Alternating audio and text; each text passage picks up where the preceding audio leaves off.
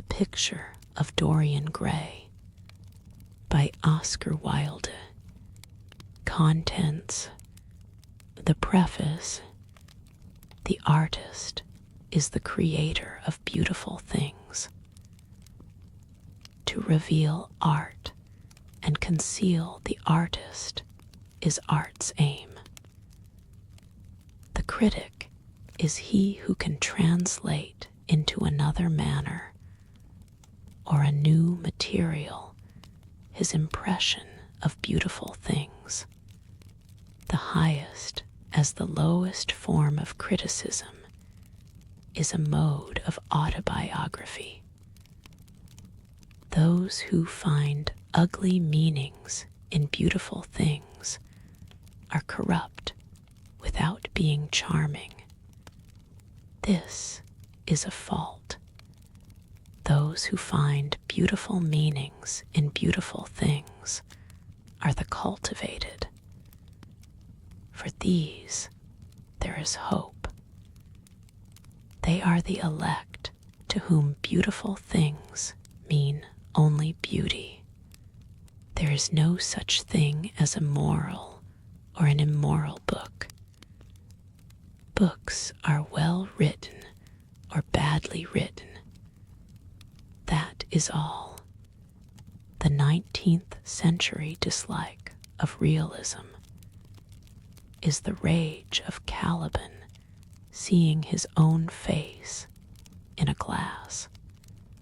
The 19th century dislike of romanticism is the rage of Caliban not seeing his own face in a glass. The moral life of man forms part of the subject matter of the artist, but the morality of art consists in the perfect use of an imperfect medium. No artist desires to prove anything. Even things that are true can be proved. No artist has ethical sympathies. An ethical sympathy in an artist is an unpardonable mannerism of style. No artist is ever morbid. The artist can express everything. Thought and language are to the artist instruments of an art. Vice and virtue are to the artist materials for an art. From the point of view of form, the type of all the arts is the art of the musician. From the point of view of feeling, the actor's craft is the type. All art is at once surface and symbol. Those who go beneath the surface do so at their peril. Those who read the symbol do so at their peril. It is the spectator, and not life, that art really mirrors. Diversity of opinion about a work of art shows that the work is new, complex, and vital. When critics disagree, the artist is in accord with himself. We can forgive a man for making a useful thing as long as he does not admire it.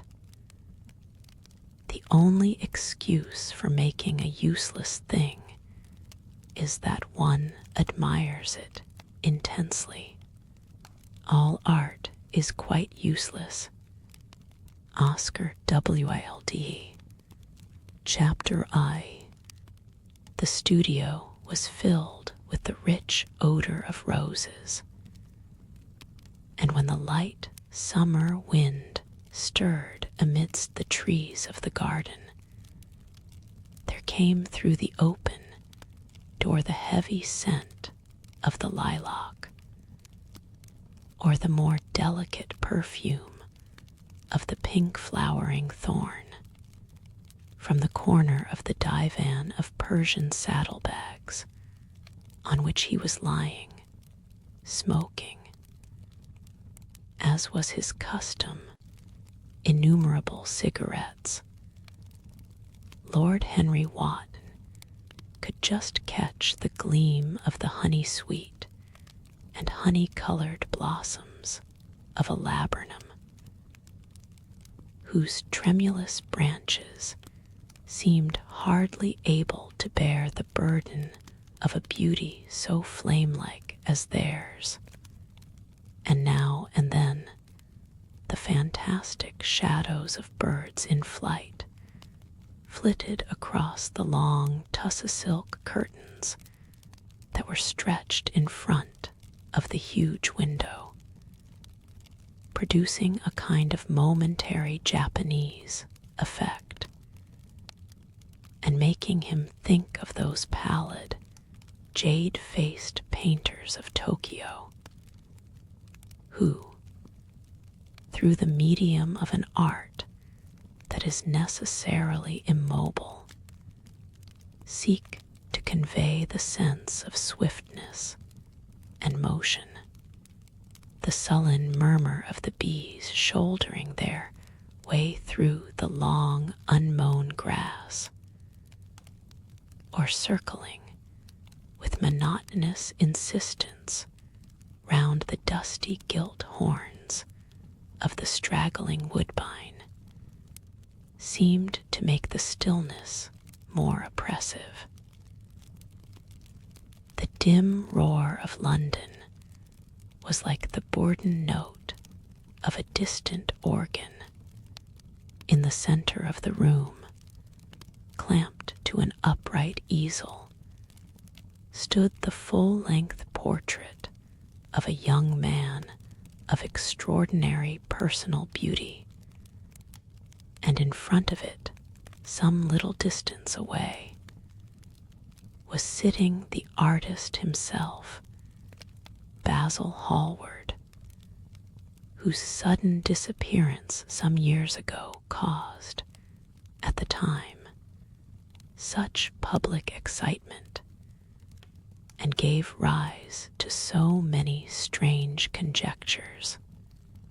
As the painter looked at the gracious and comely form he had so skillfully mirrored in his art, a smile of pleasure passed across his face and seemed about to linger there. But he suddenly started up, and closing his eyes, placed his fingers upon the lids, as though he sought to imprison within his brain some curious dream from which he feared he might awake. "It is your best work, Basil, the best thing you have ever done," said Lord Henry languidly. "You must certainly send it next year to the Grosvenor. The Academy is too large and too vulgar. Whenever I have gone there, there have been either so many people that I have not been able to see the pictures, which was dreadful, or so many pictures that I have not been able to see the people, which was worse. The Grosvenor is really the only place. I don't think I shall send it anywhere," he answered, tossing his head back in that odd way that used to make his friends laugh at him at Oxford. "No, I won't send it anywhere." Lord Henry elevated his eyebrows and looked at him in amazement through the thin blue wreaths of smoke that curled up in such fanciful whorls from his heavy, opium-tainted cigarette. "Not send it anywhere? My dear fellow, why? Have you any reason? What odd chaps you painters are. You do anything in the world to gain a reputation. As soon as you have one, you seem to want to throw it away. It is silly of you.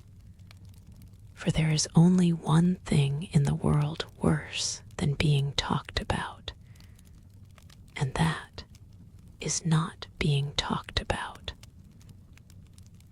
A portrait like this would set you far above all the young men in England and make the old men quite jealous, if old men are ever capable of any emotion. I know you will laugh at me, he replied, but I really can't exhibit it. I have put too much of myself into it. Lord Henry stretched himself out on the divan and laughed. Yes, I knew you would, but it is quite true all the same. Too much of yourself in it. Upon my word, Basil, I didn't know you were so vain, and I really can't see any resemblance between you, with your rugged, strong face and your coal-black hair, and this young Adonis, who looks as if he was made out of ivory and rose leaves. Why, my dear Basil, he is a Narcissus, and you, well, of course you have an intellectual expression and all that. But beauty, real beauty, ends where an intellectual expression begins. Intellect is in itself a mode of exaggeration and destroys the harmony of any face. The moment one sits down to think, one becomes all nose or all forehead or something horrid. Look at the successful men in any of the learned professions. How perfectly hideous they are, except, of course, in the church. But then, in the church, they don't think. A bishop keeps on saying at the age of 80 what he was told to say when he was a boy of 18. And as a natural consequence, he always looks absolutely delightful. Your mysterious young friend, whose name you have never told me, but whose picture really fascinates me, never thinks. I feel quite sure of that. He is some brainless, beautiful creature who should be always here in winter when we have no flowers to look at, and always here in summer when we want something to chill our intelligence. Don't flatter yourself, Basil. You are not in the least like him. You don't understand me, Harry, answered the artist. Of course I am not like him. I know that perfectly well. Indeed, I should be sorry to look like him. You shrug your shoulders. I am telling you the truth. There is a fatality about all physical and intellectual distinction, the sort of fatality that seems to dog through history the faltering steps of kings. It is better not to be different from one's fellows. The ugly and the stupid have the best of it in this world. They can sit at their ease and gape at the play. If they know nothing of victory, they are at least spared the knowledge of defeat. They live as we all should live, undisturbed, indifferent, and without disquiet. They neither bring ruin upon others, nor ever receive it from alien hands. Your rank and wealth harry my brains, such as they are my art. Whatever it may be worth, Dorian Gray's good looks, we shall all suffer for what the gods have given us, suffer terribly, Dorian Gray. Is that his name? Asked Lord Henry, walking across the studio towards Basil Hallward. Yes, that is his name. I didn't intend to tell it to you. But why not? Oh, I can't explain. When I like people immensely, I never tell their names to anyone. It is like surrendering a part of them. I have grown to love secrecy. It seems to be the one thing that can make modern life mysterious or marvelous to us. The commonest thing is delightful if one only hides it. When I leave town now, I never tell my people where I am going. If I did, I would lose all my pleasure. It is a silly habit, I dare say, but somehow it seems to bring a great deal of romance into one's life. I suppose you think me awfully foolish about it. Not at all, answered Lord Henry. Not at all, my dear Basil.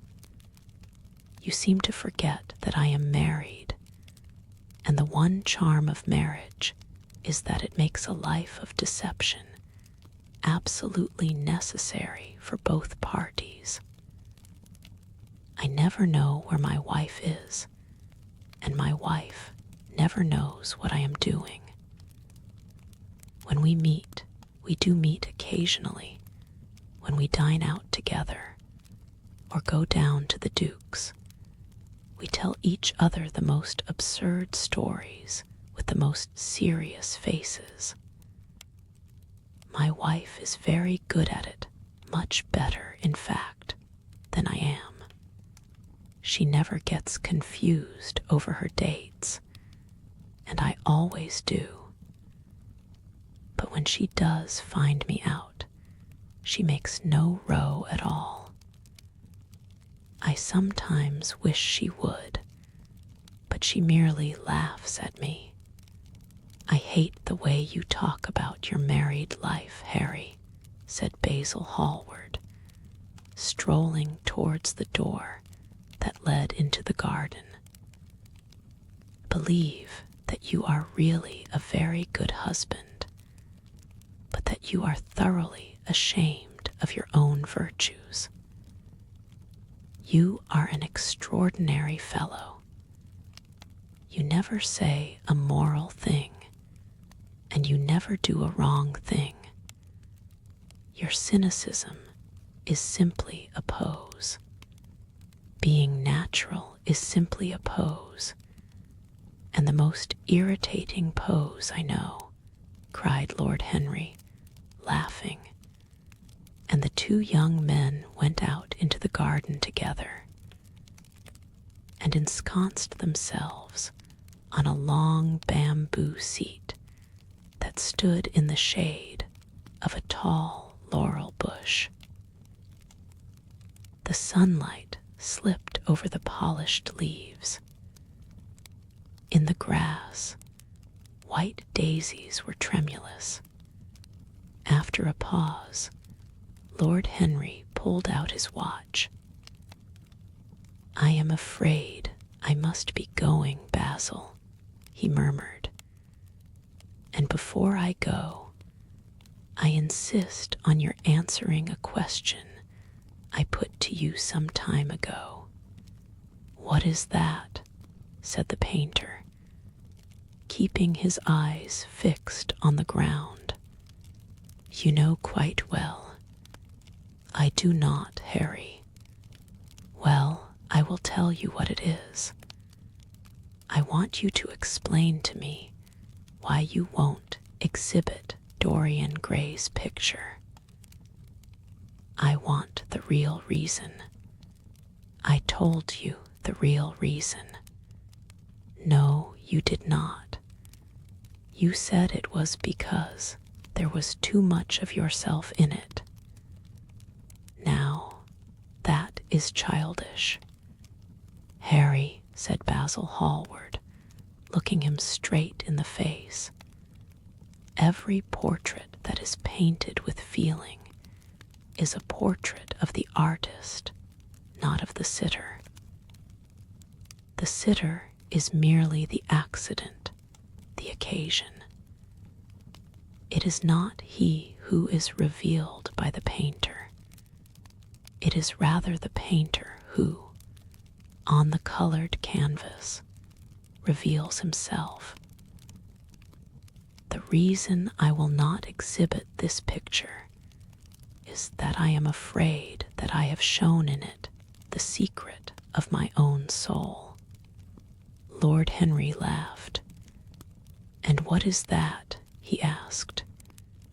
"I will tell you," said Hallward, but an expression of perplexity came over his face. "I am all expectation, Basil," continued his companion, glancing at him. "Oh, there is really very little to tell, Harry," answered the painter, "and I am afraid you will hardly understand it. Perhaps you will hardly believe it." Lord Henry smiled, and leaning down, plucked a pink-petaled daisy from the grass and examined it. "I am quite sure I shall understand it," he replied, gazing intently at the little golden, white-feathered disc. "And as for believing things, I can believe anything, provided that it is quite incredible." The wind shook some blossoms from the trees, and the heavy lilac blooms, with their clustering stars, moved to and fro in the languid air. A grasshopper began to chirrup by the wall, and like a blue thread, a long, thin dragonfly floated past on its brown gauze wings. Lord Henry felt as if he could hear Basil Hallward's heart beating, and wondered what was coming. "The story is simply this," said the painter after some time. 2 months ago, I went to a crush at Lady Brandon's. You know, we poor artists have to show ourselves in society from time to time, just to remind the public that we are not savages. With an evening coat and a white tie, as you told me once, anybody, even a stockbroker, can gain a reputation for being civilized. Well, after I had been in the room about 10 minutes, talking to huge, overdressed dowagers and tedious academicians, I suddenly became conscious that someone was looking at me. I turned halfway round and saw Dorian Gray for the first time. When our eyes met, I felt that I was growing pale. A curious sensation of terror came over me. I knew that I had come face to face with someone whose mere personality was so fascinating that if I allowed it to do so, it would absorb my whole nature, my whole soul, my very art itself. I did not want any external influence in my life.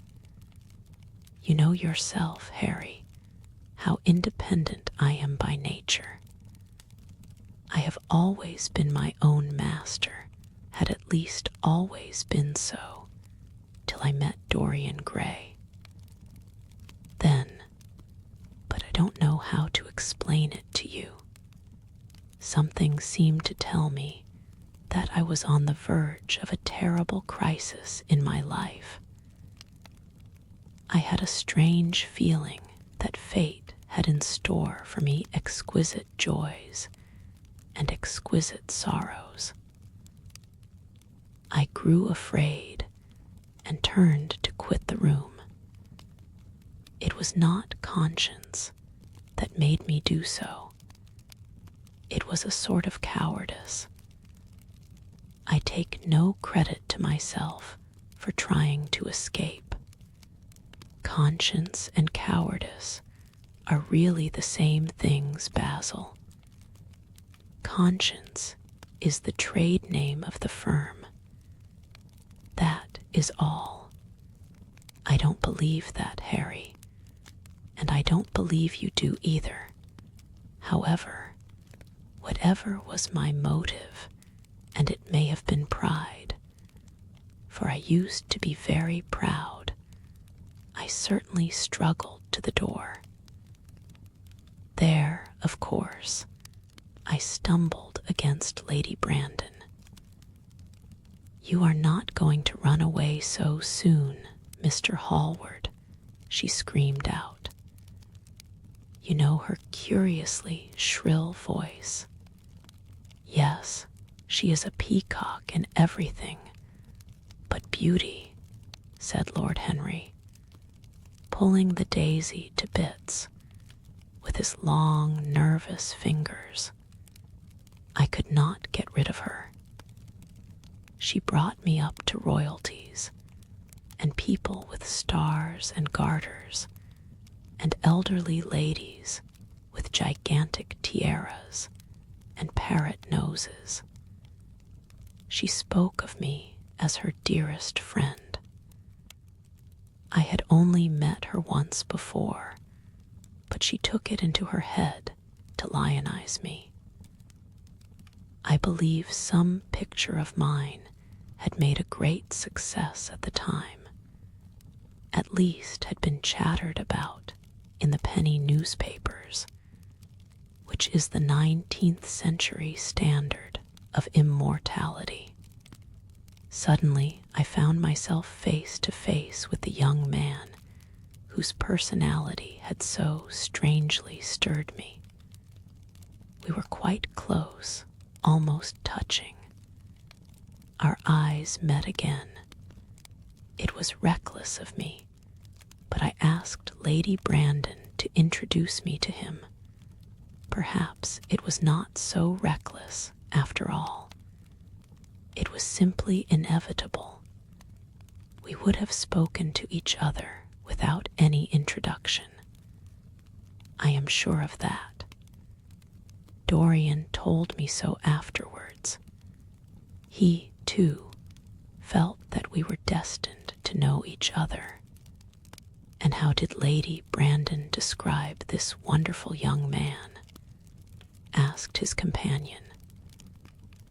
I know she goes in for giving a rapid précis of all her guests.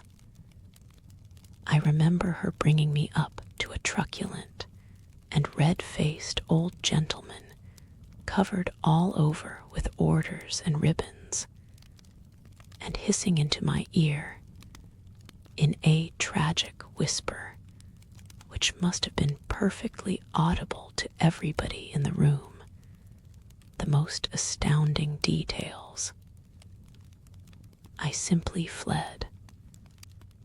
I like to find out people for myself, but Lady Brandon treats her guests exactly as an auctioneer treats his goods.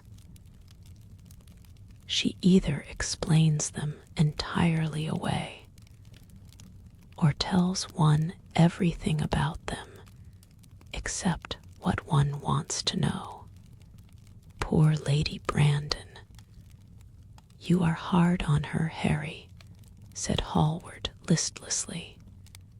My dear fellow, she tried to found a salon, and only succeeded in opening a restaurant.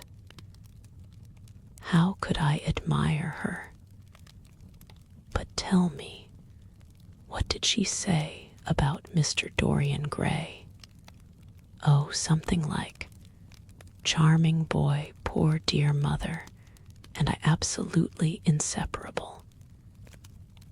Quite forget what he does, afraid he doesn't do anything. Oh, yes, plays the piano. Or is it the violin, dear Mr. Gray? Neither of us could help laughing, and we became friends at once. Laughter is not at all a bad beginning for a friendship, and it is far the best ending for one, said the young lord, plucking another daisy. Hallward shook his head. You don't understand what friendship is, Harry, he murmured, or what enmity is, for that matter. You like everyone, that is to say, you are indifferent to everyone.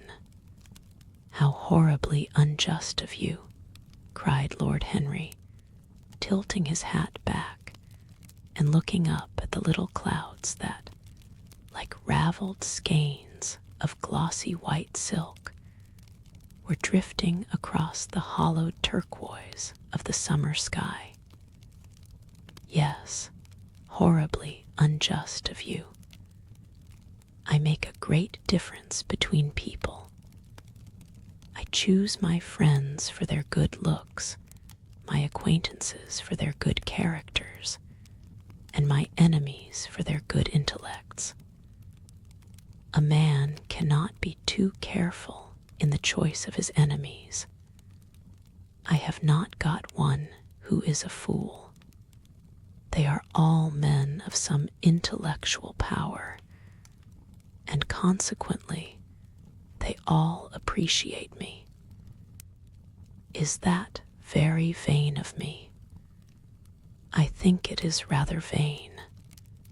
I should think it was, Harry. But according to your category, I must be merely an acquaintance. My dear old Basil, you are much more than an acquaintance, and much less than a friend. A sort of brother, I suppose. Oh, brothers. I don't care for brothers. My elder brother won't die, and my younger brothers seem never to do anything else. Harry, exclaimed Hallward, frowning.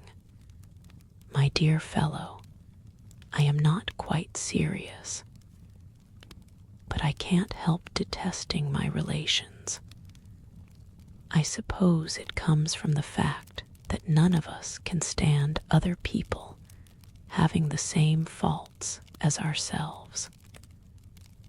I quite sympathize with the rage of the English democracy against what they call the vices of the upper orders.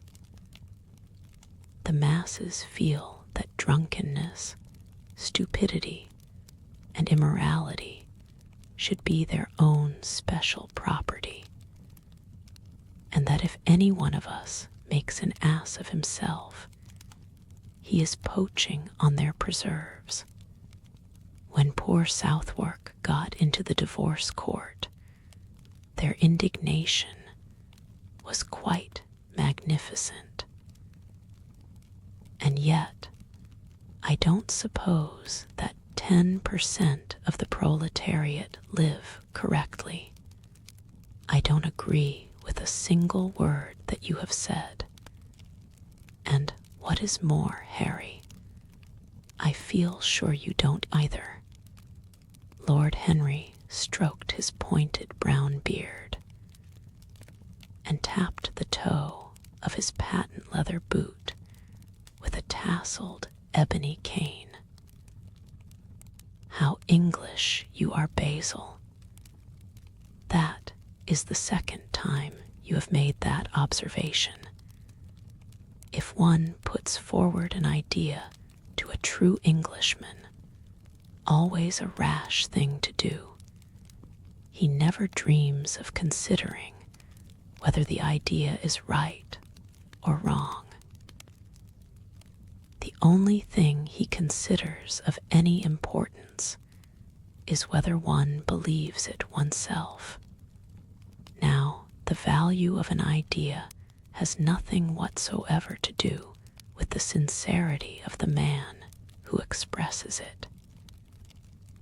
Indeed, the probabilities are that the more insincere the man is, the more purely intellectual will the idea be. As in that case, it will not be colored by either his wants, his desires, or his prejudices. However, I don't propose to discuss politics, sociology, or metaphysics with you. I like persons better than principles, and I like persons with no principles better than anything else in the world. Tell me more about Mr. Dorian Gray. How often do you see him? Every day. I couldn't be happy if I didn't see him every day. He is absolutely necessary to me. How extraordinary. I thought you would never care for anything but your art. He is all my art to me now, said the painter gravely. I sometimes think, Harry, that there are only two eras of any importance in the world's history. The first is the appearance of a new medium for art, and the second is the appearance of a new personality for art also. What the invention of oil painting was to the Venetians, the face of Antinous was to late Greek sculpture, and the face of Dorian Gray will some day be to me. It is not merely that I paint from him, draw from him, sketch from him. Of course, I have done all that.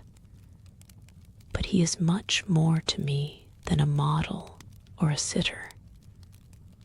I won't tell you that I am dissatisfied with what I have done of him, or that his beauty is such that art cannot express it.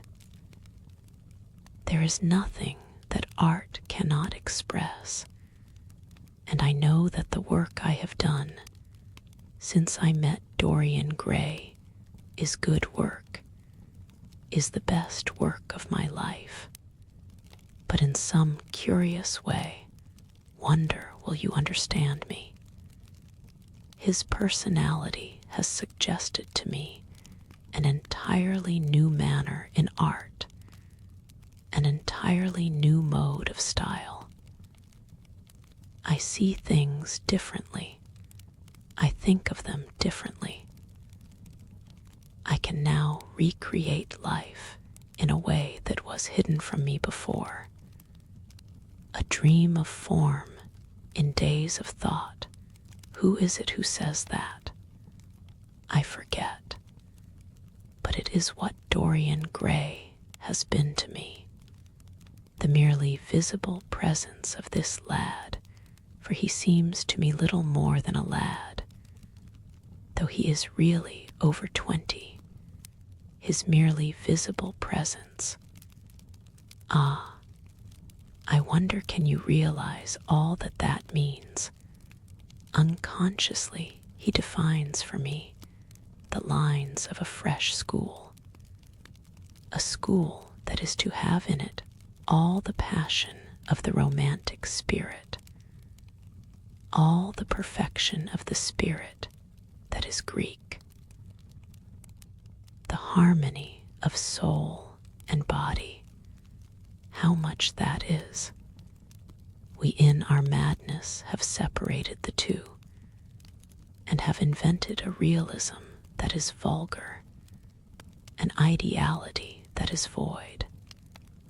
Harry, If you only knew what Dorian Gray is to me, you remember that landscape of mine, for which Agnew offered me such a huge price, but which I would not part with.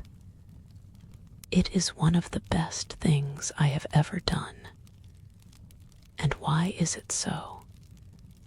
Because, while I was painting it, Dorian Gray sat beside me.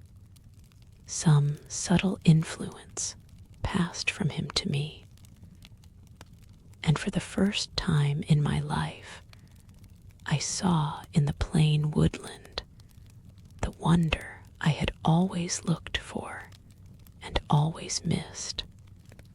Basil, this is extraordinary. I must see Dorian Gray. Hallward got up from the seat and walked up and down the garden. After some time he came back. Harry, he said, Dorian Gray is to me simply a motive in art. You might see nothing in him. I see everything in him. He is never more present in my work than when no image of him is there. He is a suggestion, as I have said, of a new manner. I find him in the curves of certain lines, in the loveliness and subtleties of certain colors. That is all. Then why won't you exhibit his portrait? Asked Lord Henry. Because, without intending it, I have put into it some expression of all this curious artistic idolatry, of which, of course, I have never cared to speak to him. He knows nothing about it. He shall never know anything about it, but the world might guess it, and I will not bare my soul to their shallow, prying eyes. My heart shall never be put under their microscope. There is too much of myself in the thing. Harry, too much of myself. Poets are not so scrupulous as you are. They know how useful passion is for publication. Nowadays, a broken heart will run to many editions. I hate them for it, cried Hallward. An artist should create beautiful things, but should put nothing of his own life into them. We live in an age when men treat art as if it were meant to be a form of autobiography. We have lost the abstract sense of beauty. Some day, I will show the world what it is, and for that reason, the world shall never see my portrait of Dorian Gray. I think you are wrong, Basil, but I won't argue with you. It is only the intellectually lost who ever argue. Tell me, is Dorian Gray very fond of you? The painter considered for a few moments. He likes me, he answered after a pause. I know he likes me. Of course, I flatter him dreadfully. I find a strange pleasure in saying things to him that I know I shall be sorry for having said.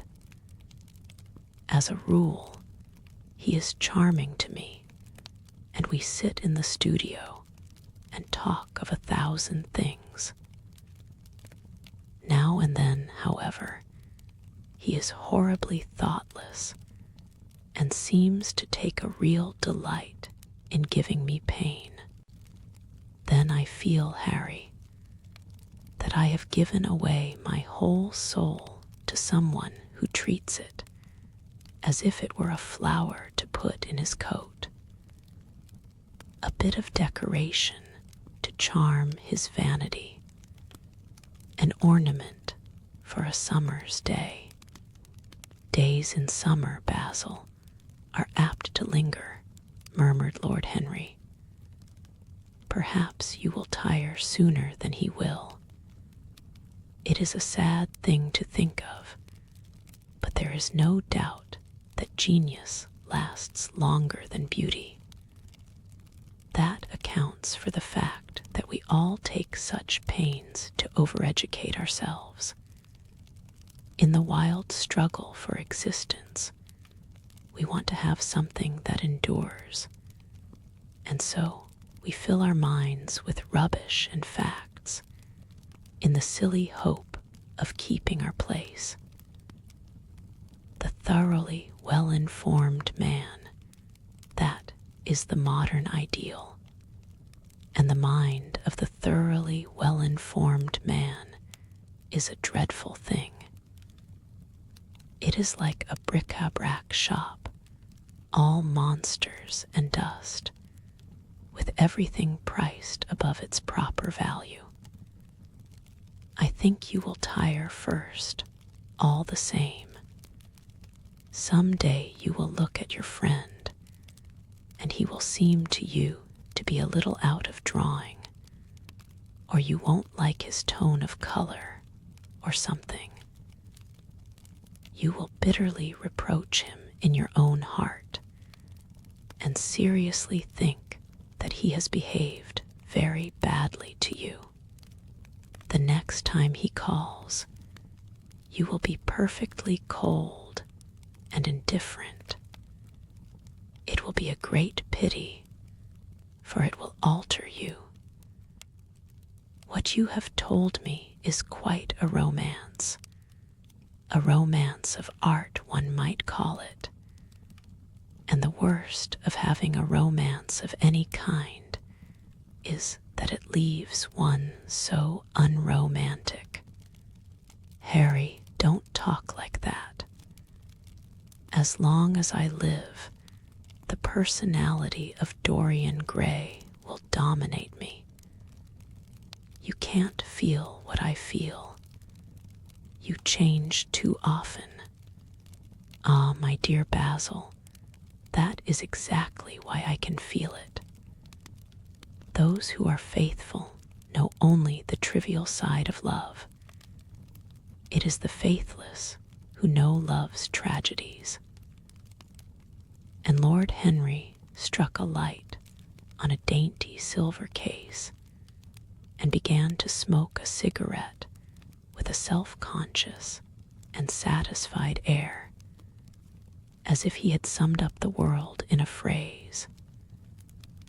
There was a rustle of chirruping sparrows in the green lacquer leaves of the ivy, and the blue cloud shadows chased themselves across the grass like swallows.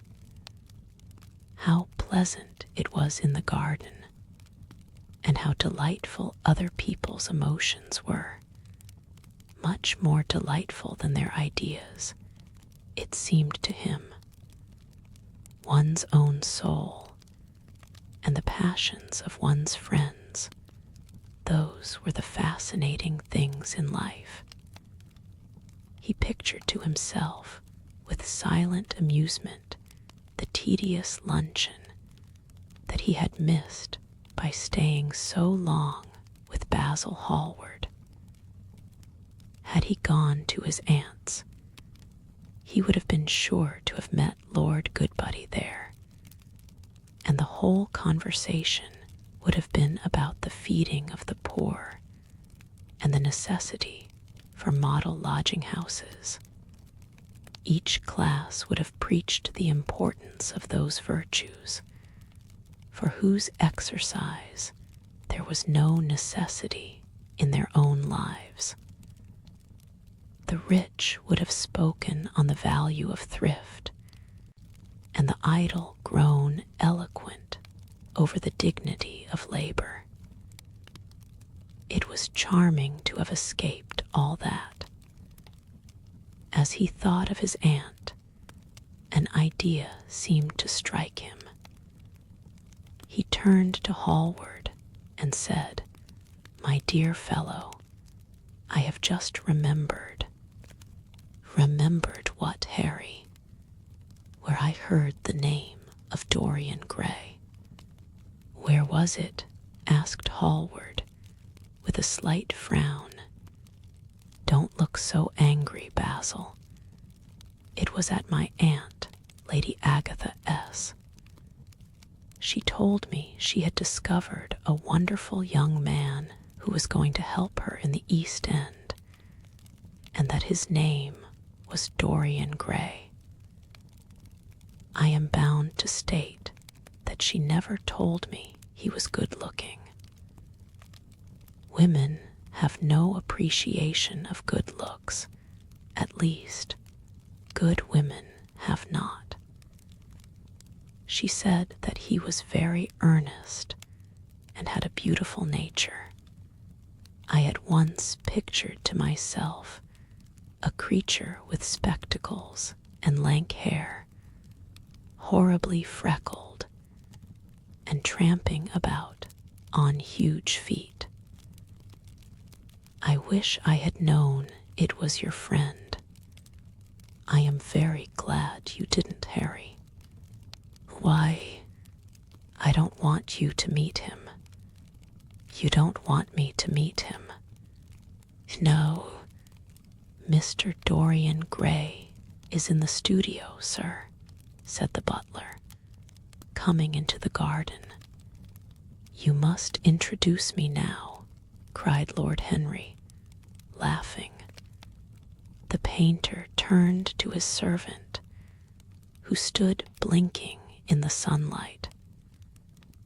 Ask Mr. Gray to wait, Parker. I shall be in a few moments.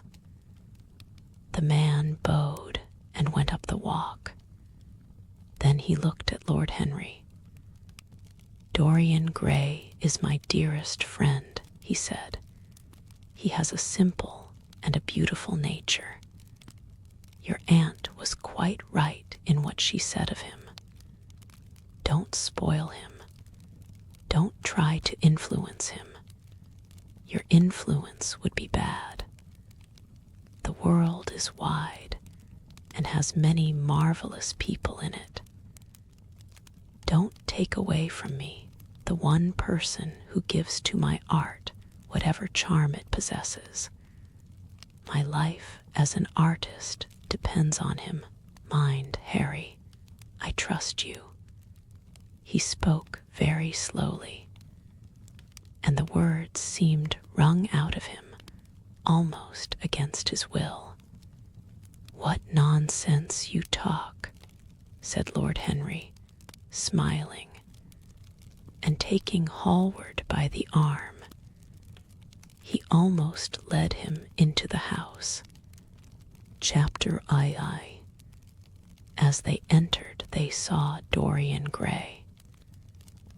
He was seated at the piano, with his back to them, turning over the pages of a volume of Schumann's Forest Scenes. You must lend me these, Basil, he cried. I want to learn them. They are perfectly charming. That entirely depends on how you sit today, Dorian. Oh, I am tired of sitting, and I don't want a life-sized portrait of myself, answered the lad, swinging round on the music stool in a wilful, petulant manner. When he caught sight of Lord Henry, a faint blush colored his cheeks for a moment, and he started up. I beg your pardon, Basil, but I didn't know you had anyone with you. This is Lord Henry Wotton, Dorian, an old Oxford friend of mine. I have just been telling him what a capital sitter you were, and now you have spoiled everything. You have not spoiled my pleasure in meeting you, Mr. Gray, said Lord Henry, stepping forward and extending his hand. My aunt has often spoken to me about you. You are one of her favorites, and I am afraid one of her victims also. I am in Lady Agatha's black books at present, answered Dorian, with a funny look of penitence. I promised to go to a club in Whitechapel with her last Tuesday, and I really forgot all about it. We were to have played a duet together, 3 duets, I believe. I don't know what she will say to me. I am far too frightened to call. Oh, I will make your peace with my aunt. She is quite devoted to you, and I don't think it really matters about your not being there. The audience probably thought it was a duet. When Aunt Agatha sits down to the piano, she makes quite enough noise for 2 people. That is very horrid to her, and not very nice to me, answered Dorian, laughing. Lord Henry looked at him. Yes, he was certainly wonderfully handsome, with his finely curved scarlet lips, his frank blue eyes, his crisp gold hair. There was something in his face that made one trust him at once.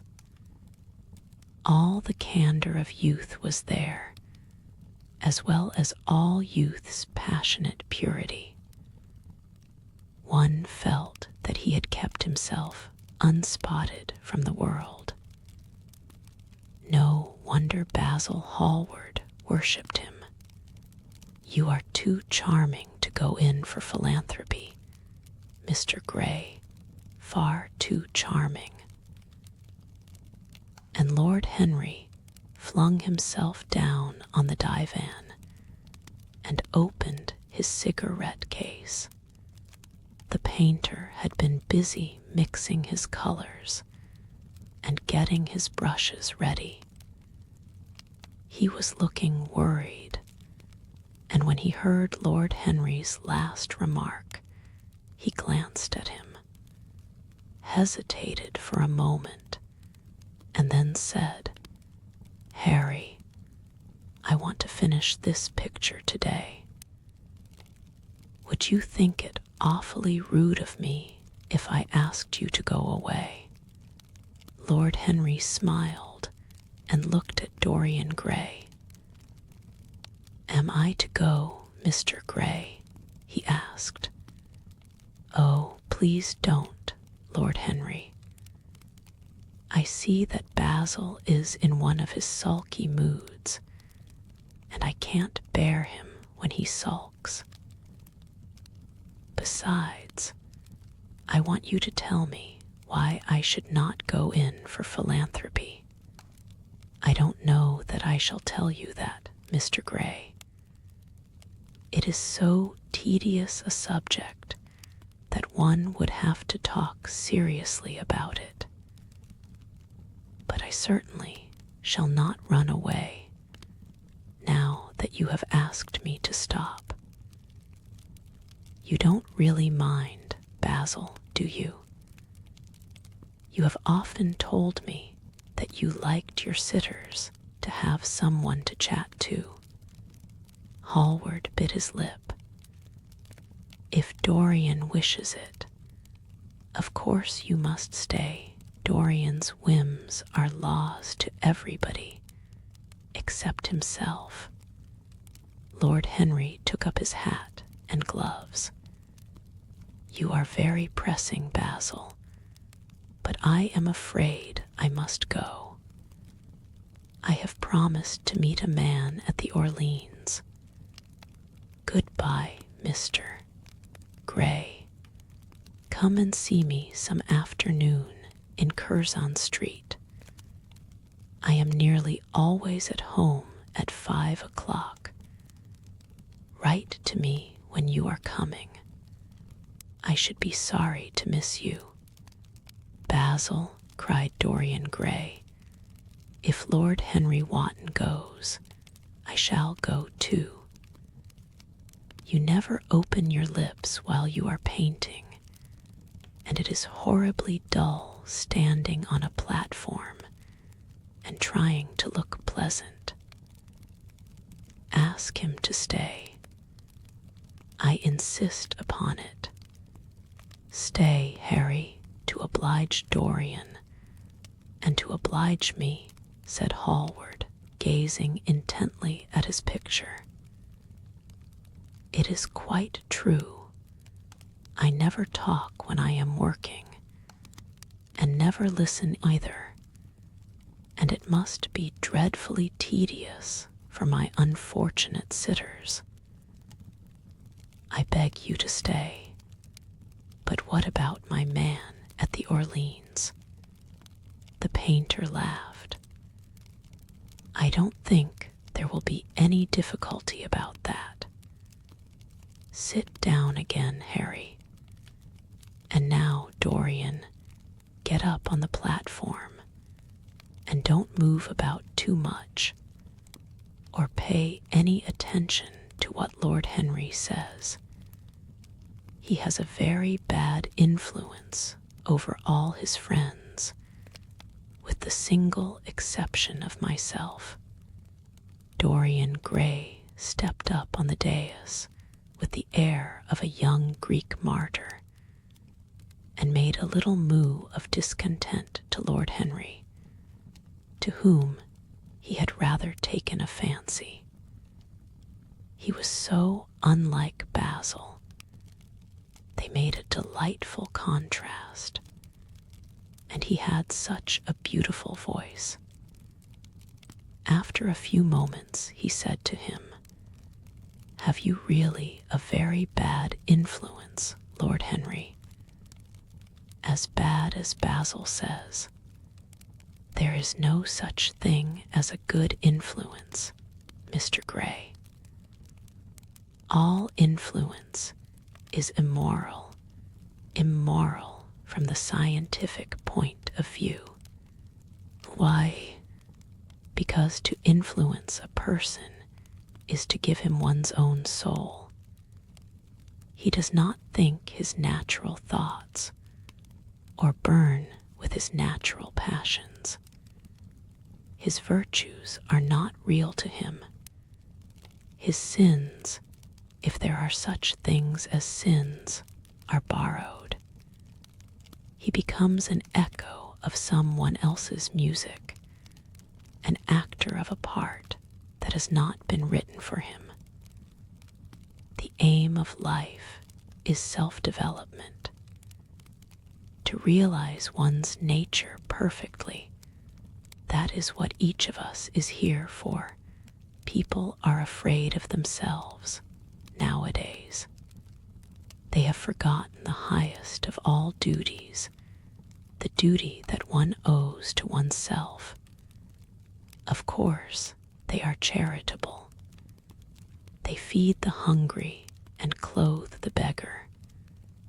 But their own souls starve and are naked. Courage has gone out of our race. Perhaps we never really had it. The terror of society, which is the basis of morals, the terror of God, which is the secret of religion, these are the two things that govern us. And yet, just turn your head a little more to the right, Dorian, like a good boy, said the painter, deep in his work, and conscious only that a look had come into the lad's face that he had never seen there before. And yet, continued Lord Henry, in his low, musical voice, and with that graceful wave of the hand that was always so characteristic of him, and that he had even in his Eton days. I believe that if one man were to live out his life fully and completely, were to give form to every feeling, expression to every thought, reality to every dream, I believe that the world would gain such a fresh impulse of joy that we would forget all the maladies of medievalism and return to the Hellenic ideal, to something finer, richer than the Hellenic ideal, it may be. But the bravest man amongst us is afraid of himself. The mutilation of the savage has its tragic survival in the self-denial that mars our lives. We are punished for our refusals. Every impulse that we strive to strangle broods in the mind and poisons us. The body sins once and has done with its sin, for action is a mode of purification. Nothing remains then but the recollection of a pleasure or the luxury of a regret. The only way to get rid of a temptation is to yield to it. Resist it, and your soul grows sick with longing for the things it has forbidden to itself, with desire for what its monstrous laws have made monstrous and unlawful. It has been said that the great events of the world take place in the brain. It is in the brain, and the brain only, that the great sins of the world take place also. You, Mr. Gray, you yourself, with your rose-red youth and your rose-white boyhood, you have had passions that have made you afraid, thoughts that have filled you with terror, daydreams and sleeping dreams whose mere memory might stain your cheek with shame. Stop, faltered Dorian Gray. Stop, you bewilder me. I don't know what to say. There is some answer to you, but I cannot find it. Don't speak. Let me think. Or rather, let me try not to think. For nearly 10 minutes he stood there, motionless, with parted lips and eyes strangely bright. He was dimly conscious that entirely fresh influences were at work within him. Yet they seemed to him to have come really from himself. The few words that Basil's friend had said to him, words spoken by chance, no doubt, and with willful paradox in them, had touched some secret chord that had never been touched before, but that he felt was now vibrating and throbbing to curious pulses. Music had stirred him like that. Music had troubled him many times, but music was not articulate. It was not a new world, but rather another chaos that it created in us. Words, mere words, how terrible they were, how clear and vivid and cruel. One could not escape from them. And yet, what a subtle magic there was in them.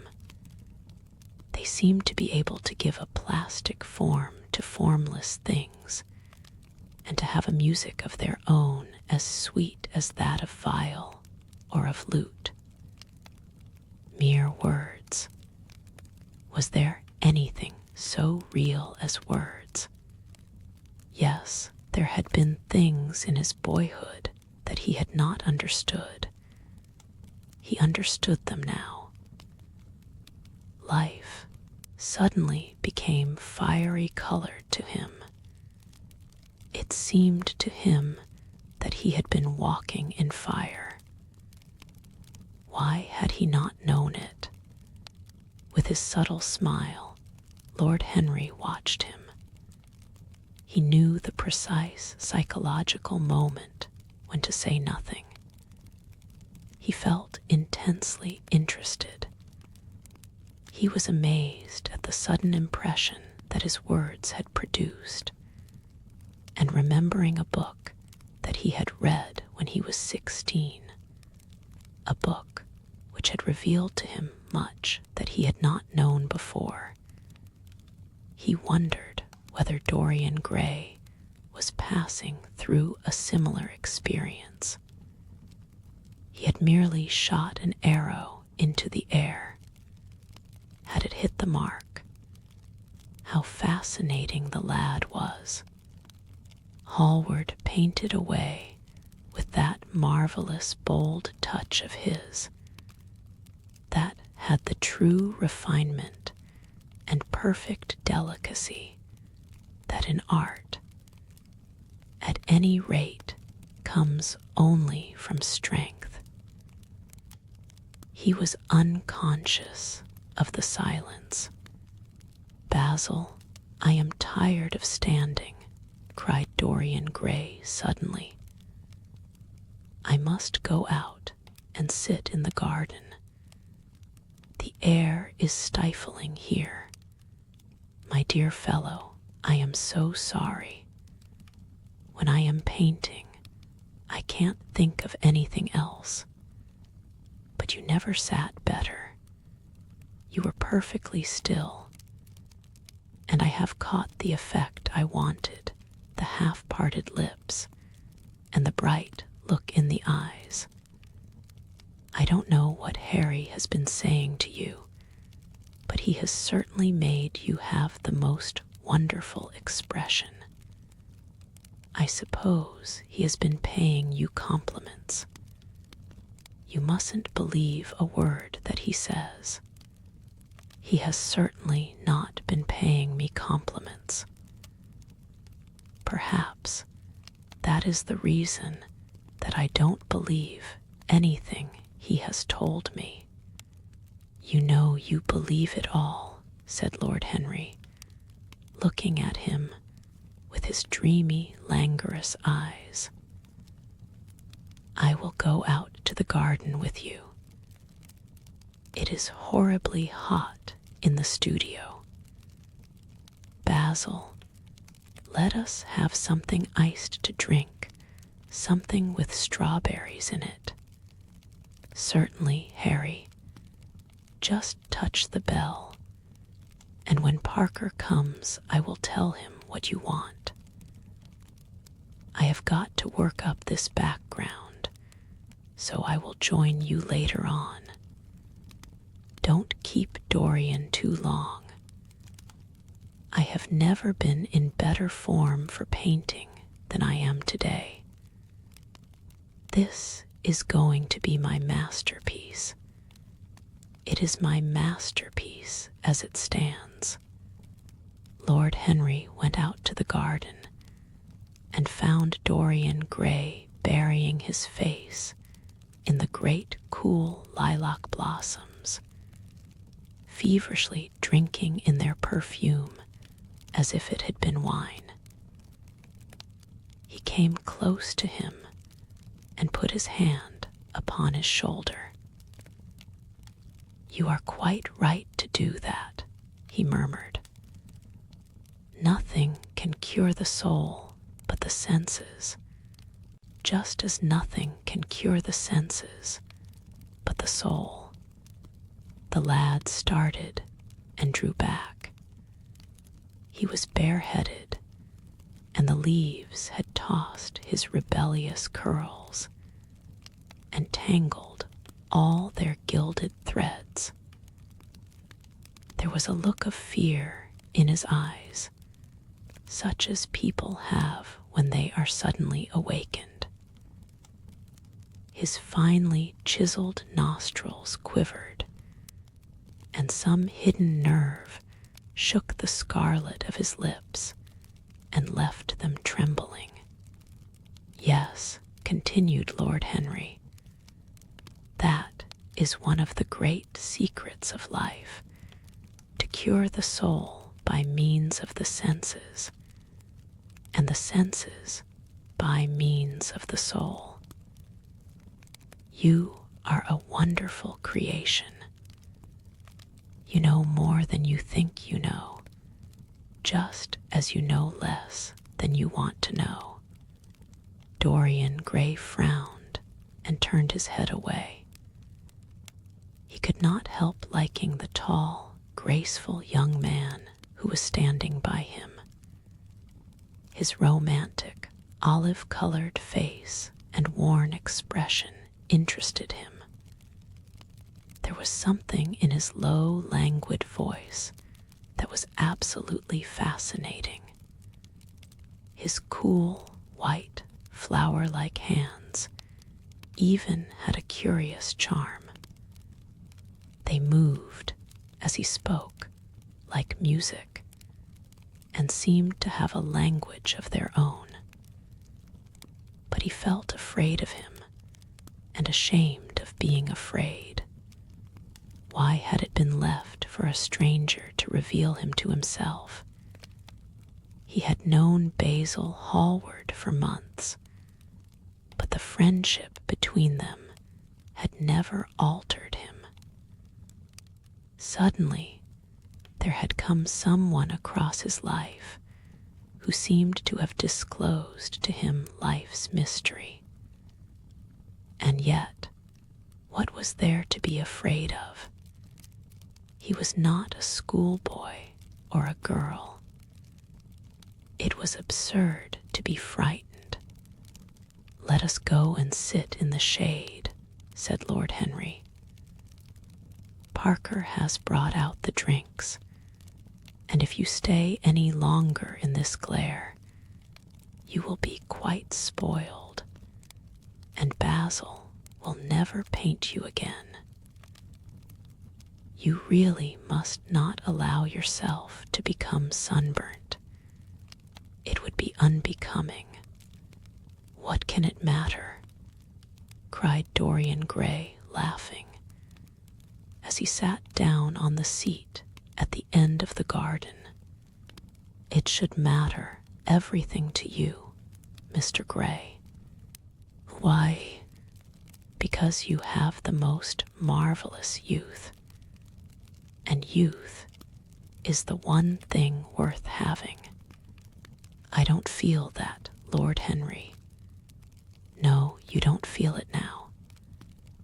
Some day, when you are old and wrinkled and ugly, when thought has seared your forehead with its lines, and passion branded your lips with its hideous fires, you will feel it. You will feel it terribly. Now, wherever you go, you charm the world.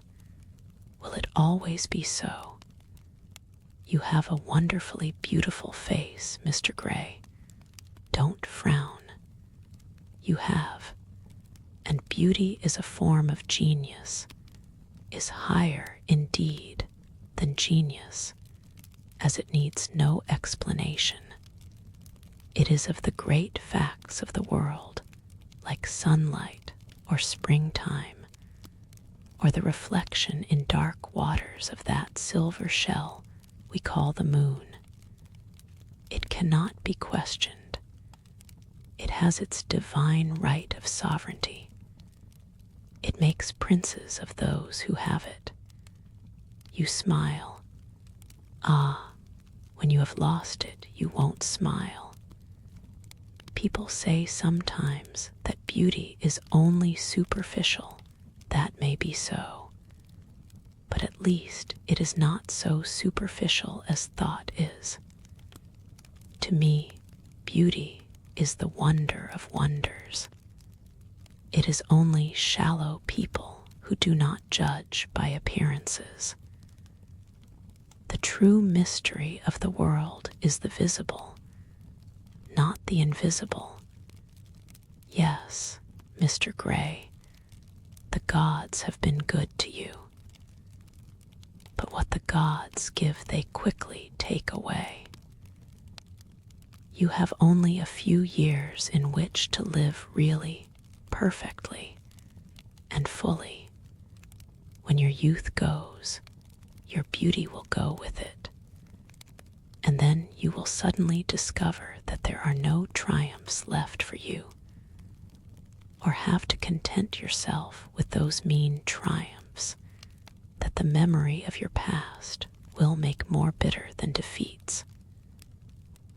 Every month as it wanes brings you nearer to something dreadful. Time is jealous of you and wars against your lilies and your roses. You will become sallow and hollow-cheeked and dull-eyed. You will suffer horribly. Ah, realize your youth while you have it. Don't squander the gold of your days, listening to the tedious, trying to improve the hopeless failure, or giving away your life to the ignorant, the common, and the vulgar. These are the sickly aims, the false ideals of our age. Live the wonderful life that is in you. Let nothing be lost upon you. Be always searching for new sensations. Be afraid of nothing. A new hedonism, that is what our century wants. You might be its visible symbol. With your personality, there is nothing you could not do. The world belongs to you for a season. The moment I met you, I saw that you were quite unconscious of what you really are, of what you really might be. There was so much in you that charmed me that I felt I must tell you something about yourself. I thought how tragic it would be if you were wasted. For there is such a little time that your youth will last, such a little time. The common hill flowers wither, but they blossom again. The laburnum will be as yellow next June as it is now. In a month there will be purple stars on the clematis. And year after year, the green night of its leaves will hold its purple stars. But we never get back our youth. The pulse of joy that beats in us at 20 becomes sluggish. Our limbs fail, our senses rot. We degenerate into hideous puppets, haunted by the memory of the passions of which we were too much afraid, and the exquisite temptations that we had not the courage to yield to. Youth, youth. There is absolutely nothing in the world but youth. Dorian Gray listened, open-eyed and wondering. The spray of lilac fell from his hand upon the gravel. A furry bee came and buzzed round it for a moment. Then it began to scramble all over the oval stellated globe of the tiny blossoms. He watched it with that strange interest in trivial things that we try to develop when things of high import make us afraid, or when we are stirred by some new emotion for which we cannot find expression, or when some thought that terrifies us lays sudden siege to the brain and calls on us to yield. After a time, the bee flew away. He saw it creeping into the stained trumpet of a Tyrian convolvulus. The flower seemed to quiver, and then swayed gently to and fro. Suddenly, the painter appeared at the door of the studio and made staccato signs for them to come in. They turned to each other and smiled. "I am waiting," he cried. "Do come in. The light is quite perfect, and you can bring your drinks." They rose up and sauntered down the walk together. 2 green and white butterflies fluttered past them, and in the pear tree at the corner of the garden, a thrush began to sing. "You are glad you have met me, Mr. Gray," said Lord Henry, looking at him. "Yes, I am glad now. I wonder, shall I always be glad?" "Always. That is a dreadful word. It makes me shudder when I hear it. Women are so fond of using it. They spoil every romance by trying to make it last forever. It is a meaningless word, too. The only difference between a caprice and a lifelong passion is that the caprice lasts a little longer. As they entered the studio, Dorian Gray put his hand upon Lord Henry's arm. "In that case, let our friendship be a caprice," he murmured, flushing at his own boldness, then stepped up on the platform and resumed his pose. Lord Henry flung himself into a large wicker armchair and watched him. The sweep and dash of the brush on the canvas made the only sound that broke the stillness, except when, now and then, Hallward stepped back to look at his work from a distance. In the slanting beams that streamed through the open doorway, the dust danced and was golden. The heavy scent of the roses seemed to brood over everything. After about a quarter of an hour, Hallward stopped painting, looked for a long time at Dorian Gray, and then for a long time at the picture, biting the end of one of his huge brushes and frowning. "It is quite finished," he cried at last, and stooping down, he wrote his name in long vermilion letters on the left-hand corner of the canvas. Lord Henry came over and examined the picture. It was certainly a wonderful work of art, and a wonderful likeness as well. "My dear fellow, I congratulate you most warmly," he said. "It is the finest portrait of modern times. Mr. Gray, come over and look at yourself." The lad started, as if awakened from some dream. "Is it really finished?" he murmured, stepping down from the platform. "Quite finished," said the painter. "And you have sat splendidly today. I am awfully obliged to you." "That is entirely due to me," broke in Lord Henry. "Isn't it, Mr. Gray?"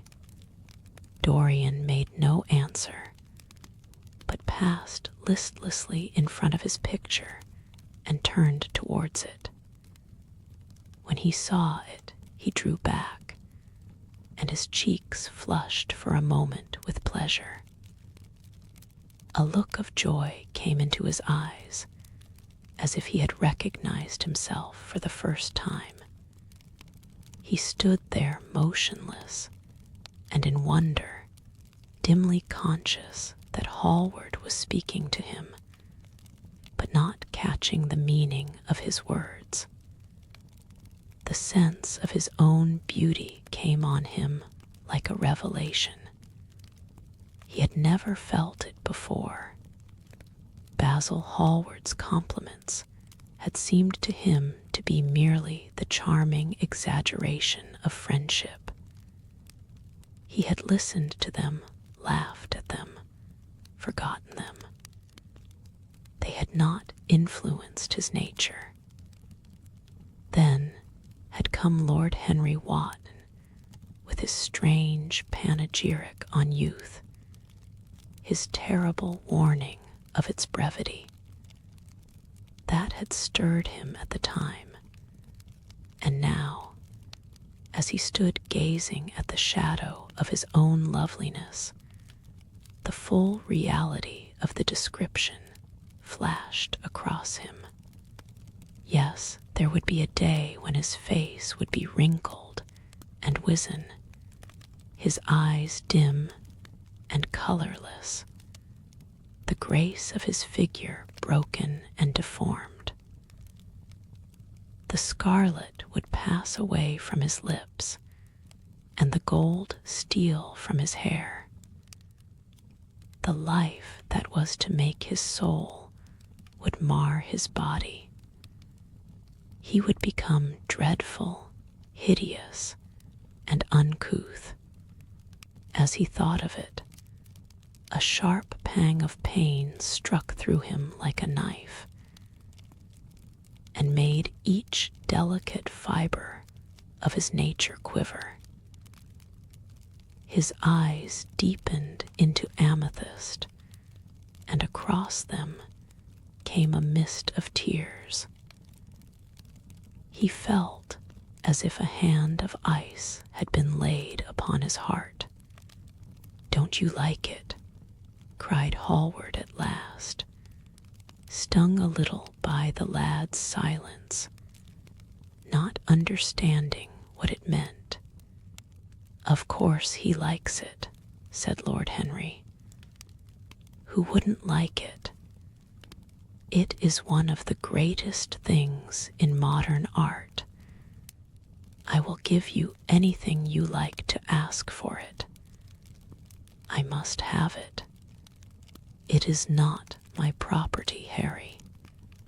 "Whose property is it?" "Dorian's, of course," answered the painter. "He is a very lucky fellow." "How sad it is," murmured Dorian Gray with his eyes still fixed upon his own portrait. "How sad it is. I shall grow old and horrible and dreadful. But this picture will remain always young. It will never be older than this particular day of June, if it were only the other way. If it were I who was to be always young, and the picture that was to grow old. For that, I would give everything. Yes, there is nothing in the whole world I would not give. I would give my soul for that. You would hardly care for such an arrangement, Basil," cried Lord Henry, laughing. "It would be rather hard lines on your work." "I should object very strongly, Harry," said Hallward. Dorian Gray turned and looked at him. "I believe you would, Basil.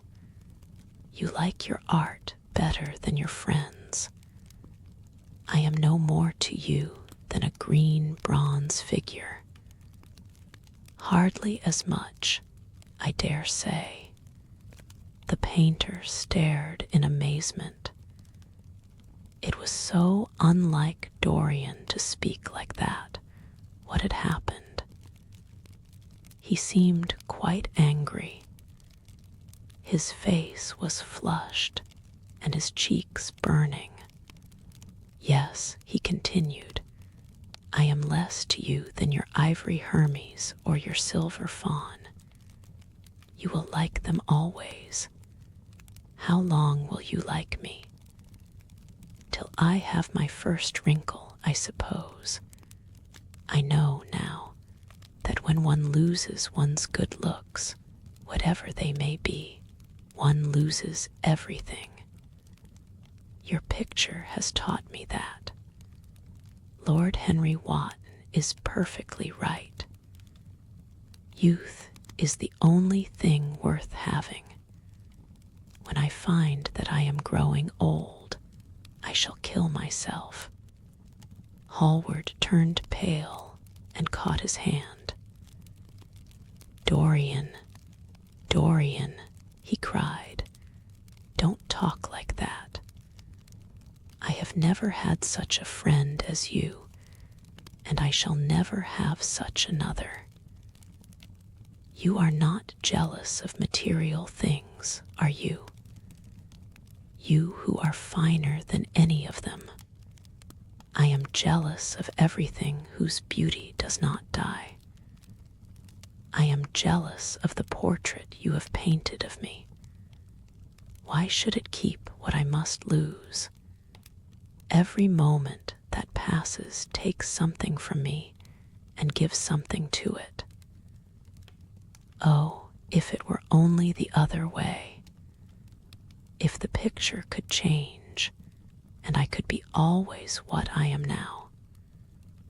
Why did you paint it? It will mock me some day, mock me horribly. The hot tears welled into his eyes.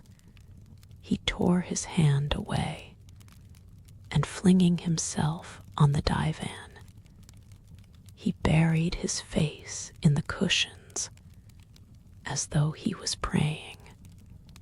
This is your doing, Harry, said the painter bitterly. Lord Henry shrugged his shoulders. It is the real Dorian Gray, that is all. It is not. If it is not, what have I to do with it? You should have gone away when I asked you, he muttered. I stayed when you asked me, was Lord Henry's answer. Harry, I can't quarrel with my two best friends at once. But between you both, you have made me hate the finest piece of work I have ever done, and I will destroy it. What is it but canvas and color? I will not let it come across our 3 lives and mar them. Dorian Gray lifted his golden head from the pillow, and with pallid face and tear-stained eyes, looked at him as he walked over to the deal painting table that was set beneath the high curtained window. What was he doing there? His fingers were straying about among the litter of tin tubes and dry brushes, seeking for something. Yes, it was for the long palette knife, with its thin blade of lithe steel. He had found it at last. He was going to rip up the canvas. With a stifled sob, the lad leaped from the couch and, rushing over to Hallward, tore the knife out of his hand and flung it to the end of the studio. Don't, Basil, don't, he cried. It would be murder. I am glad you appreciate my work at last, Dorian, said the painter coldly when he had recovered from his surprise. I never thought you would. Appreciate it. I am in love with it, Basil.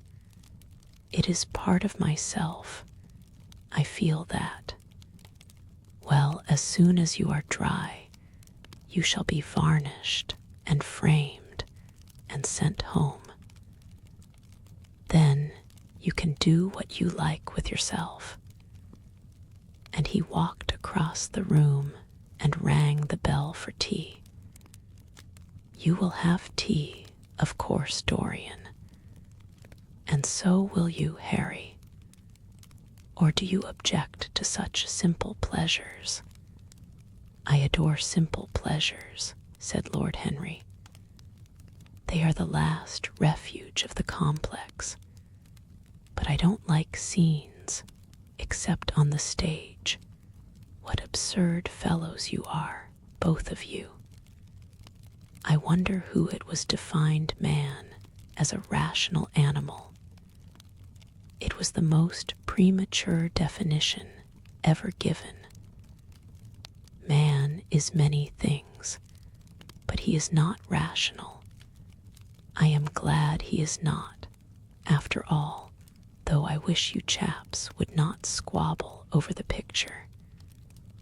You had much better let me have it, Basil.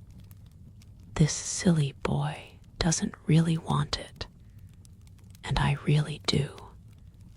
If you let anyone have it but me, Basil, I shall never forgive you," cried Dorian Gray. "And I don't allow people to call me a silly boy. You know the picture is yours, Dorian. I gave it to you before it existed. And you know you have been a little silly, Mr. Gray, and that you don't really object to being reminded that you are extremely young. I should have objected very strongly this morning, Lord Henry. Ah, this morning. You have lived since then. There came a knock at the door, and the butler entered with a laden tea tray and set it down upon a small Japanese table. There was a rattle of cups and saucers, and the hissing of a fluted Georgian urn.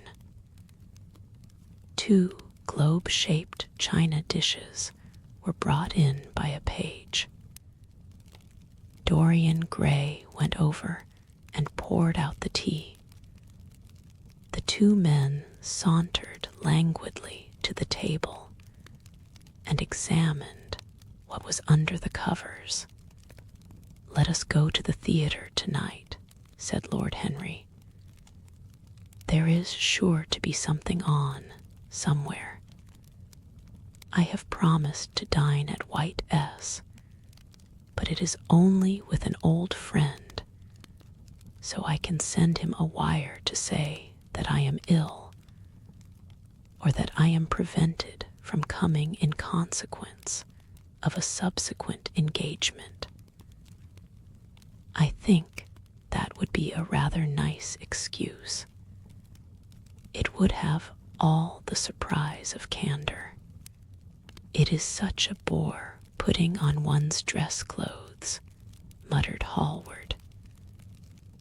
"And when one has them on, they are so horrid." "Yes," answered Lord Henry dreamily. "The costume of the 19th century is detestable. It is so somber, so depressing. Sin is the only real color element left in modern life.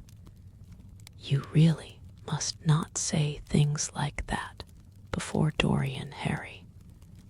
Before which Dorian? The one who is pouring out tea for us, or the one in the picture? Before either. I should like to come to the theater with you, Lord Henry," said the lad. "Then you shall come. And you will come too, Basil, won't you?" "I can't, really. I would sooner not. I have a lot of work to do."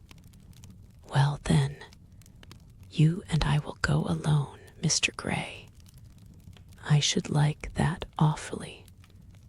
The painter bit his lip and walked over, cup in hand, to the picture. I shall stay with the real Dorian, he said sadly. Is it the real Dorian? Cried the original of the portrait, strolling across to him. Am I really like that? Yes, you are just like that. How wonderful, Basil. At least you are like it in appearance. But it will never alter, sighed Hallward. That is something. What a fuss people make about fidelity, exclaimed Lord Henry. Why, even in love it is purely a question for physiology. It has nothing to do with our own will. Young men want to be faithful and are not. Old men want to be faithless and cannot. That is all one can say. Don't go to the theater tonight, Dorian, said Hallward. Stop and dine with me. I can't, Basil. Why? Because I have promised Lord Henry Wotton to go with him. He won't like you the better for keeping your promises. He always breaks his own. I beg you not to go. Dorian Gray laughed and shook his head. I entreat you.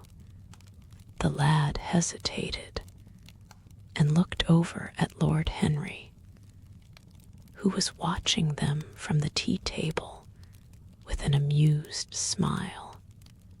I must go, Basil, he answered.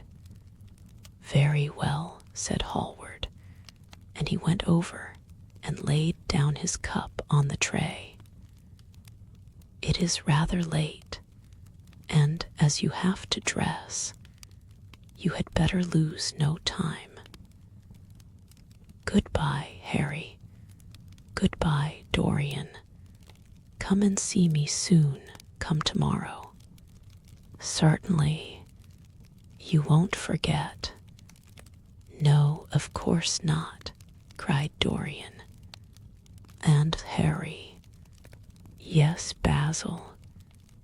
Remember what I asked you when we were in the garden this morning. I have forgotten it. I trust you.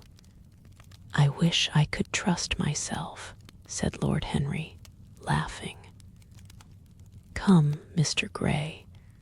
My hansom is outside, and I can drop you at your own place. Goodbye, Basil.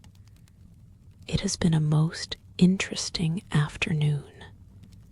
As the door closed behind them, the painter flung himself down on a sofa, and a look of pain came into his face. Chapter I. At 12:30 next day, Lord Henry Wotton strolled from Curzon Street over to the Albany to call on his uncle, Lord Fermor, a genial, if somewhat rough-mannered old bachelor, whom the outside world called selfish, because it derived no particular benefit from him, but who was considered generous by society as he fed the people who amused him. His father had been our ambassador at Madrid when Isabella was young and prim, unthought of, but had retired from the diplomatic service in a capricious moment of annoyance on not being offered the embassy at Paris, a post to which he considered that he was fully entitled by reason of his birth, his indolence, the good English of his dispatches, and his inordinate passion for pleasure. The son, who had been his father's secretary, had resigned along with his chief, somewhat foolishly, as was thought at the time, and on succeeding some months later to the title, had set himself to the serious study of the great aristocratic art of doing absolutely nothing. He had 2 large town houses, but preferred to live in chambers, as it was less trouble, and took most of his meals at his club. He paid some attention to the management of his collieries in the Midland counties, excusing himself for this taint of industry on the ground that the one advantage of having coal was that it enabled a gentleman to afford the decency of burning wood on his own hearth. In politics, he was a Tory, except when the Tories were in office, during which period he roundly abused them for being a pack of radicals. He was a hero to his valet, who bullied him, and a terror to most of his relations, whom he bullied in turn. Only England could have produced him, and he always said that the country was going to the dogs. His principles were out of date, but there was a good deal to be said for his prejudices.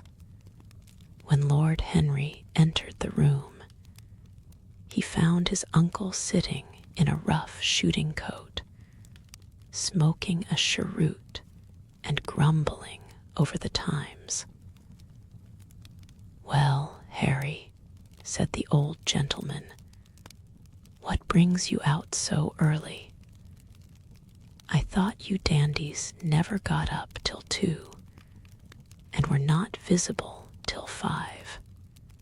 Pure family affection, I assure you, Uncle George.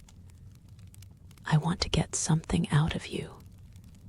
"Money, I suppose," said Lord Fermor, making a wry face.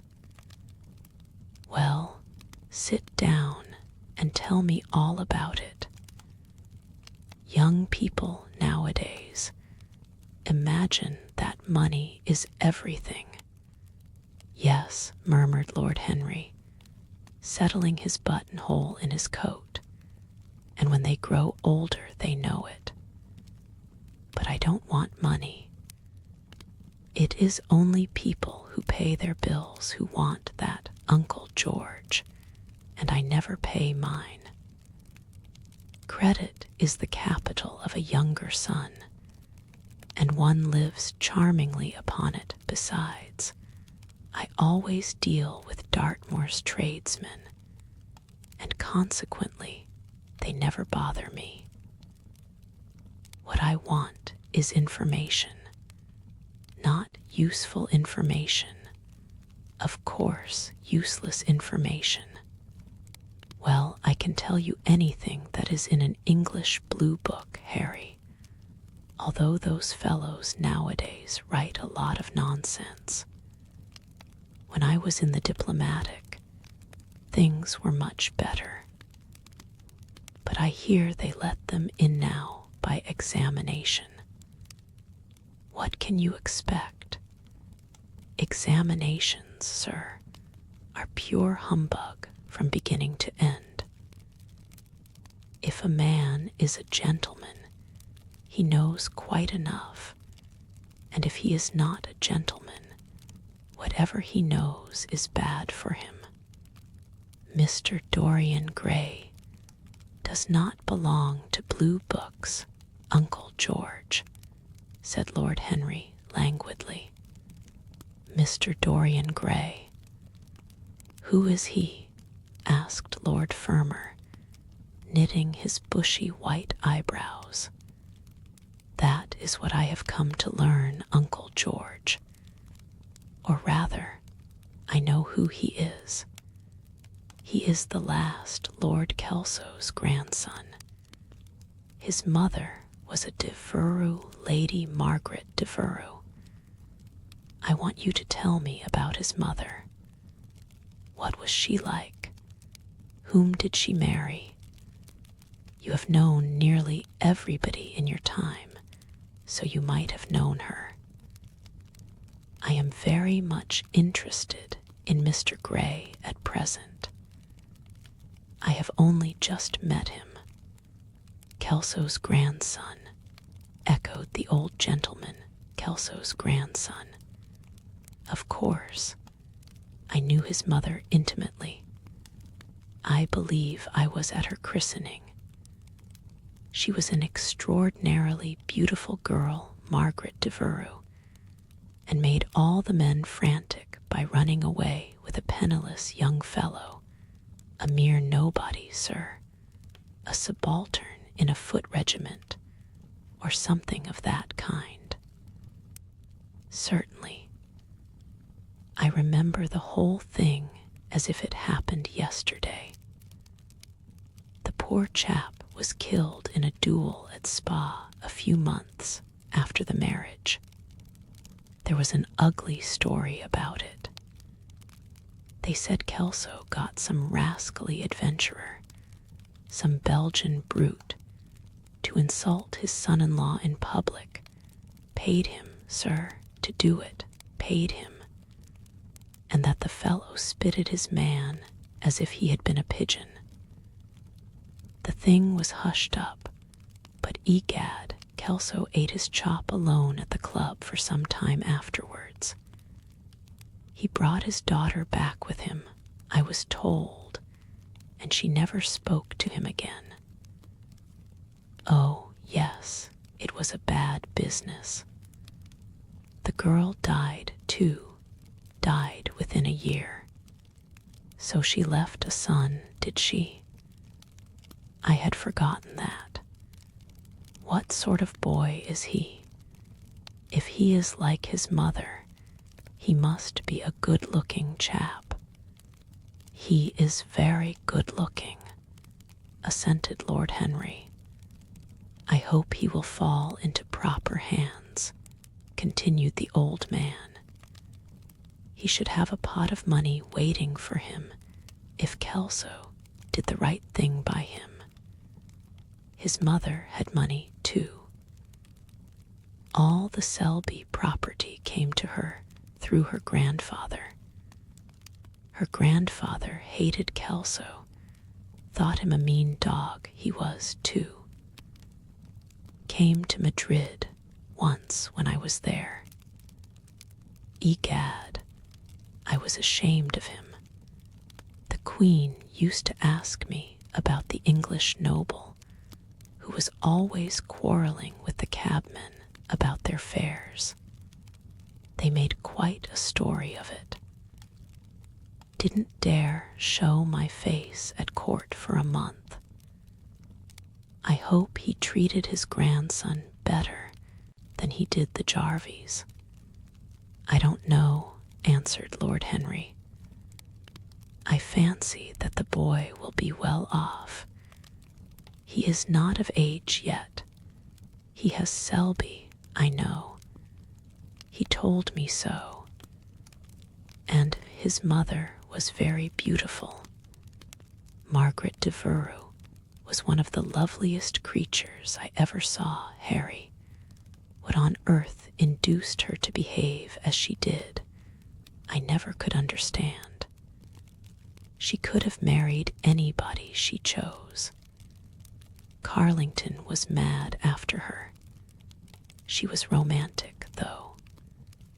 All the women of that family were. The men were a poor lot, but egad, the women were wonderful. Carlington went on his knees to her, told me so himself. She laughed at him, and there wasn't a girl in London at the time who wasn't after him. And by the way, Harry, talking about silly marriages, what is this humbug your father tells me about Dartmoor wanting to marry an American? Ain't English girls good enough for him?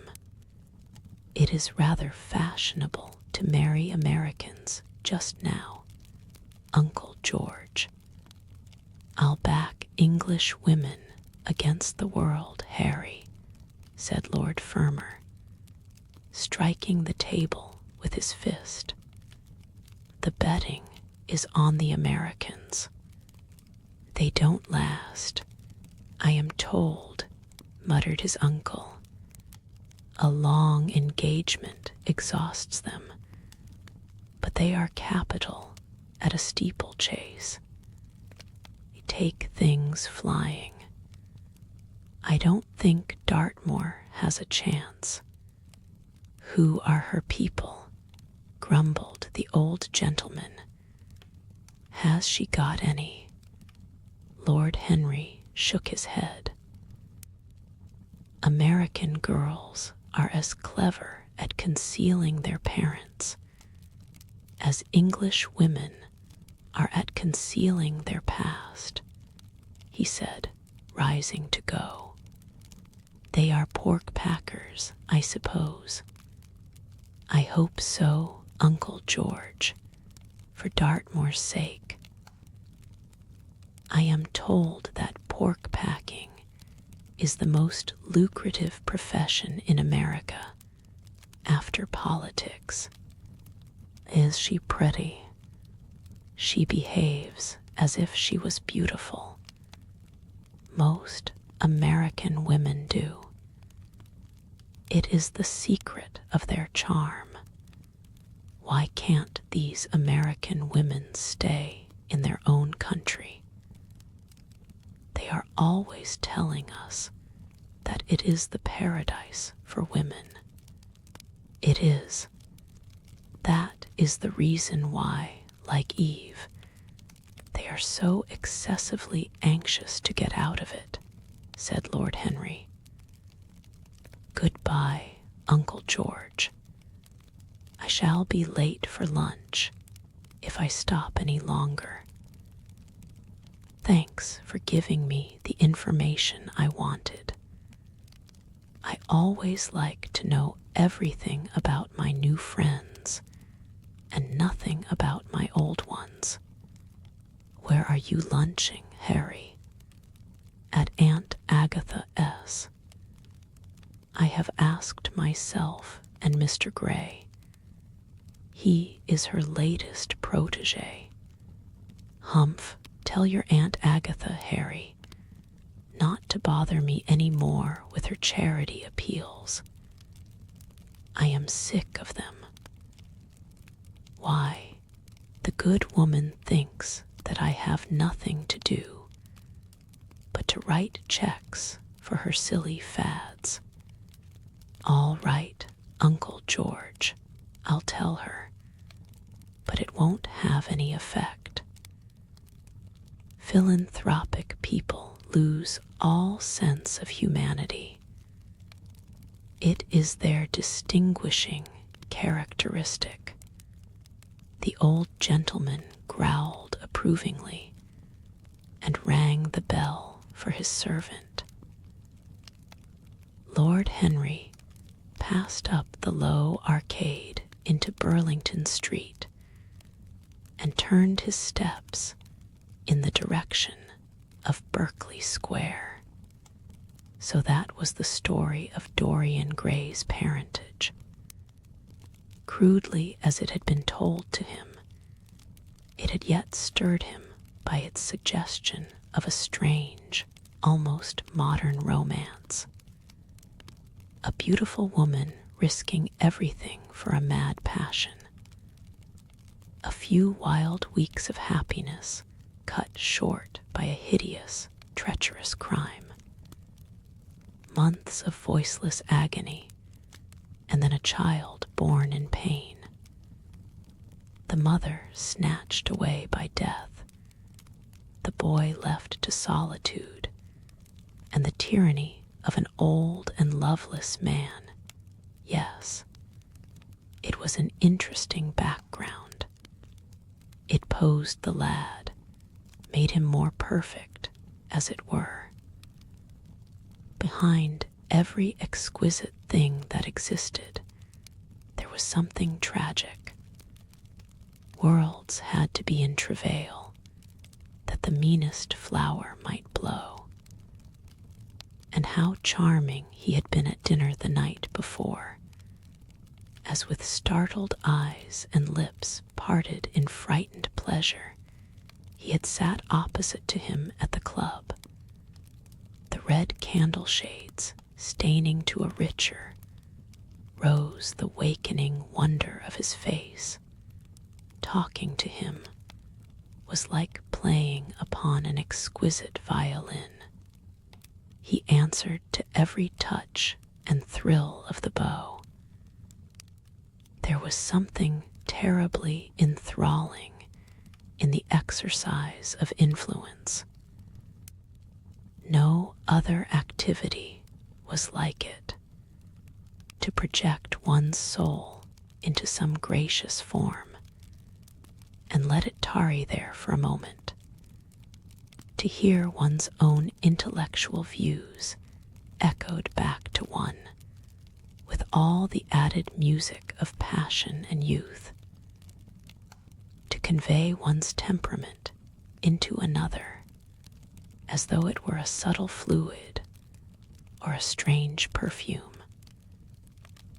There was a real joy in that, perhaps the most satisfying joy left to us in an age so limited and vulgar as our own, an age grossly carnal in its pleasures and grossly common in its aims. He was a marvelous type, too, this lad, whom by so curious a chance he had met in Basil's studio, or could be fashioned into a marvelous type at any rate. Grace was his, and the white purity of boyhood, and beauty such as old Greek marbles kept for us. There was nothing that one could not do with him. He could be made a Titan or a toy. What a pity it was that such beauty was destined to fade.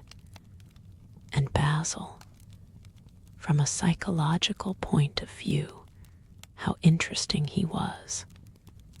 The new manner in art, the fresh mode of looking at life, suggested so strangely by the merely visible presence of one who was unconscious of it all. The silent spirit that dwelt in dim woodland and walked unseen in open field, suddenly showing herself dryad-like and not afraid, because in his soul who sought for her, there had been wakened that wonderful vision to which alone are wonderful things revealed, the mere shapes and patterns of things becoming, as it were, refined, and gaining a kind of symbolical value, as though they were themselves patterns of some other and more perfect form, whose shadow they made real. How strange it all was. He remembered something like it in history. Was it not Plato, that artist in thought, who had first analyzed it? Was it not Buonarroti who had carved it in the colored marbles of a sonnet sequence? But in our own century, it was strange. Yes, he would try to be to Dorian Gray what, without knowing it, the lad was to the painter who had fashioned the wonderful portrait. He would seek to dominate him, had already, indeed, half done so. He would make that wonderful spirit his own. There was something fascinating in this son of love and death. Suddenly he stopped and glanced up at the houses. He found that he had passed his aunts some distance, and smiling to himself, turned back. When he entered the somewhat somber hall, the butler told him that they had gone in to lunch. He gave one of the footmen his hat and stick and passed into the dining room. "Late as usual, Harry," cried his aunt, shaking her head at him. He invented a facile excuse, and having taken the vacant seat next to her, looked round to see who was there.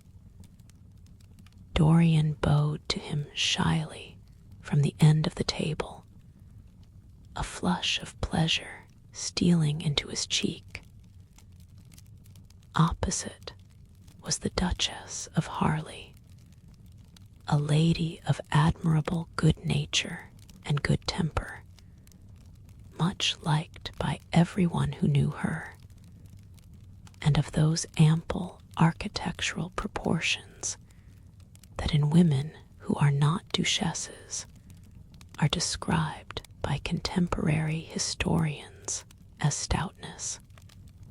Next to her sat, on her right, Sir Thomas Burden, a radical member of Parliament who followed his leader in public life, and in private life followed the best cooks, dining with the Tories and thinking with the Liberals, in accordance with a wise and well-known rule.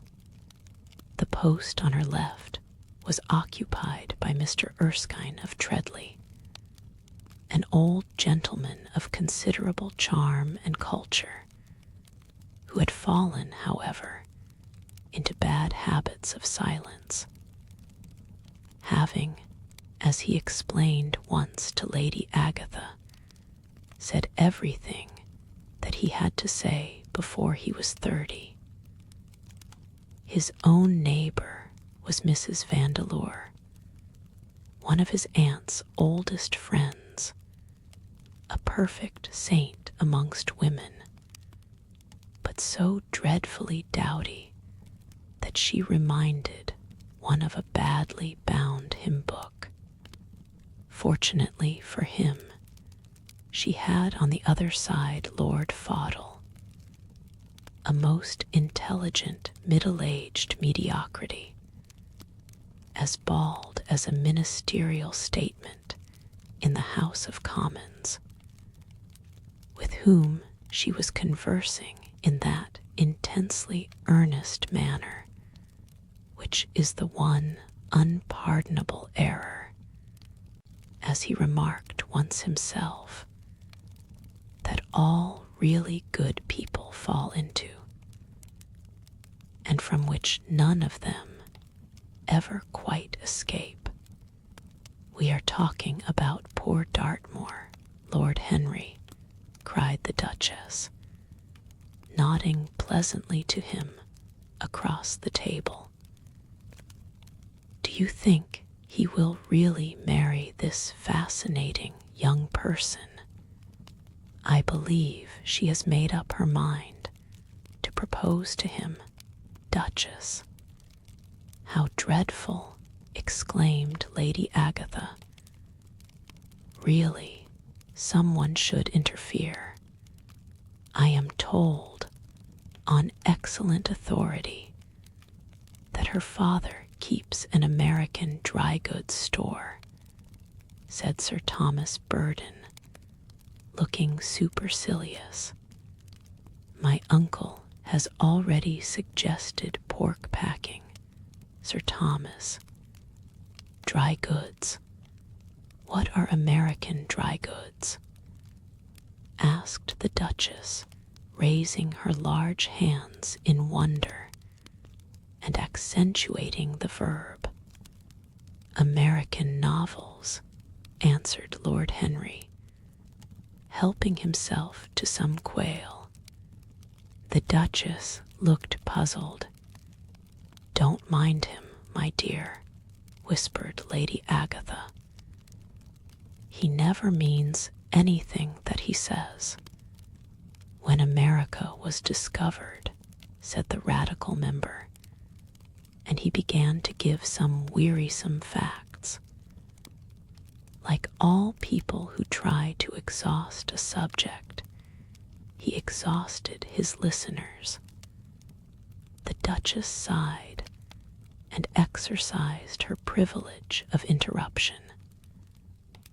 I wish to goodness it never had been discovered at all, she exclaimed. Really, our girls have no chance nowadays. It is most unfair. Perhaps, after all, America never has been discovered, said Mr. Erskine. I myself would say that it had merely been detected. Oh, but I have seen specimens of the inhabitants, answered the Duchess vaguely. I must confess that most of them are extremely pretty, and they dress well too. They get all their dresses in Paris. I wish I could afford to do the same. They say that when good Americans die, they go to Paris, chuckled Sir Thomas, who had a large wardrobe of Humour's cast-off clothes. Really? And where do bad Americans go to when they die? Inquired the Duchess.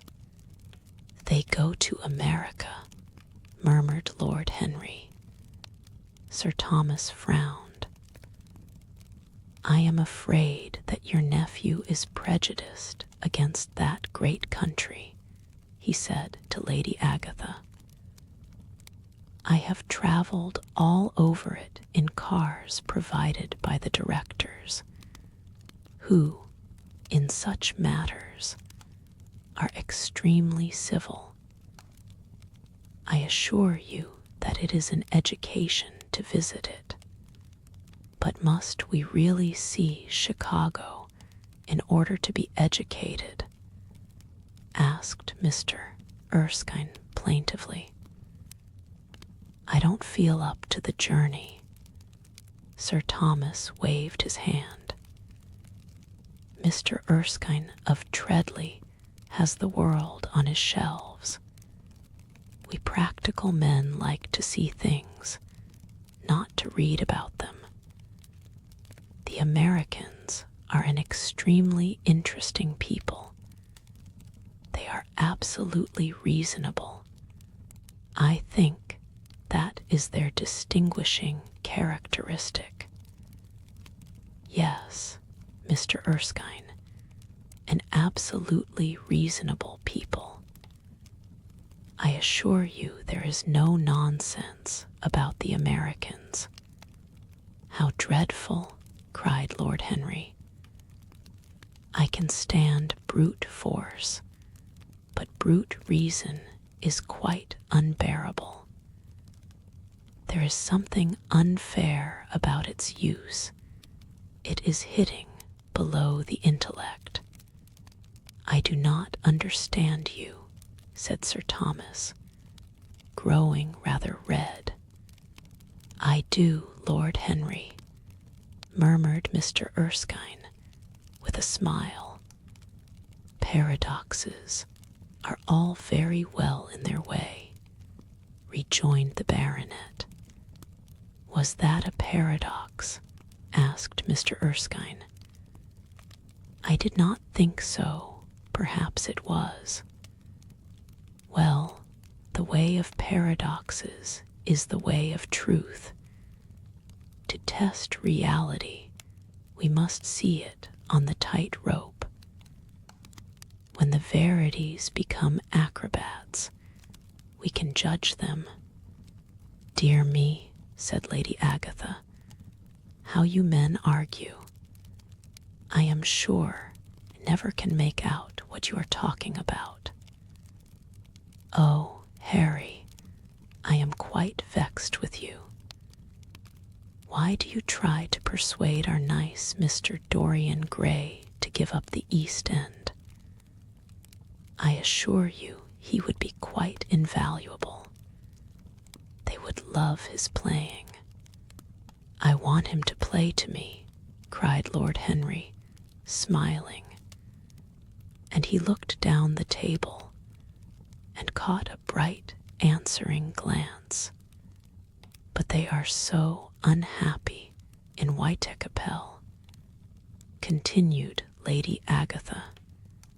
I can sympathize with everything except suffering, said Lord Henry, shrugging his shoulders.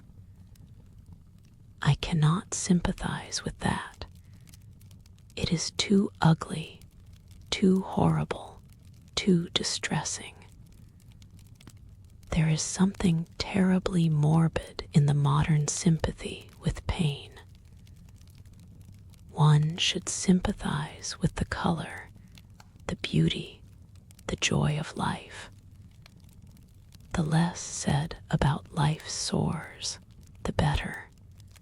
Still, the East End is a very important problem, remarked Sir Thomas, with a grave shake of the head. Quite so, answered the young lord.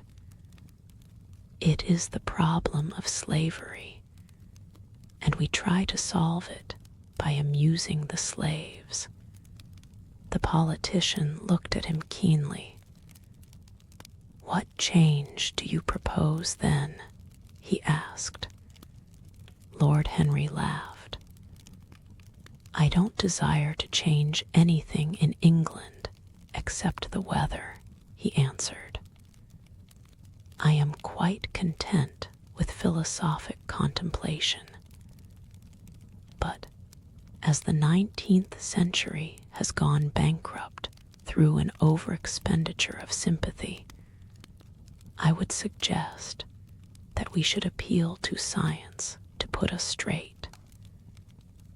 The advantage of the emotions is that they lead us astray, and the advantage of science is that it is not emotional, but we have such grave responsibilities, ventured Mrs. Vandeleur timidly.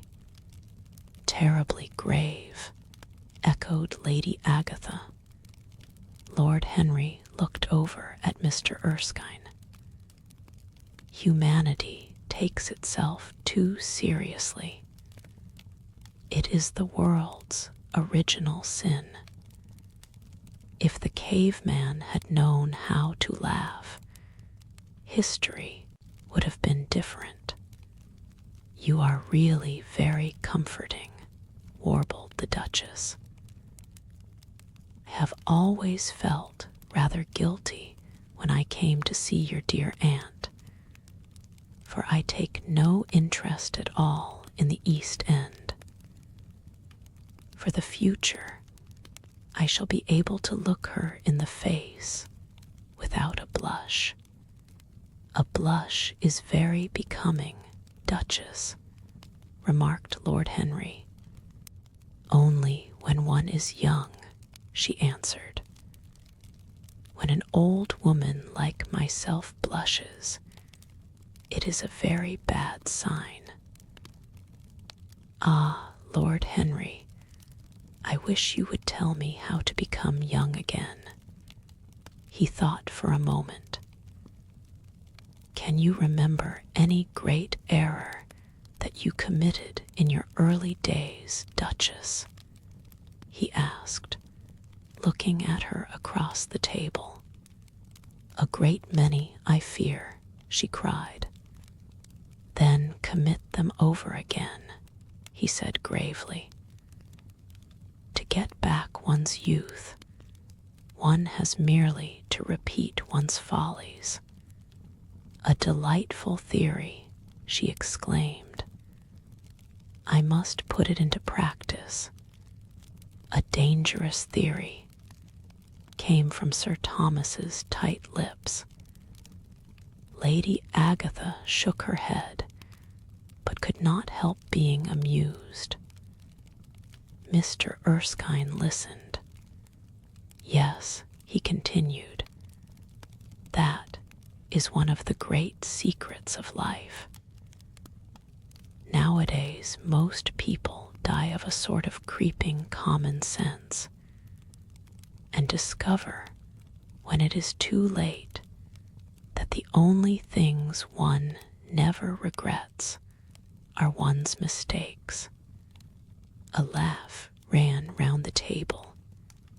He played with the idea, and grew wilful, tossed it into the air, and transformed it, let it escape, and recaptured it, made it iridescent with fancy, and winged it with paradox. The praise of folly, as he went on, soared into a philosophy, and philosophy herself became young, and catching the mad music of pleasure wearing, one might fancy, her wine-stained robe and wreath of ivy danced like a bacchante over the hills of life, and mocked the slow Silenus for being sober. Facts fled before her like frightened forest things. Her white feet trod the huge press at which wise Omar sits, till the seething grape juice rose round her bare limbs in waves of purple bubbles, or crawled in red foam over the vat's black, dripping, sloping sides. It was an extraordinary improvisation. He felt that the eyes of Dorian Gray were fixed on him, and the consciousness that amongst his audience there was one whose temperament he wished to fascinate seemed to give his wit keenness, and to lend color to his imagination. He was brilliant, fantastic, irresponsible. He charmed his listeners out of themselves, and they followed his pipe, laughing. Dorian Gray never took his gaze off him, but sat like one under a spell, smiles chasing each other over his lips, and wonder growing grave in his darkening eyes. At last, liveried in the costume of the age, reality entered the room in the shape of a servant to tell the Duchess that her carriage was waiting. She wrung her hands in mock despair. "How annoying," she cried. "I must go.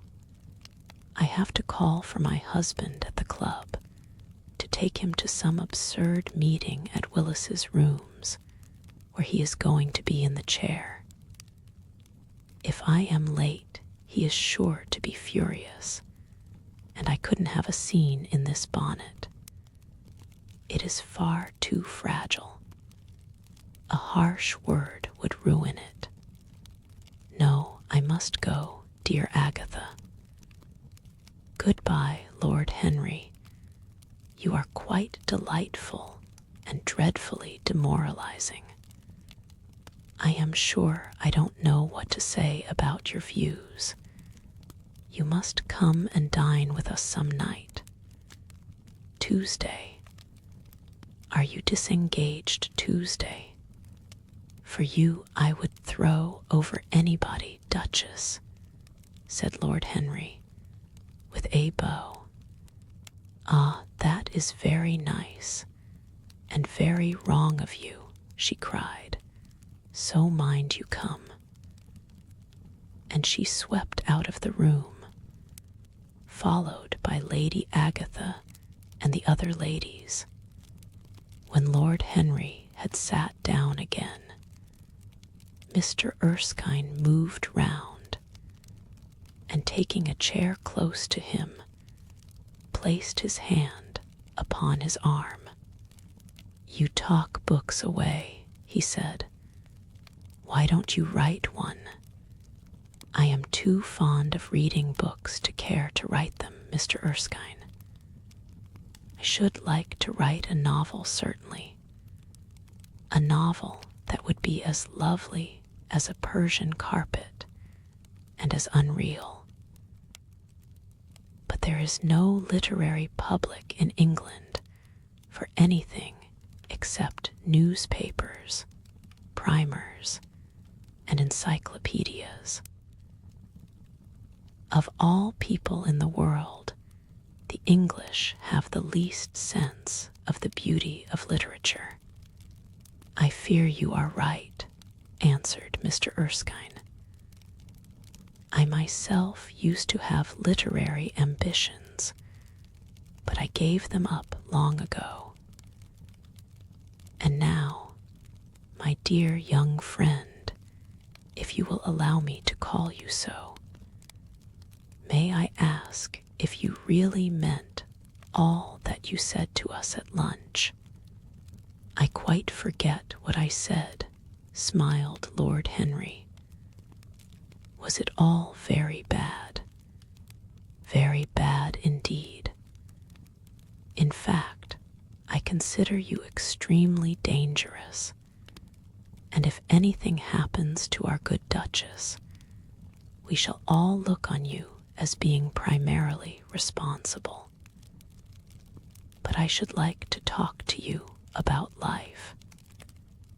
The generation into which I was born was tedious. Some day, when you are tired of London, come down to Treadley and expound to me your philosophy of pleasure over some admirable Burgundy I am fortunate enough to possess. I shall be charmed. A visit to Treadley would be a great privilege. It has a perfect host and a perfect library. You will complete it, answered the old gentleman with a courteous bow. And now I must bid good-bye to your excellent aunt.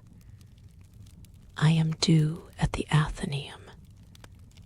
It is the hour when we sleep there. All of you, Mr. Erskine. 40 of us, in 40 armchairs.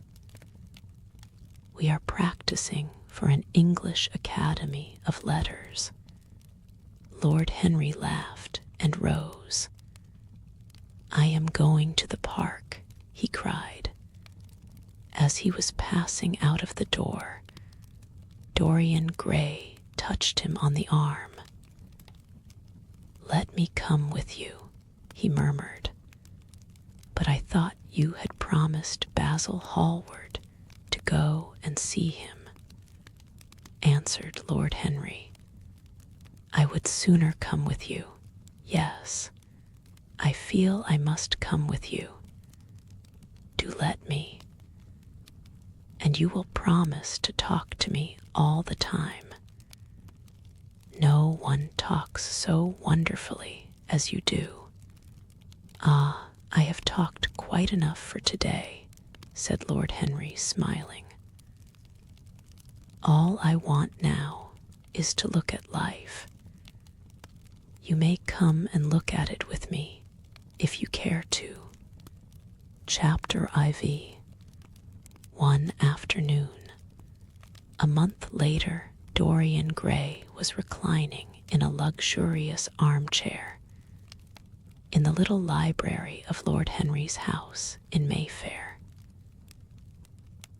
was, in its way, a very charming room, with its high-paneled wainscoting of olive-stained oak, its cream-colored frieze, and ceiling of raised plasterwork, and its brick-dust felt carpet strewn with silk, long-fringed Persian rugs.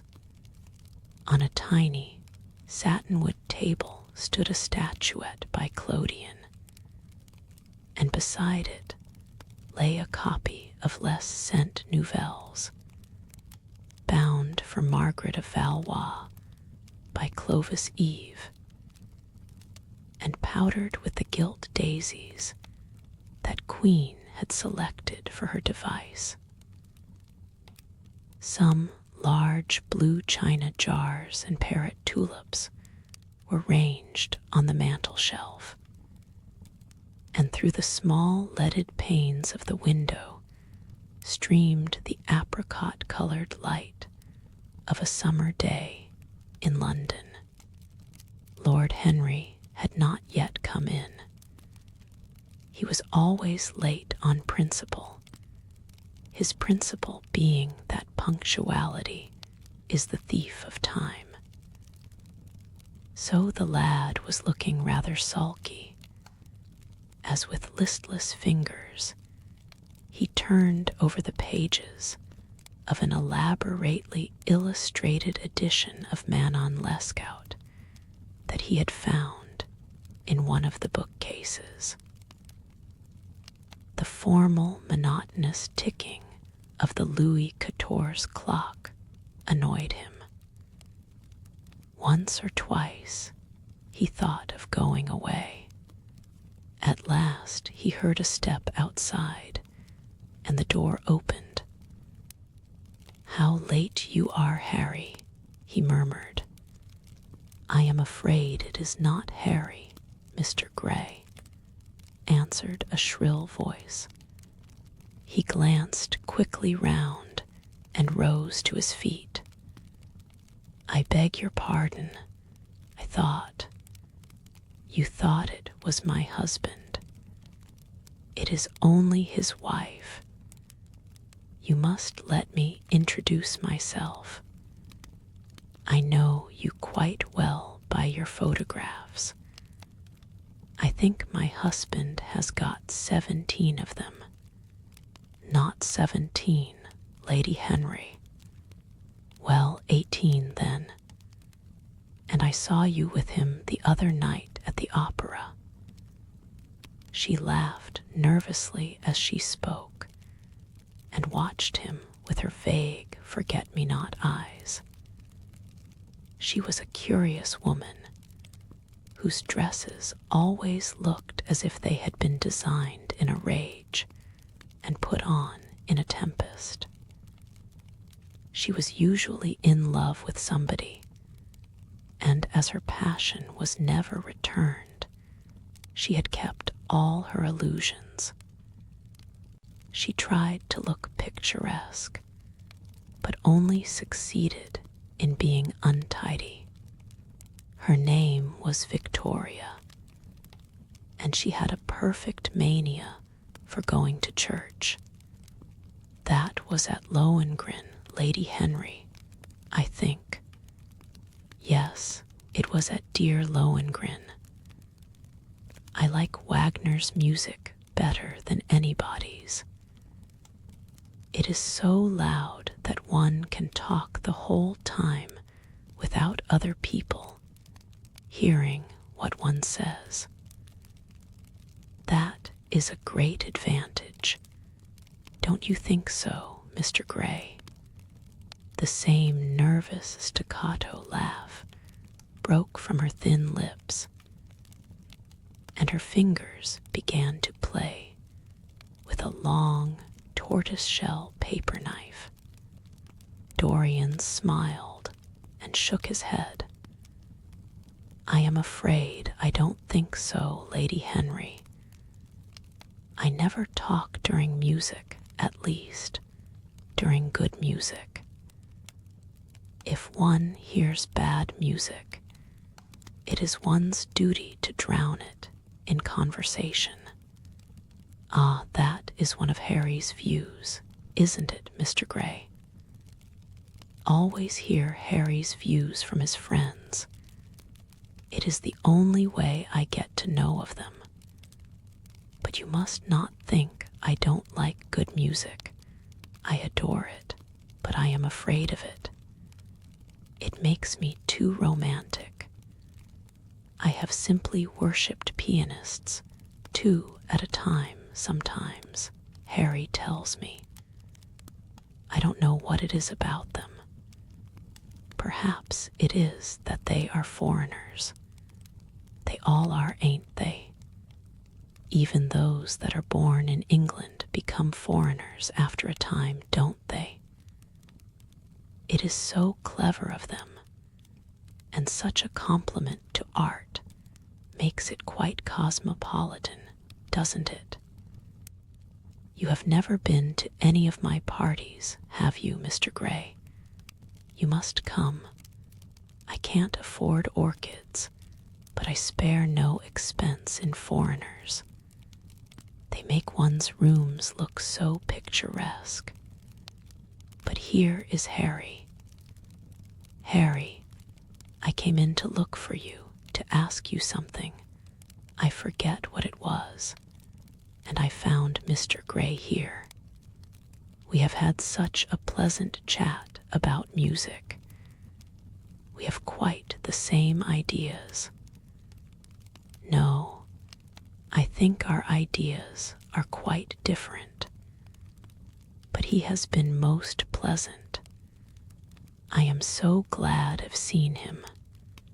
I am charmed, my love, quite charmed, said Lord Henry, elevating his dark, crescent-shaped eyebrows and looking at them both with an amused smile.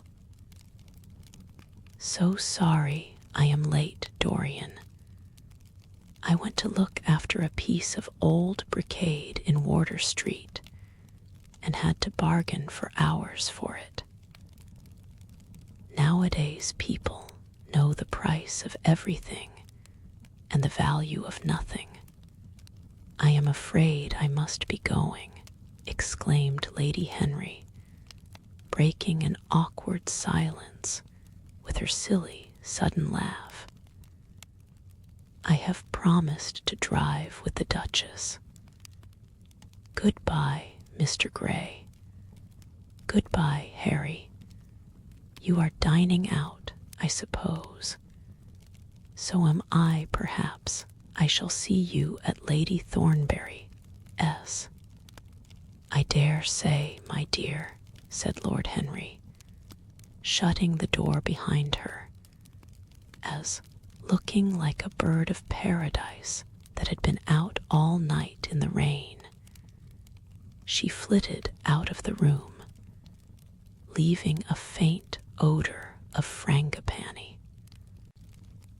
Then he lit a cigarette and flung himself down on the sofa. Never marry a woman with straw-colored hair, Dorian, he said after a few puffs. Why, Harry? Because they are so sentimental. But I like sentimental people. Never marry at all, Dorian. Men marry because they are tired, women because they are curious.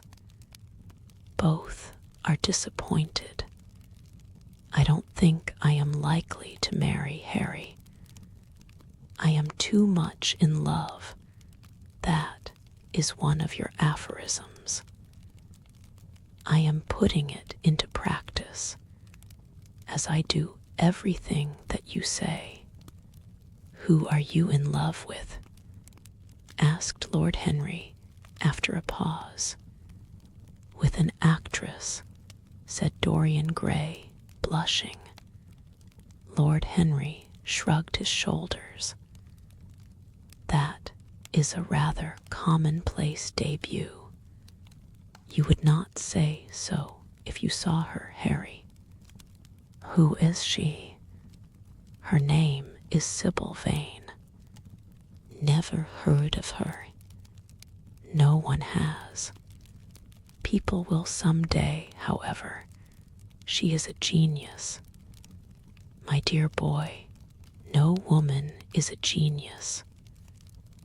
Women are a decorative sex. They never have anything to say, but they say it charmingly. Women represent the triumph of matter over mind, just as men represent the triumph of mind over morals. Harry, how can you? My dear Dorian, it is quite true. I am analyzing women at present, so ought to know. The subject is not so abstruse as I thought it was. I find that ultimately there are only two kinds of women, the plain and the colored. The plain women are very useful. If you want to gain a reputation for respectability, you have merely to take them down to supper. The other women are very charming. They commit one mistake, however. They paint in order to try and look young. Our grandmothers painted in order to try and talk brilliantly. Rouge and esprit used to go together. That is all over now. As long as a woman can look 10 years younger than her own daughter, she is perfectly satisfied. As for conversation, there are only 5 women in London worth talking to, and 2 of these can't be admitted into decent society. However, tell me about your genius. How long have you known her? Aunt Harry, your views terrify me. Never mind that. How long have you known her? About 3 weeks. And where did you come across her? I will tell you, Harry, but you mustn't be unsympathetic about it, after all. It never would have happened if I had not met you. You filled me with a wild desire to know everything about life. For days after I met you, something seemed to throb in my veins. As I lounged in the park or strolled down Piccadilly, I used to look at everyone who passed me and wonder, with a mad curiosity, what sort of lives they led. Some of them fascinated me. Others filled me with terror. There was an exquisite poison in the air. I had a passion for sensations. Well, one evening about 7 o'clock, I determined to go out in search of some adventure. I felt that this gray, monstrous London of ours, with its myriads of people, its sordid sinners, and its splendid sins, as you once phrased it, must have something in store for me. I fancied 1,000 things. The mere danger gave me a sense of delight. I remembered what you had said to me on that wonderful evening when we first dined together, about the search for beauty being the real secret of life. Don't know what I expected, but I went out and wandered eastward, soon losing my way in a labyrinth of grimy streets and black grassless squares. About 8:30, I passed by an absurd little theater with great flaring gas jets and gaudy playbills. A hideous Jew in the most amazing waistcoat I ever beheld in my life was standing at the entrance, smoking a vile cigar.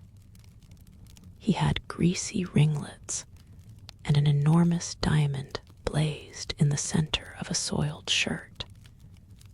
"Have a box, my lord," he said when he saw me, and he took off his hat with an air of gorgeous servility. There was something about him, Harry, that amused me. He was such a monster. You will laugh at me, I know, but I really went in and paid a whole guinea for the stage box. To the present day, I can't make out why I did so. And yet, if I hadn't, my dear Harry, if I hadn't, I should have missed the greatest romance of my life. I see you are laughing. It is horrid of you. I am not laughing, Dorian. At least, I am not laughing at you. But you should not say the greatest romance of your life. You should say the first romance of your life. You will always be loved, and you will always be in love with love. A grand passion is the privilege of people who have nothing to do. That is the one use of the idle classes of a country. Don't be afraid. There are exquisite things in store for you. This is merely the beginning. Do you think my nature so shallow? Cried Dorian Gray angrily. No, I think your nature so deep. How do you mean? My dear boy, the people who love only once in their lives are really the shallow people.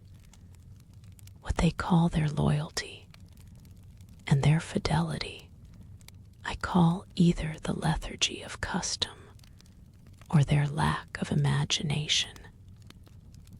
Faithfulness is to the emotional life what consistency is to the life of the intellect, simply a confession of failure. Faithfulness. I must analyze it some day. The passion for property is in it. There are many things that we would throw away if we were not afraid that others might pick them up. But I don't want to interrupt you. Go on with your story. Well, I found myself seated in a horrid little private box, with a vulgar drop scene staring me in the face. I looked out from behind the curtain and surveyed the house. It was a tawdry affair, all cupids and cornucopias, like a third-rate wedding cake. The gallery and pit were fairly full, but the 2 rows of dingy stalls were quite empty, and there was hardly a person in what I suppose they called the dress circle. Women went about with oranges and ginger beer, and there was a terrible consumption of nuts going on. It must have been just like the palmy days of the British drama, just like, I should fancy, and very depressing. I began to wonder what on earth I should do when I caught sight of the playbill. What do you think the play was, Harry? I should think The Idiot Boy, or Dumb, but Innocent.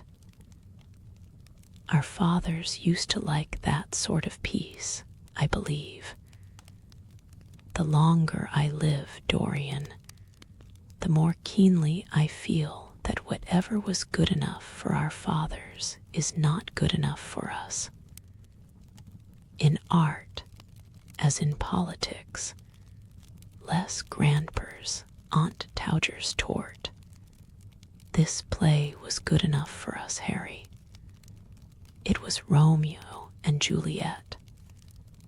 I must admit that I was rather annoyed at the idea of seeing Shakespeare done in such a wretched hole of a place. Still, I felt interested in a sort of way.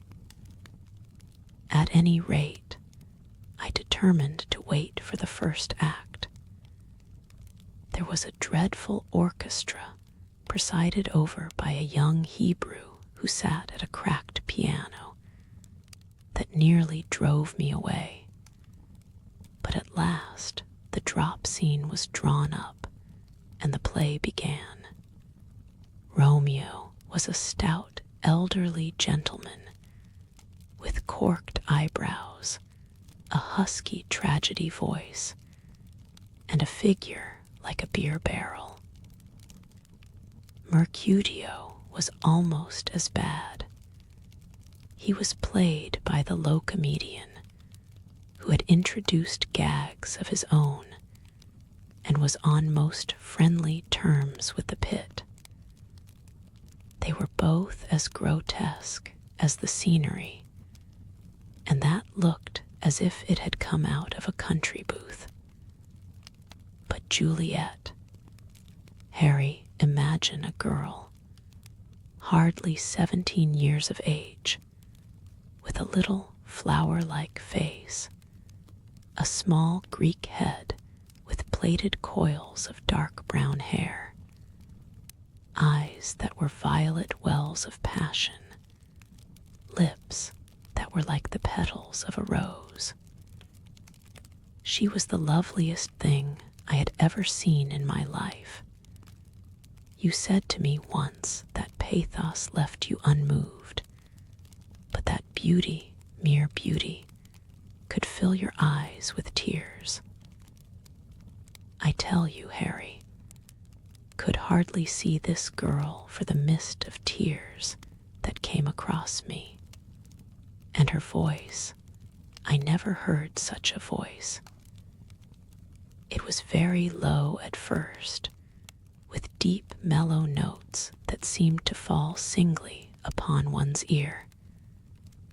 Then it became a little louder, and sounded like a flute or a distant hautboy.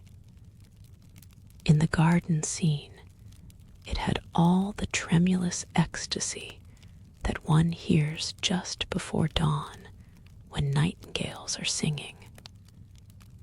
There were moments later on when it had the wild passion of violins.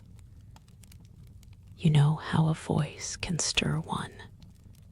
Your voice and the voice of Sybil Vane are two things that I shall never forget. When I close my eyes, I hear them, and each of them says something different. I don't know which to follow. Why should I not love her? Harry, I do love her. She is everything to me in life. Night after night, I go to see her play. One evening, she is Rosalind, and the next evening, she is Imogen. I have seen her die in the gloom of an Italian tomb, sucking the poison from her lover's lips. I have watched her wandering through the forest of Arden, disguised as a pretty boy in hose and doublet and dainty cap. She has been mad and has come into the presence of a guilty king and given him rue to wear and bitter herbs to taste of. She has been innocent, and the black hands of jealousy have crushed her reed-like throat. I have seen her in every age and in every costume. Ordinary women never appeal to one's imagination. They are limited to their century. No glamour ever transfigures them. One knows their minds as easily as one knows their bonnets. One can always find them. There is no mystery in any of them. They ride in the park in the morning and chatter at tea parties in the afternoon. They have their stereotyped smile and their fashionable manner. They are quite obvious. But an actress, how different an actress is. Harry, why didn't you tell me that the only thing worth loving is an actress? Because I have loved so many of them, Dorian. Oh yes, horrid people with dyed hair and painted faces. Don't run down dyed hair and painted faces.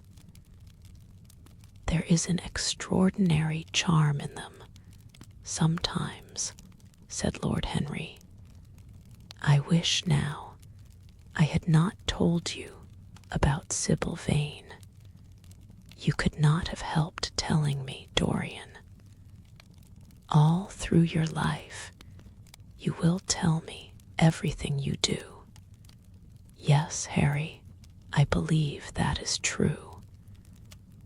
I cannot help telling you things. You have a curious influence over me. If I ever did a crime, I would come and confess it to you. You would understand me. People like you, the willful sunbeams of life, don't commit crimes, Dorian. But I am much obliged for the compliment, all the same. And now tell me, reach me the matches. Like a good boy, thanks. What are your actual relations with Sybil Vane? Dorian Gray leaped to his feet, with flushed cheeks and burning eyes. Harry, Sybil Vane is sacred. It is only the sacred things that are worth touching, Dorian, said Lord Henry, with a strange touch of pathos in his voice. But why should you be annoyed? I suppose she will belong to you some day. When one is in love, one always begins by deceiving oneself, and one always ends by deceiving others. That is what the world calls a romance. You know her, at any rate, I suppose. Of course I know her. On the first night I was at the theater, the horrid old Jew came round to the box after the performance was over and offered to take me behind the scenes and introduce me to her. I was furious with him and told him that Juliet had been dead for hundreds of years and that her body was lying in a marble tomb in Verona.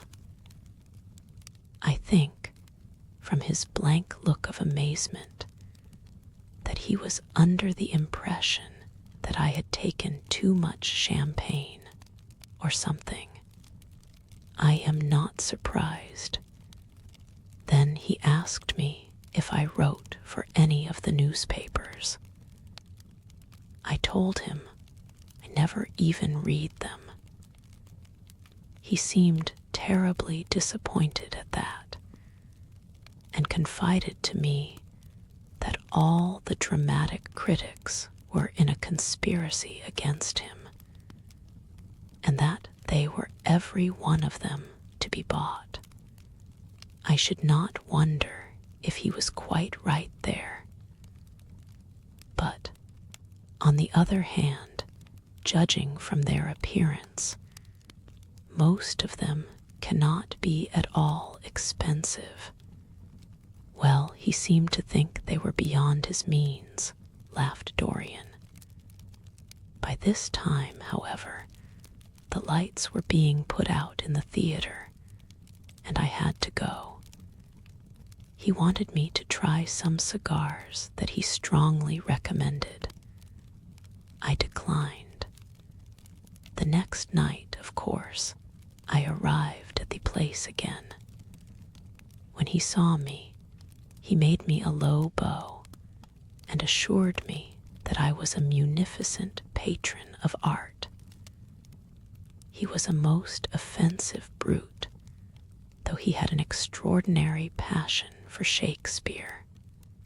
He told me once, with an air of pride, that his 5 bankruptcies were entirely due to the bard, as he insisted on calling him.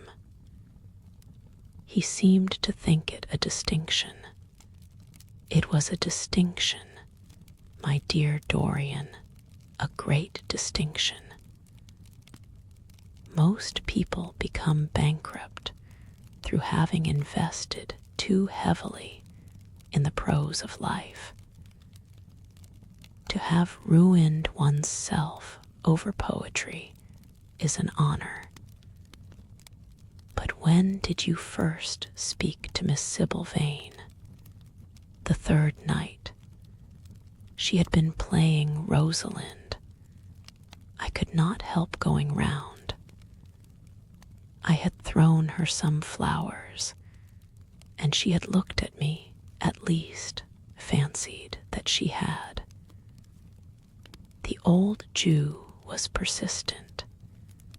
He seemed determined to take me behind, so I consented. It was curious my not wanting to know her, wasn't it? No, I don't think so. My dear Harry, why? I will tell you some other time. Now, I want to know about the girl. Sybil, oh, she was so shy and so gentle. There is something of a child about her. Her eyes opened wide in exquisite wonder when I told her what I thought of her performance, and she seemed quite unconscious of her power. I think we were both rather nervous. The old Jew stood grinning at the doorway of the dusty green room, making elaborate speeches about us both, while we stood looking at each other like children. He would insist on calling me my lord, so I had to assure Sybil that I was not anything of the kind. She said quite simply to me, "You look more like a prince. I must call you Prince Charming. Upon my word, Dorian, Miss Sybil knows how to pay compliments. You don't understand her, Harry. She regarded me merely as a person in a play. She knows nothing of life. She lives with her mother, a faded, tired woman who played Lady Capulet in a sort of magenta dressing wrapper on the first night, and looks as if she had seen better days. I know that look. It depresses me," murmured Lord Henry, examining his rings. The Jew wanted to tell me her history, but I said it did not interest me. You were quite right. There is always something infinitely mean about other people's tragedies. Sybil is the only thing I care about. What is it to me where she came from? From her little head to her little feet, she is absolutely and entirely divine. every night of my life I go to see her act, and every night she is more marvelous. That is the reason, I suppose, that you never dine with me now. I thought you must have some curious romance on hand. You have, but it is not quite what I expected. My dear Harry, we either lunch or sup together every day, and I have been to the opera with you several times, said Dorian, opening his blue eyes in wonder. You always come dreadfully late. Well, I can't help going to see Sybil play, he cried, even if it is only for a single act. I get hungry for her presence, and when I think of the wonderful soul that is hidden away in that little ivory body, I am filled with awe. You can dine with me tonight, Dorian, can't you? He shook his head. Tonight she is Imogen, he answered, and tomorrow night she will be Juliet. When is she Sybil Vane? Never. I congratulate you. How horrid you are. She is all the great heroines of the world in one. She is more than an individual. You laugh, but I tell you she has genius. I love her, and I must make her love me. You, who know all the secrets of life, tell me how to charm Sybil Vane to love me. I want to make Romeo jealous. I want the dead lovers of the world to hear our laughter and grow sad. I want a breath of our passion to stir their dust into consciousness, to wake their ashes into pain. My God, Harry, how I worship her. He was walking up and down the room as he spoke. Hectic spots of red burned on his cheeks. He was terribly excited. Lord Henry watched him with a subtle sense of pleasure. How different he was now from the shy, frightened boy he had met in Basil Hallward's studio. His nature had developed like a flower, had borne blossoms of scarlet flame. Out of its secret hiding place had crept his soul, and desire had come to meet it on the way. And what do you propose to do? Said Lord Henry at last. I want you and Basil to come with me some night and see her act. I have not the slightest fear of the result. You are certain to acknowledge her genius. Then we must get her out of the Jew's hands. She is bound to him for 3 years, at least for 2 years and 8 months from the present time. I shall have to pay him something, of course. When all that is settled, I shall take a West End theater and bring her out properly. She will make the world as mad as she has made me. That would be impossible, my dear boy. Yes, she will. She has not merely art, consummate art instinct in her, but she has personality also. And you have often told me that it is personalities, not principles, that move the age. Well, what night shall we go? Let me see. Today is Tuesday. Let us fix tomorrow. she plays Juliet tomorrow. All right, the Bristol at 8 o'clock, and I will get Basil. Not 8, Harry, please. 6:30. We must be there before the curtain rises. You must see her in the first act, where she meets Romeo. 6:30. What an hour. It will be like having a meat tea or reading an English novel. It must be 7. No gentleman dines before 7. Shall you see Basil between this and then? Or shall I write to him? Dear Basil, I have not laid eyes on him for a week. It is rather horrid of me, as he has sent me my portrait in the most wonderful frame, specially designed by himself. And though I am a little jealous of the picture for being a whole month younger than I am, I must admit that I delight in it. Perhaps you had better write to him. I don't want to see him alone. He says things that annoy me. He gives me good advice. Lord Henry smiled.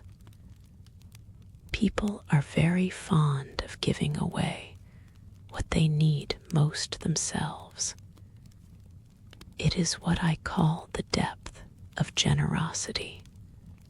Oh, Basil is the best of fellows, but he seems to me to be just a bit of a Philistine.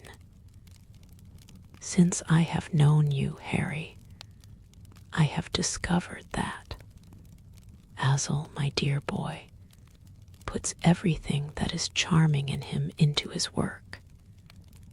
The consequence is that he has nothing left for life but his prejudices, his principles, and his common sense. The only artists I have ever known who are personally delightful are bad artists.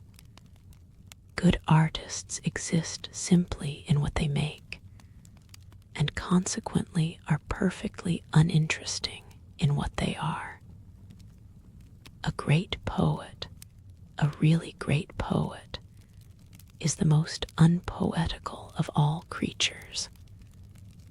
But inferior poets are absolutely fascinating. The worse their rhymes are, the more picturesque they look. The mere fact of having published a book of second-rate sonnets makes a man quite irresistible. He lives the poetry that he cannot write. The others write the poetry that they dare not realize. I wonder, is that really so, Harry? Said Dorian Gray, putting some perfume on his handkerchief out of a large, gold-topped bottle that stood on the table. It must be, if you say it. And now I am off. Imogen is waiting for me. Don't forget about tomorrow. Goodbye. As he left the room, Lord Henry's heavy eyelids drooped, and he began to think.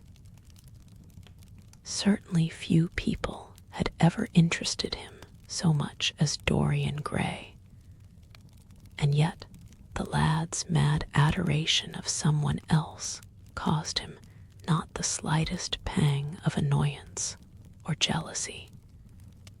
He was pleased by it.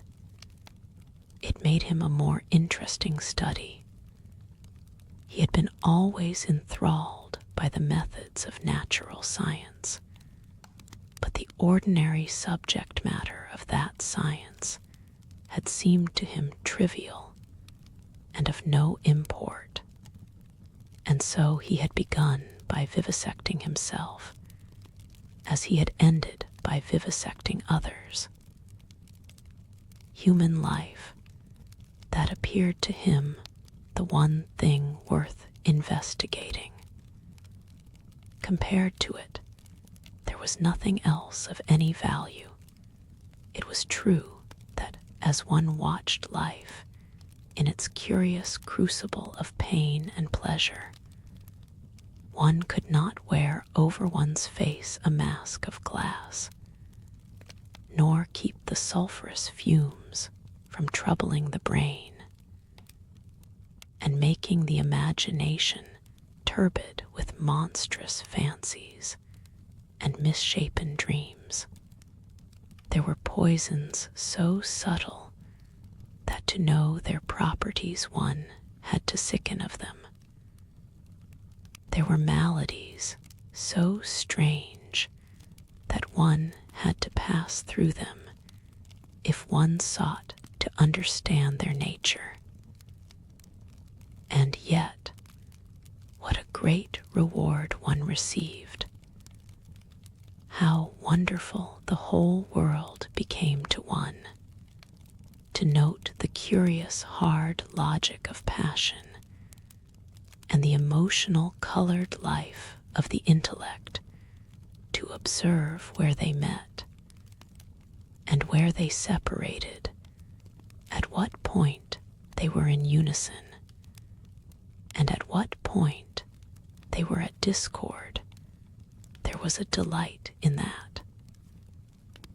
What matter what the cost was? One could never pay too high a price for any sensation. He was conscious, and the thought brought a gleam of pleasure into his brown agate eyes, that it was through certain words of his, musical words said with musical utterance, that Dorian Gray's soul had turned to this white girl and bowed in worship before her. To a large extent, the lad was his own creation. He had made him premature. That was something. Ordinary people waited till life disclosed to them its secrets, but to the few, to the elect, the mysteries of life were revealed before the veil was drawn away. Sometimes this was the effect of art, and chiefly of the art of literature, which dealt immediately with the passions and the intellect.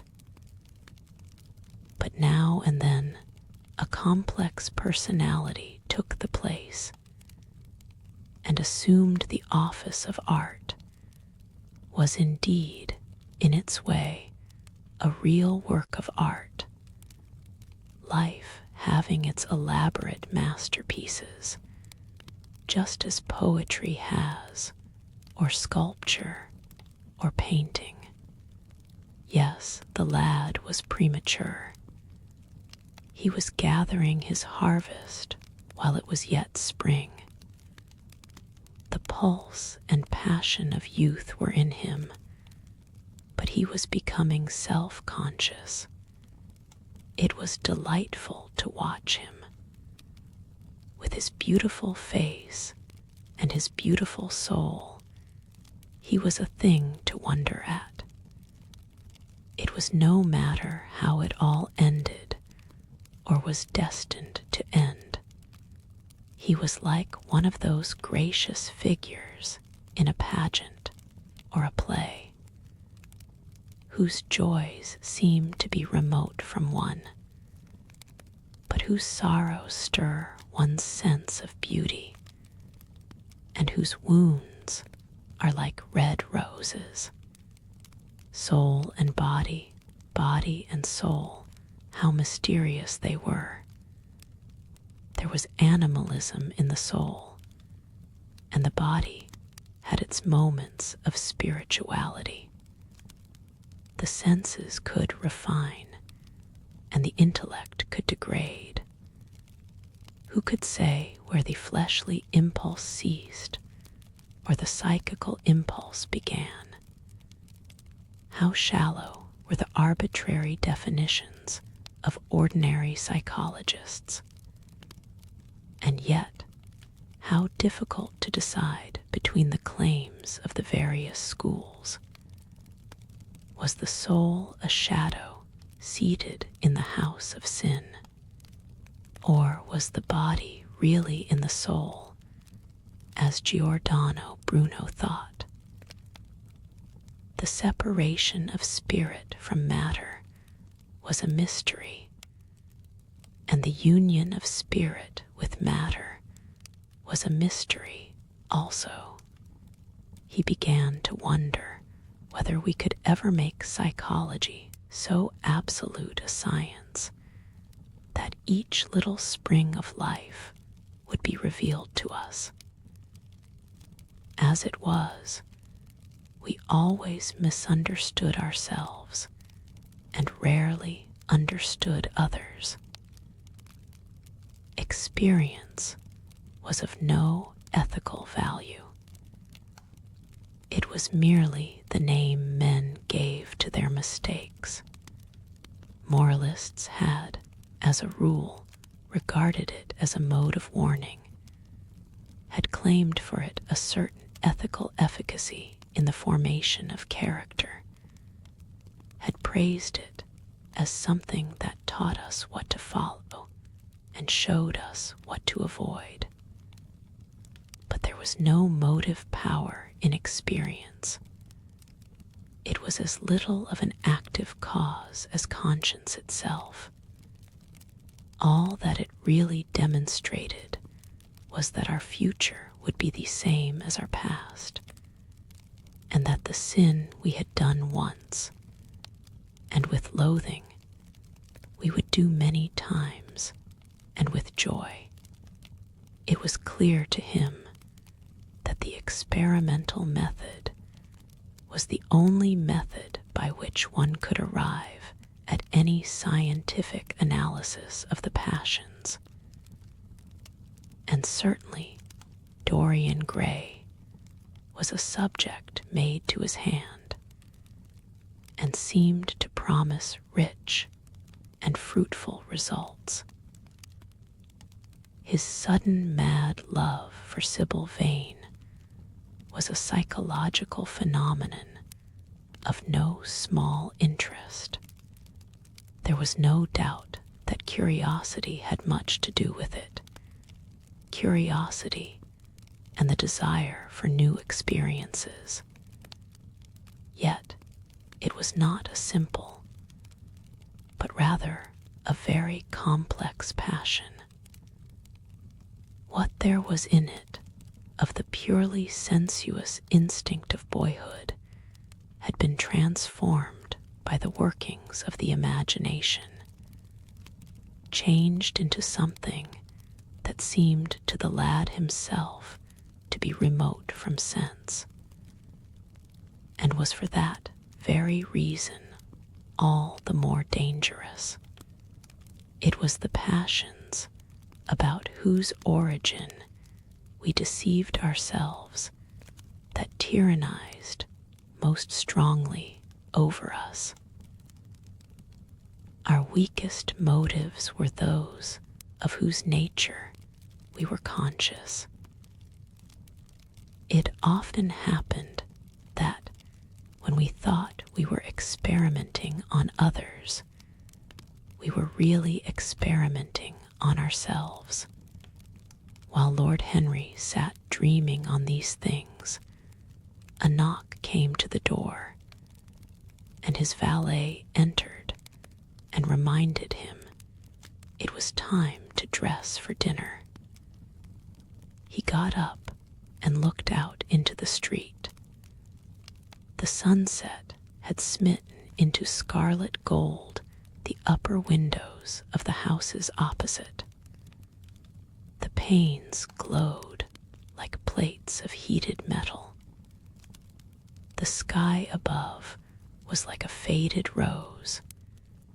He thought of his friend's young, fiery-colored life, and wondered how it was all going to end.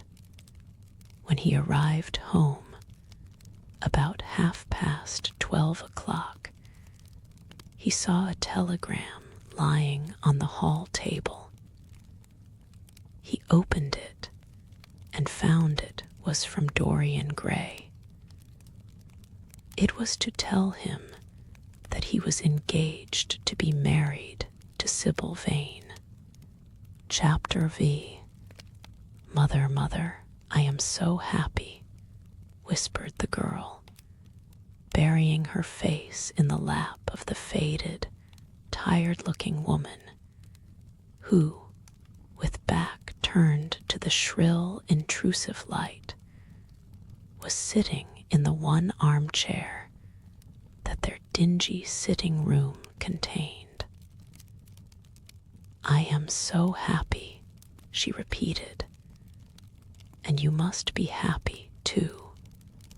Mrs. Vane winced and put her thin, bismuth-whitened hands on her daughter's head. "Happy," she echoed. "I am only happy, Sybil, when I see you act. You must not think of anything but your acting. Mr. Isaacs has been very good to us, and we owe him money." The girl looked up and pouted. "Money, mother," she cried. "What does money matter? Love is more than money.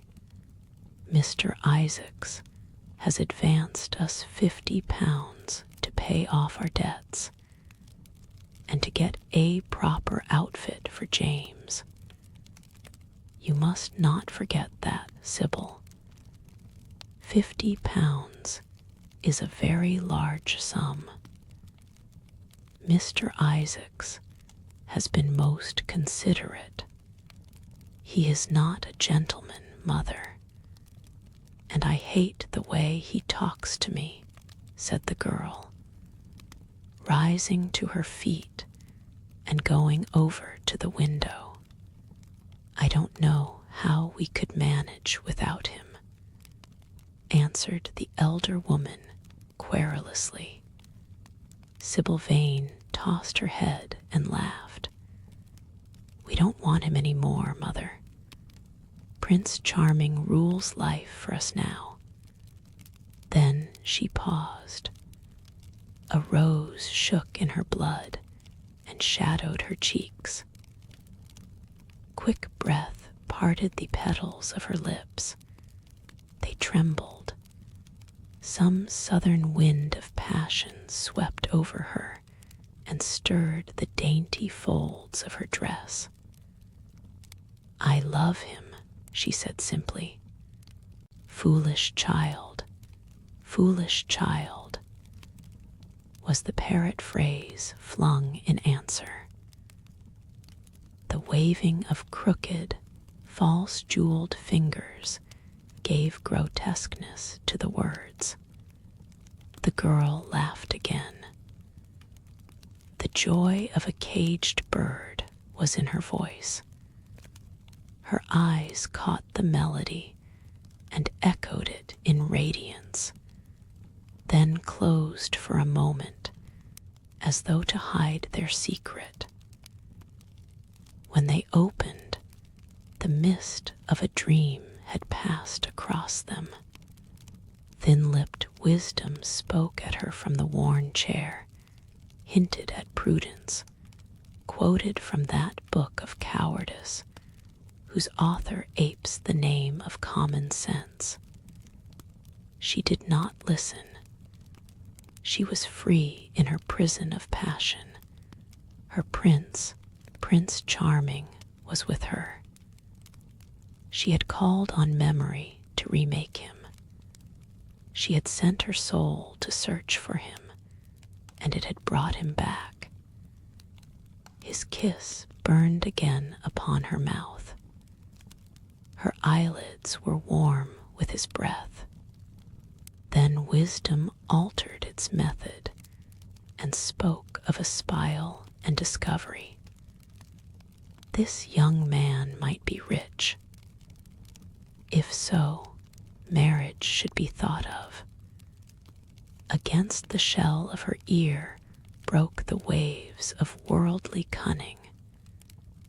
The arrows of craft shot by her. She saw the thin lips moving and smiled.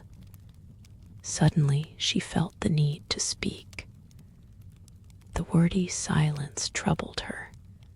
"Mother, mother," she cried, "why does he love me so much? I know why I love him. I love him because he is like what love himself should be. But what does he see in me? I am not worthy of him. And yet why, I cannot tell, though I feel so much beneath him. I don't feel humble.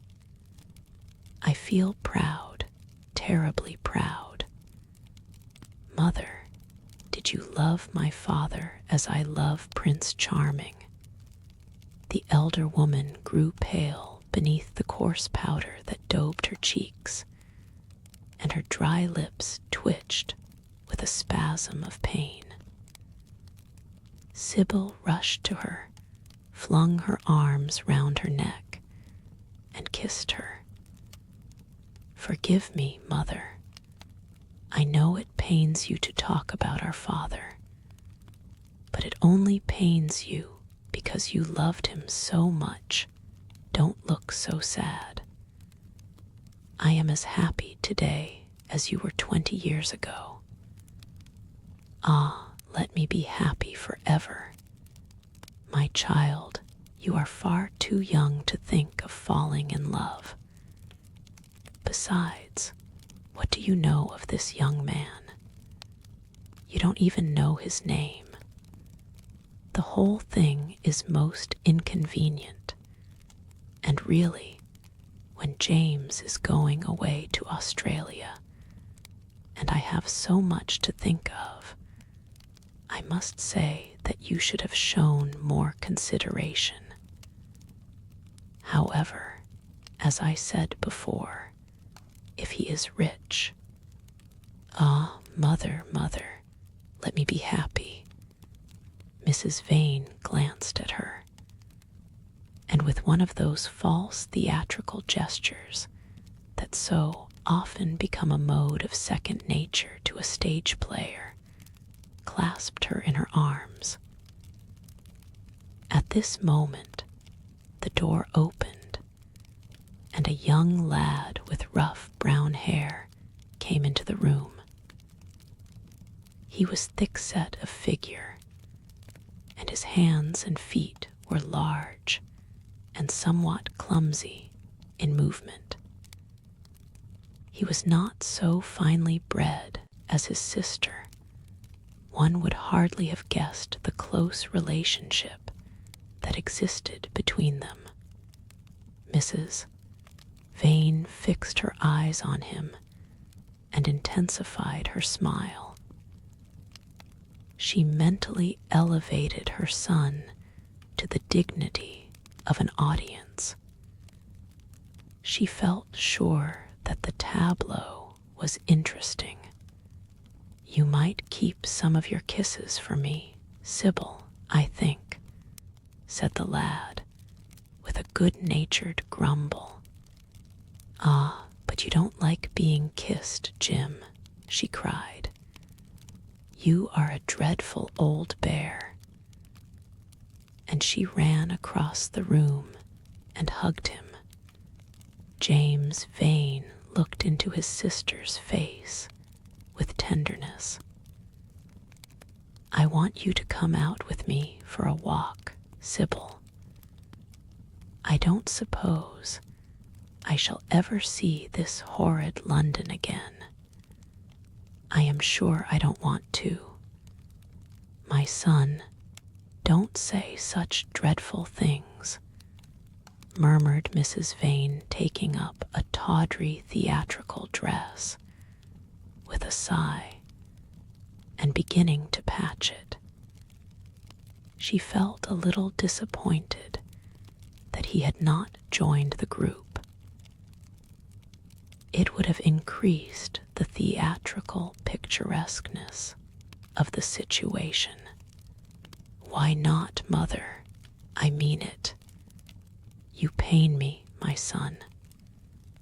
I trust you will return from Australia in a position of affluence.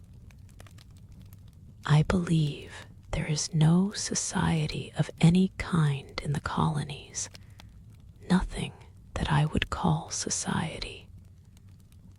So when you have made your fortune, you must come back and assert yourself in London. Society, muttered the lad. I don't want to know anything about that. I should like to make some money to take you and Sybil off the stage. I hate it. Oh, Jim, said Sybil, laughing. How unkind of you. But are you really going for a walk with me? That will be nice. I was afraid you were going to say goodbye to some of your friends, to Tom Hardy, who gave you that hideous pipe, or Ned Langton, who makes fun of you for smoking it. It is very sweet of you to let me have your last afternoon. Where shall we go? Let us go to the park. I am too shabby, he answered, frowning. Only swell people go to the park. Nonsense, Jim, she whispered, stroking the sleeve of his coat. He hesitated for a moment. Very well, he said at last, but don't be too long dressing. She danced out of the door. One could hear her singing as she ran upstairs. Her little feet pattered overhead. He walked up and down the room 2 or 3 times.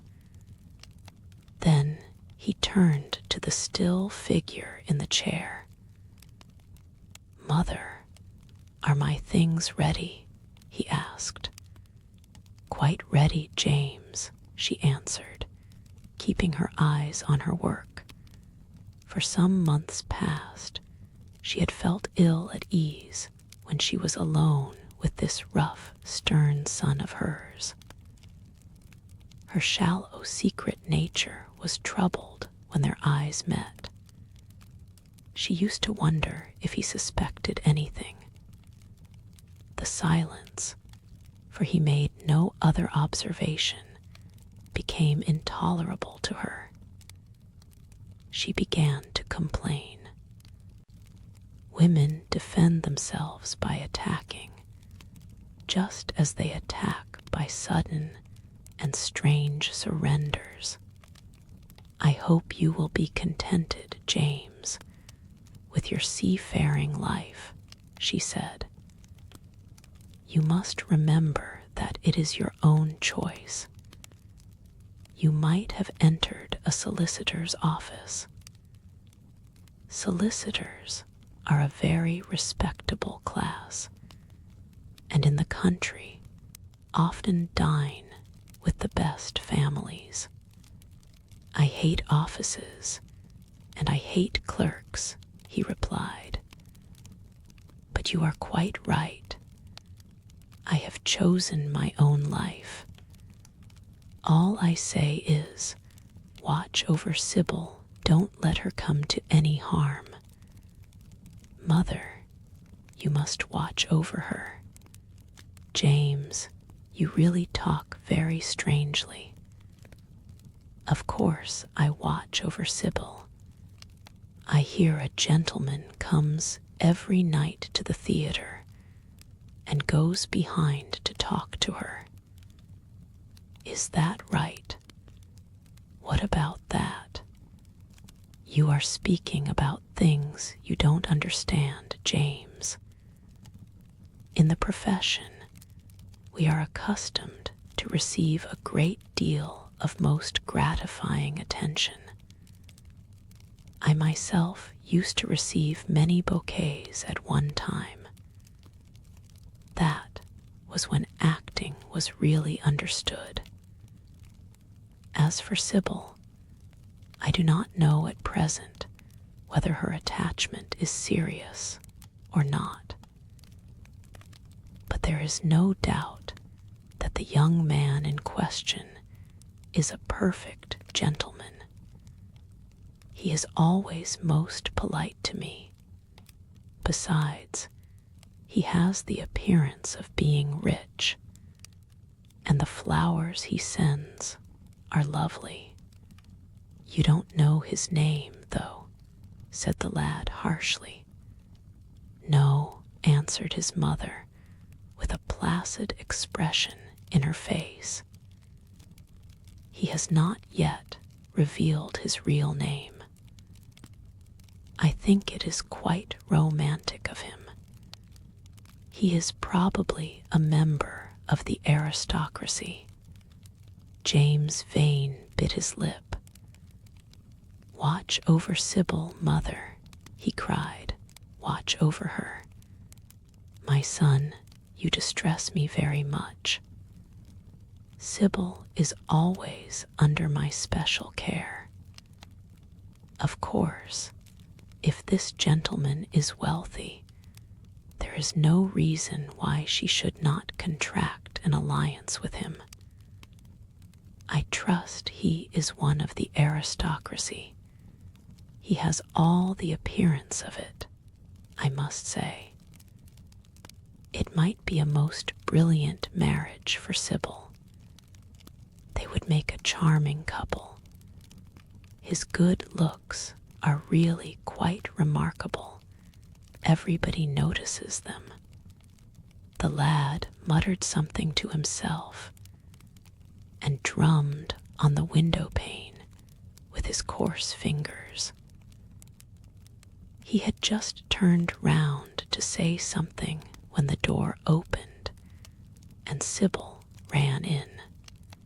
How serious you both are, she cried.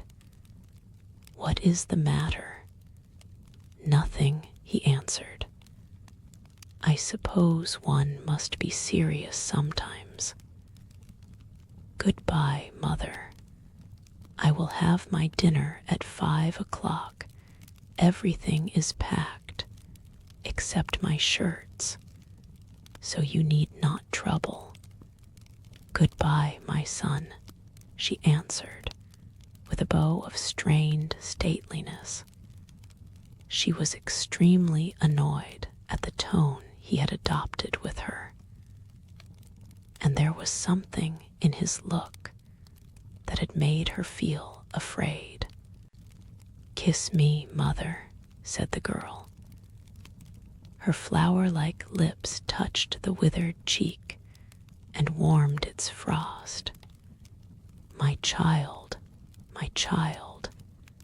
cried Mrs. Vane, looking up to the ceiling in search of an imaginary gallery. Come, Sybil, said her brother impatiently. He hated his mother's affectations. They went out into the flickering, wind-blown sunlight and strolled down the dreary Euston Road.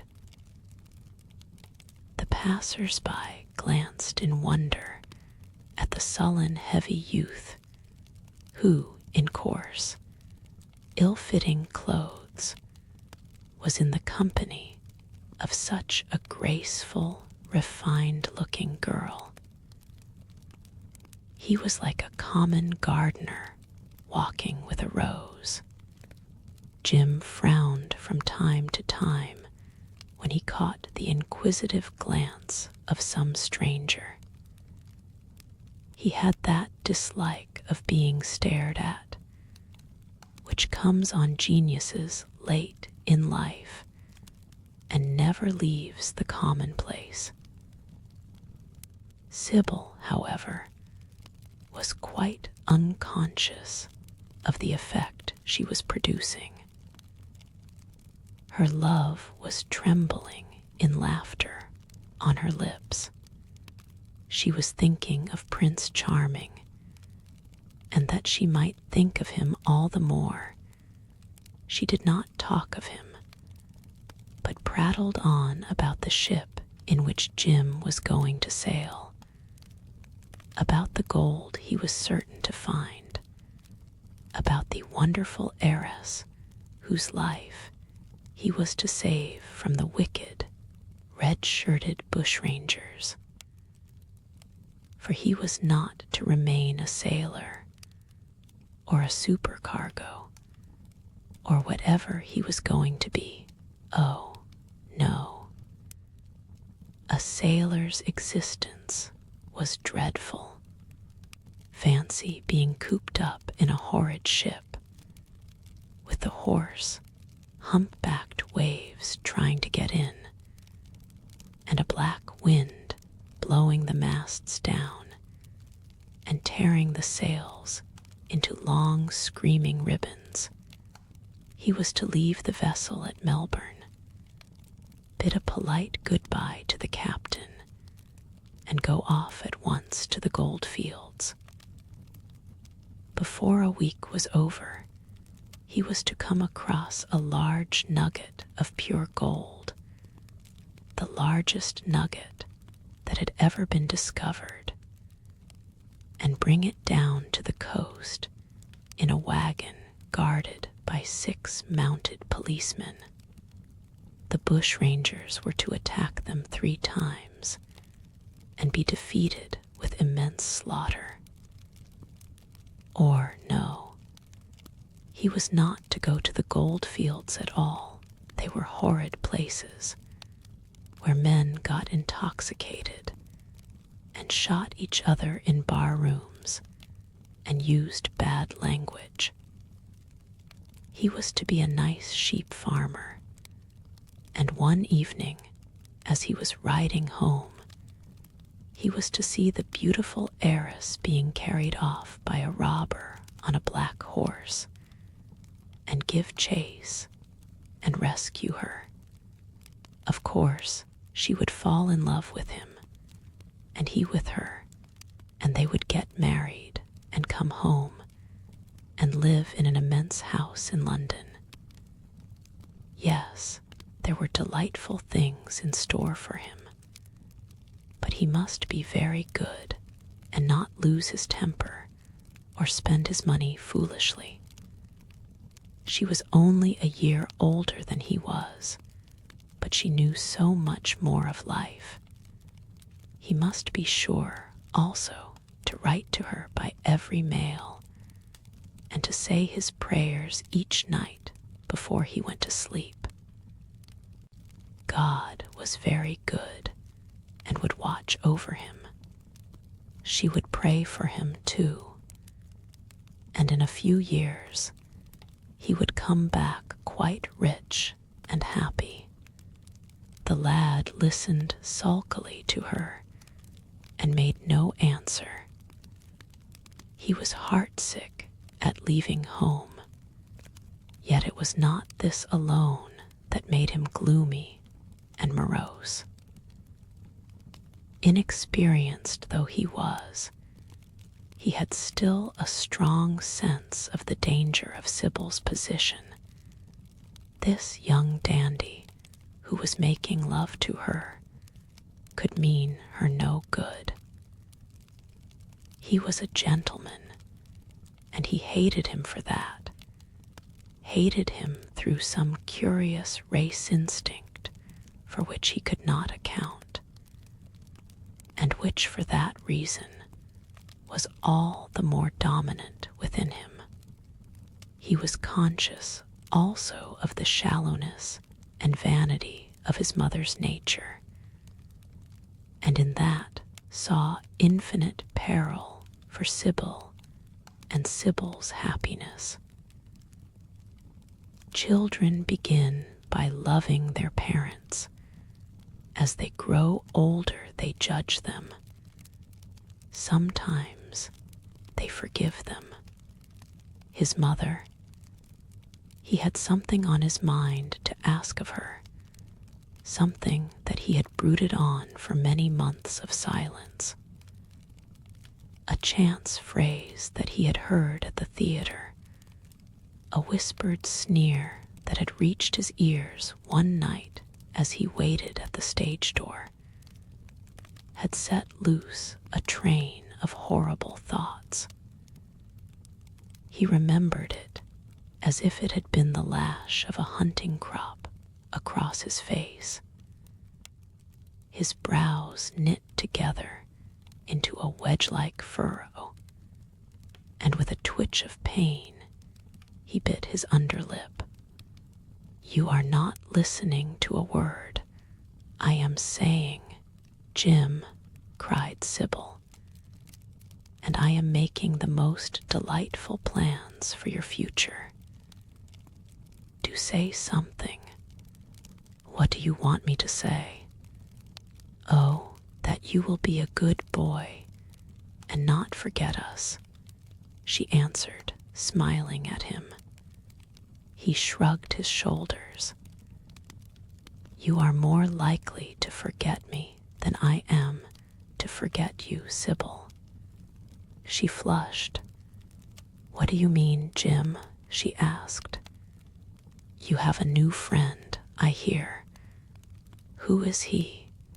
Why have you not told me about him?" "He means you no good."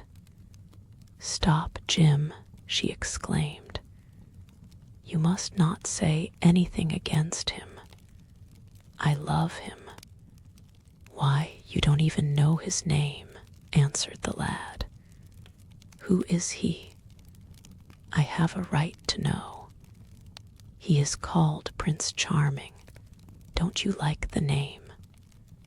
"Oh, you silly boy, you should never forget it. If you only saw him, you would think him the most wonderful person in the world. Some day you will meet him when you come back from Australia. You will like him so much. Everybody likes him, and I love him. I wish you could come to the theater tonight. He is going to be there, and I am to play Juliet. Oh, how I shall play it. Fancy, Jim, to be in love and play Juliet. To have him sitting there. To play for his delight.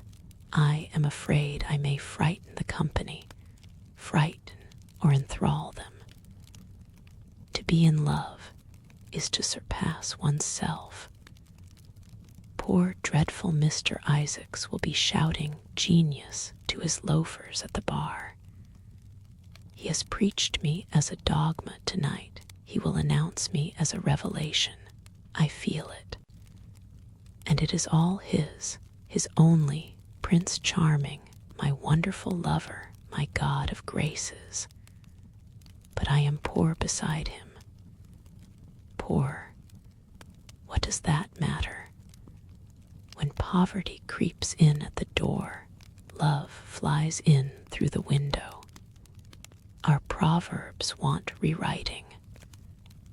They were made in winter, and it is summer now. Springtime for me, I think. A very dance of blossoms in blue skies. "He is a gentleman," said the lad sullenly. "A prince," she cried musically. "What more do you want? He wants to enslave you. I shudder at the thought of being free. I want you to beware of him. To see him is to worship him. To know him is to trust him. Sybil, you are mad about him." She laughed and took his arm. "You dear old Jim, you talk as if you were 100. Some day you will be in love yourself. Then you will know what it is. Don't look so sulky. Surely you should be glad to think that, though you are going away, you leave me happier than I have ever been before. Life has been hard for us both, terribly hard and difficult. But it will be different now. You are going to a new world, and I have found one. Here are 2 chairs. Let us sit down and see the smart people go by. They took their seats amidst a crowd of watchers. The tulip beds across the road flamed like throbbing rings of fire. A white dust, tremulous cloud of orris root, it seemed, hung in the panting air. The brightly colored parasols danced and dipped like monstrous butterflies. She made her brother talk of himself, his hopes, his prospects. He spoke slowly and with effort. They passed words to each other as players at a game pass counters. Sybil felt oppressed. She could not communicate her joy. A faint smile curving that sullen mouth was all the echo she could win. After some time, she became silent. Suddenly, she caught a glimpse of golden hair and laughing lips, and in an open carriage with two ladies Dorian Gray drove past. She started to her feet. "There he is," she cried. "Who?" said Jim Vane. "Prince Charming," she answered, looking after the Victoria. He jumped up and seized her roughly by the arm. "Show him to me." "Which is he? Point him out. I must see him," he exclaimed. But at that moment, the Duke of Berwick's foreign hand came between, and when it had left the space clear, the carriage had swept out of the park. "He is gone," murmured Sybil sadly. "I wish you had seen him. I wish I had. For as sure as there is a God in heaven, if he ever does you any wrong, I shall kill him." She looked at him in horror. He repeated his words. They cut the air like a dagger. The people round began to gape. A lady standing close to her tittered. "Come away, Jim, come away," she whispered. He followed her doggedly as she passed through the crowd. He felt glad at what he had said. When they reached the Achilles statue, she turned round. There was pity in her eyes that became laughter on her lips. She shook her head at him. "You are foolish, Jim, utterly foolish, a bad-tempered boy, that is all. How can you say such horrible things? You don't know what you are talking about. You are simply jealous and unkind.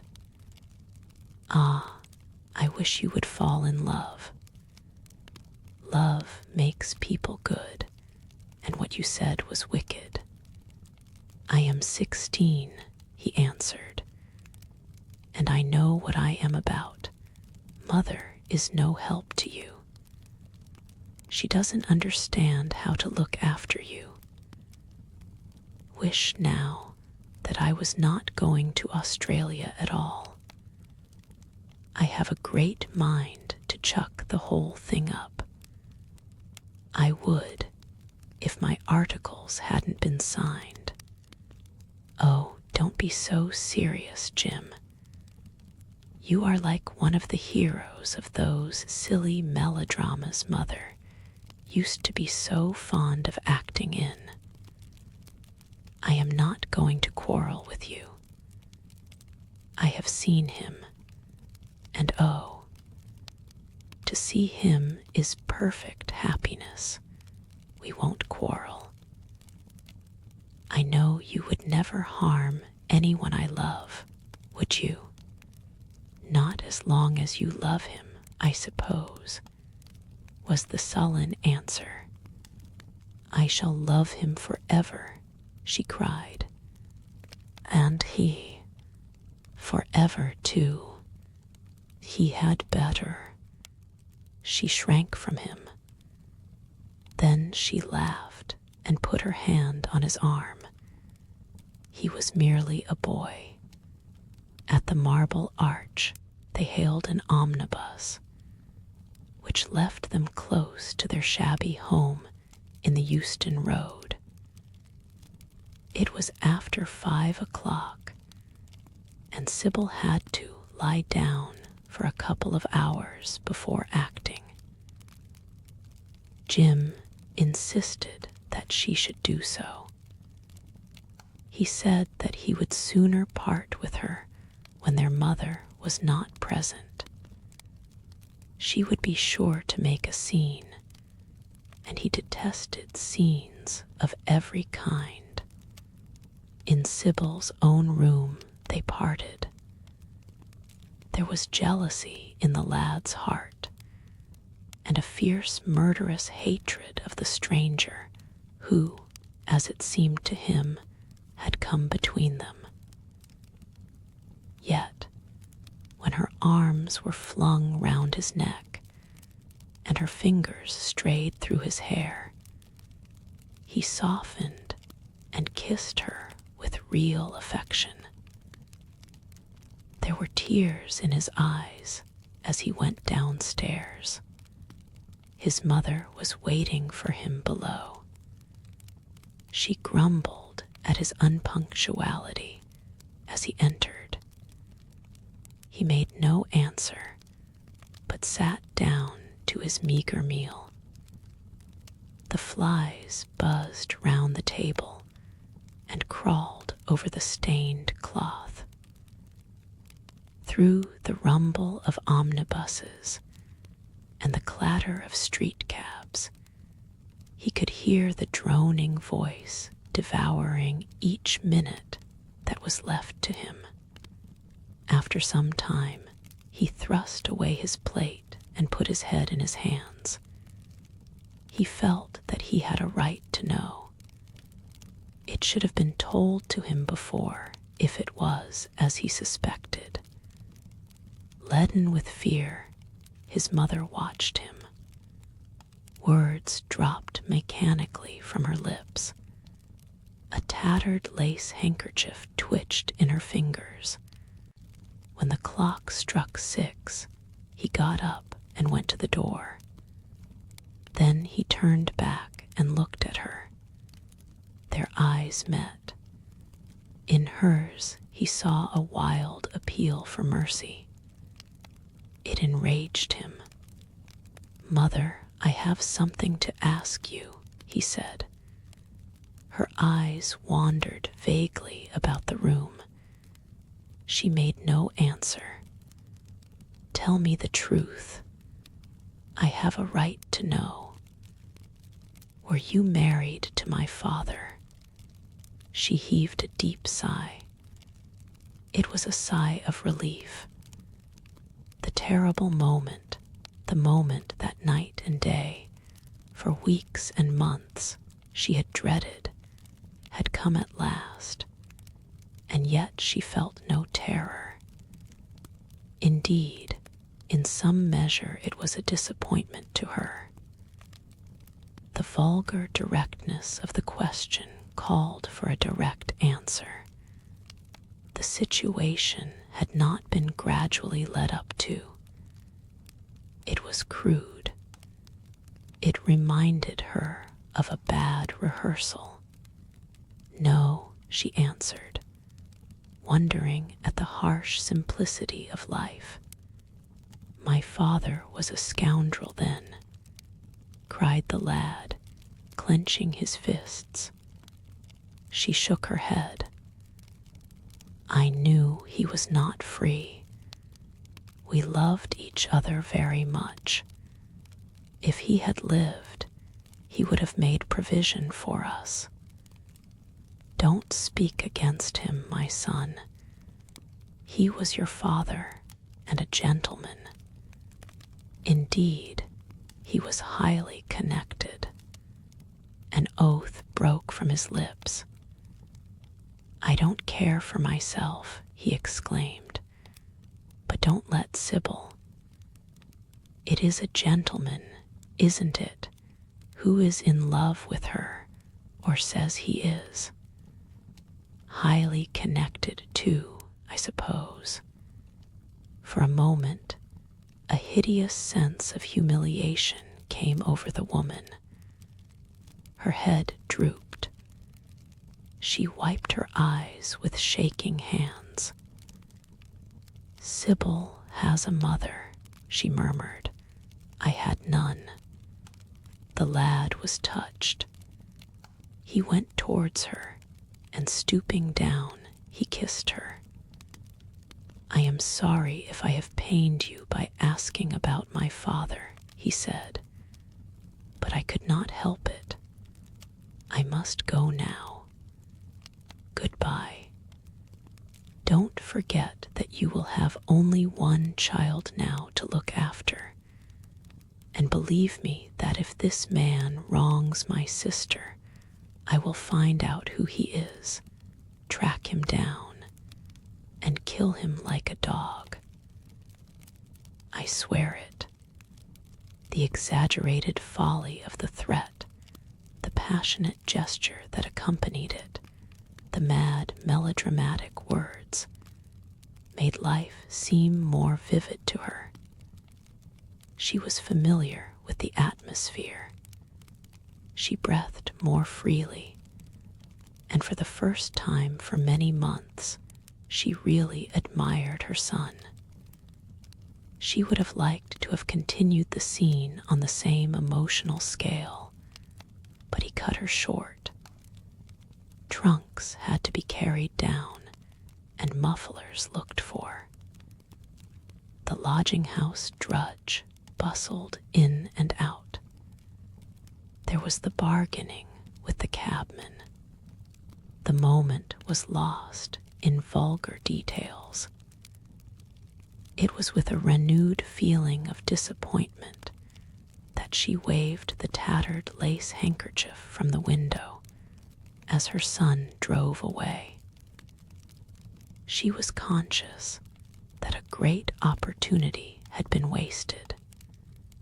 She consoled herself by telling Sybil how desolate she felt her life would be, now that she had only one child to look after.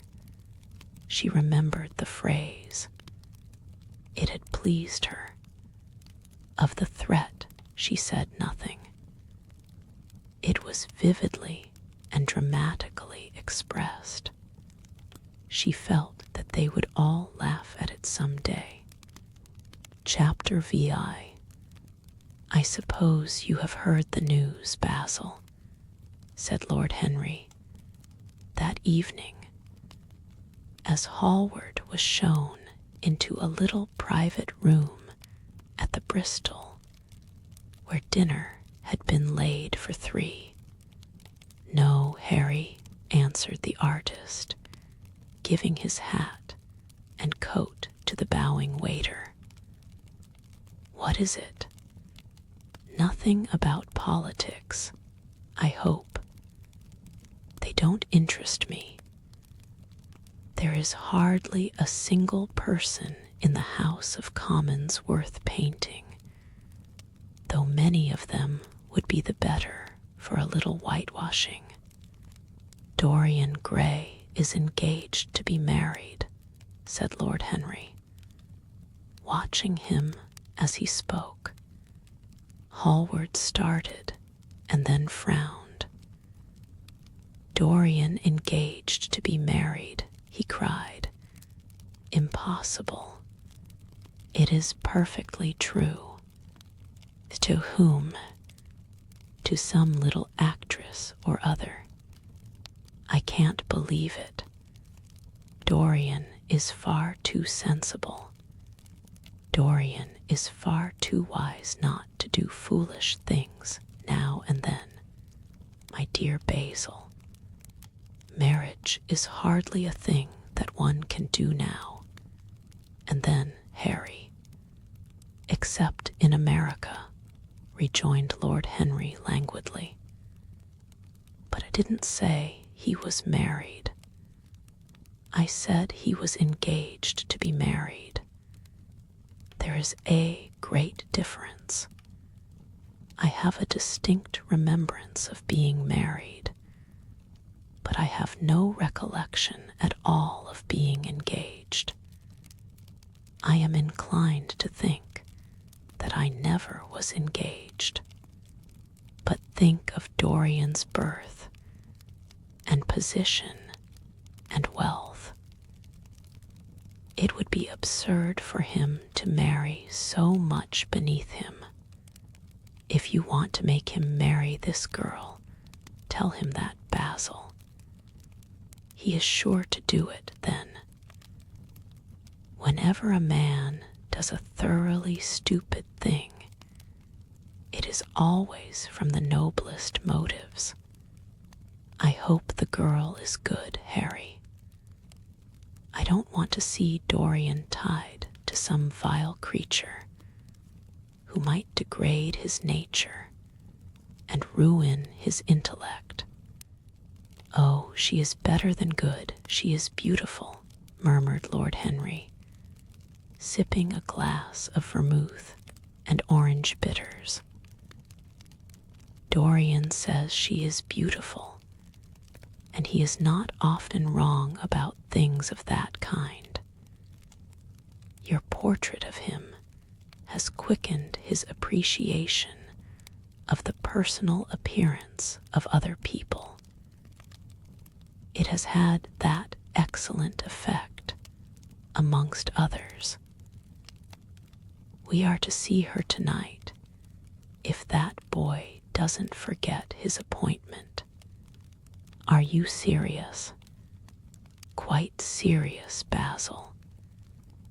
I should be miserable if I thought I should ever be more serious than I am at the present moment.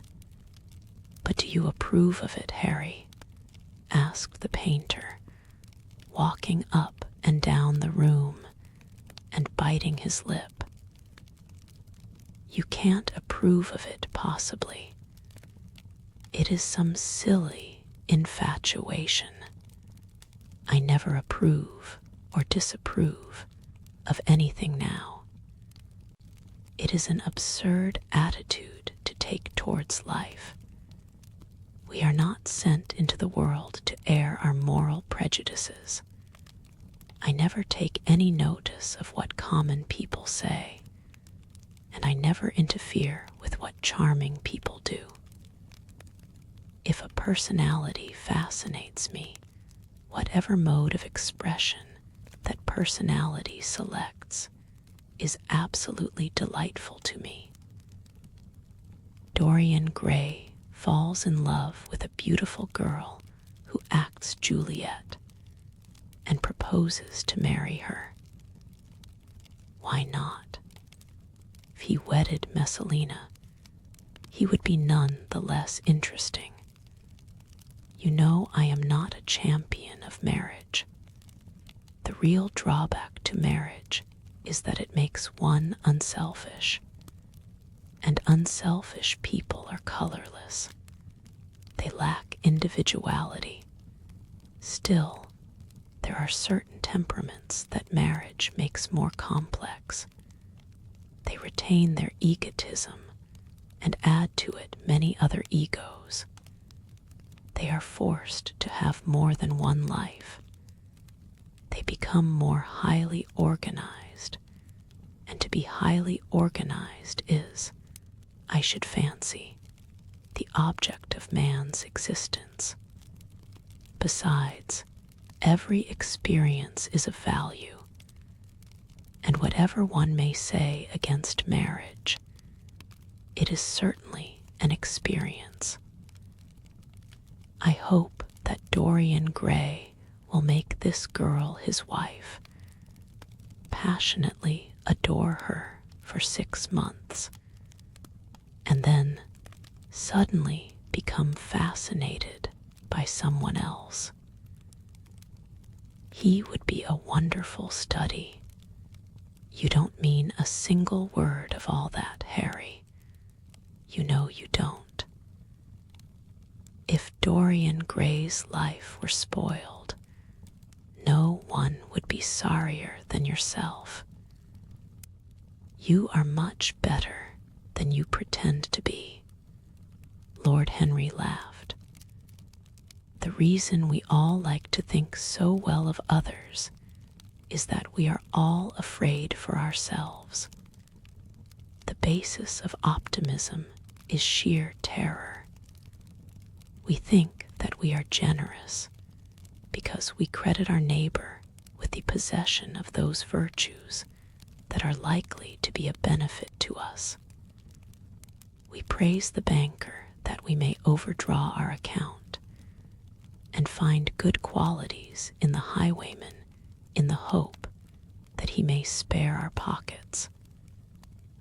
I mean everything that I have said. Have the greatest contempt for optimism. As for a spoiled life, no life is spoiled but one whose growth is arrested. If you want to mar a nature, you have merely to reform it. As for marriage, of course that would be silly, but there are other and more interesting bonds between men and women. I will certainly encourage them. They have the charm of being fashionable. But here is Dorian himself. He will tell you more than I can. My dear Harry, my dear Basil, you must both congratulate me, said the lad, throwing off his evening cape with its satin-lined wings, and shaking each of his friends by the hand in turn. I have never been so happy. Of course, it is sudden, all really delightful things are. And yet, it seems to me to be the one thing I have been looking for all my life. He was flushed with excitement and pleasure, and looked extraordinarily handsome. I hope you will always be very happy, Dorian, said Hallward. But I don't quite forgive you for not having let me know of your engagement.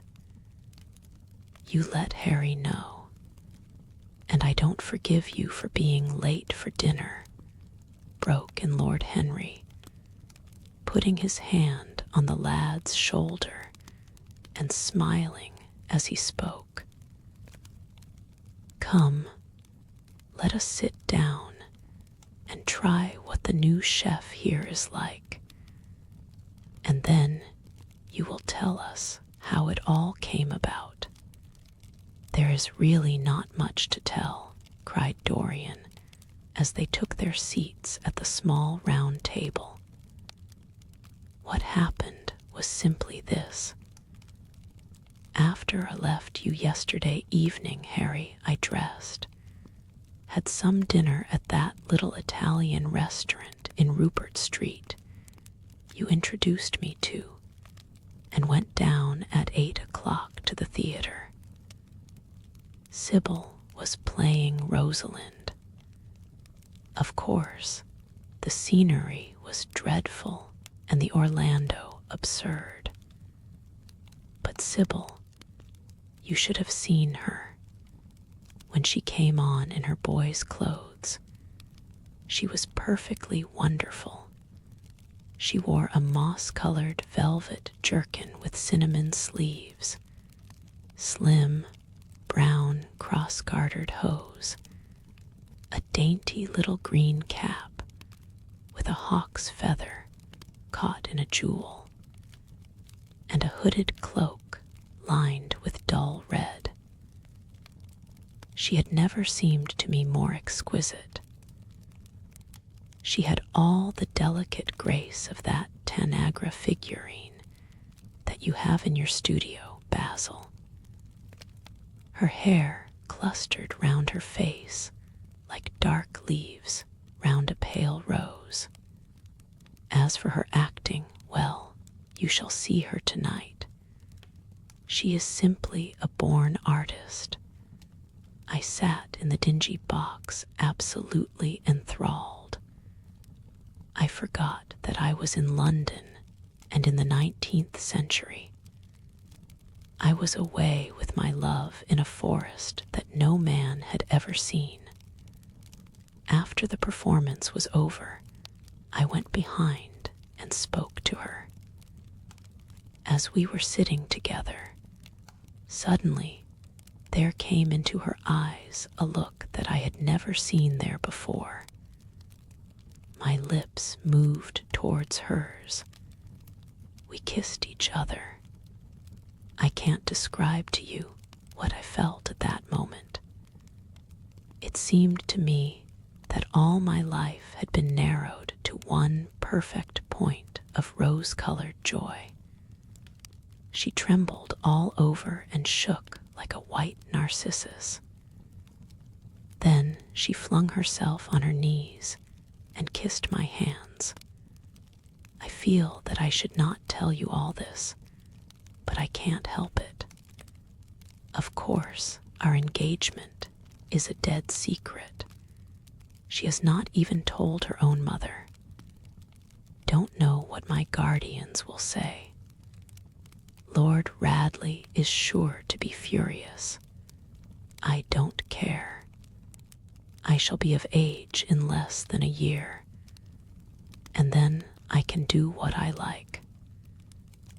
I have been right, Basil, haven't I, to take my love out of poetry and to find my wife in Shakespeare's plays. Lips that Shakespeare taught to speak have whispered their secret in my ear. I have had the arms of Rosalind around me and kissed Juliet on the mouth. Yes, Dorian, I suppose you were right, said Hallward slowly. Have you seen her today?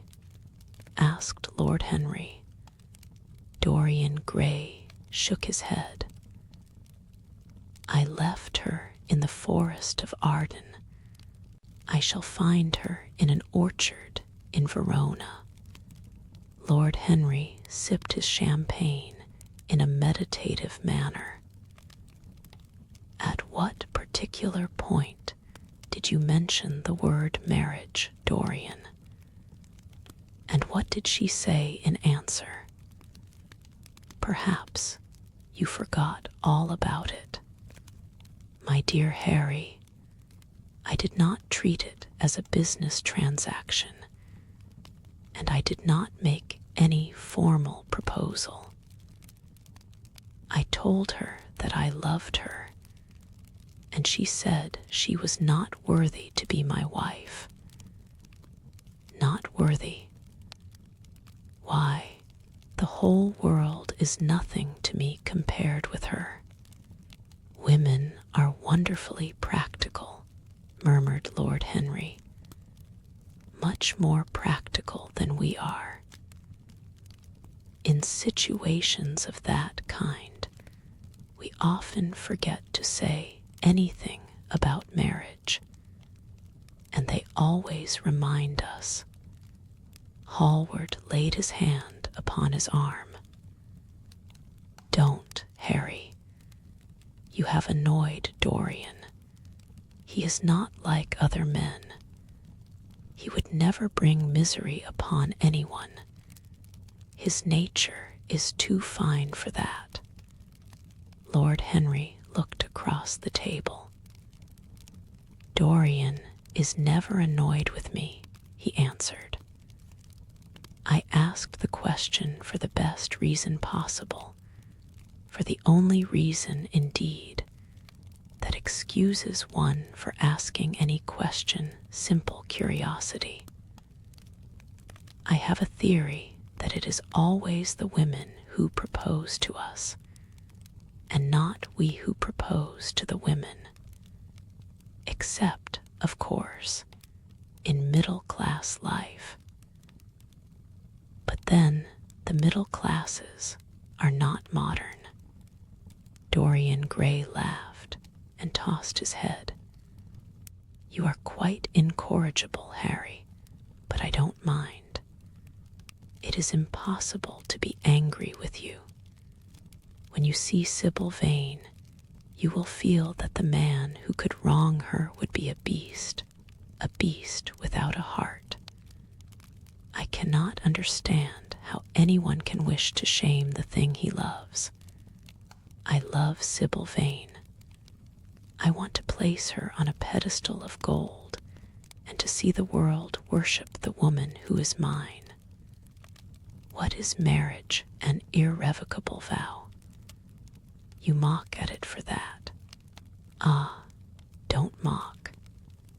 It is an irrevocable vow that I want to take. Her trust makes me faithful. Her belief makes me good. When I am with her, I regret all that you have taught me. Become different from what you have known me to be. I am changed, and the mere touch of Sybil Vane's hand makes me forget you, and all your wrong, fascinating, poisonous, delightful theories. And those are, asked Lord Henry, helping himself to some salad. Oh, your theories about life, your theories about love, your theories about pleasure. All your theories, in fact, Harry. Pleasure is the only thing worth having a theory about, he answered in his slow, melodious voice. But I am afraid I cannot claim my theory as my own. It belongs to nature, not to me. Pleasure is nature's test, her sign of approval. When we are happy, we are always good. But when we are good, we are not always happy.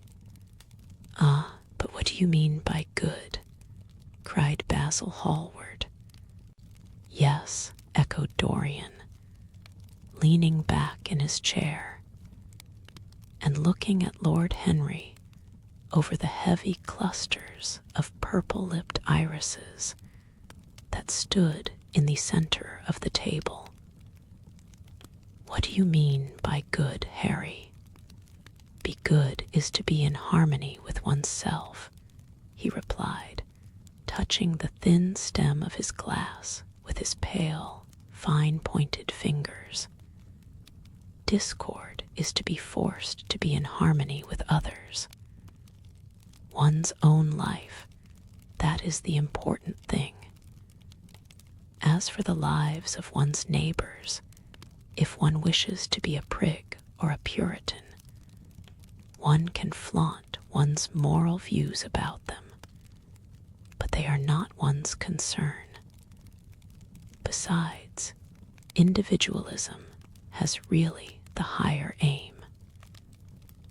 Modern morality consists in accepting the standard of one's age.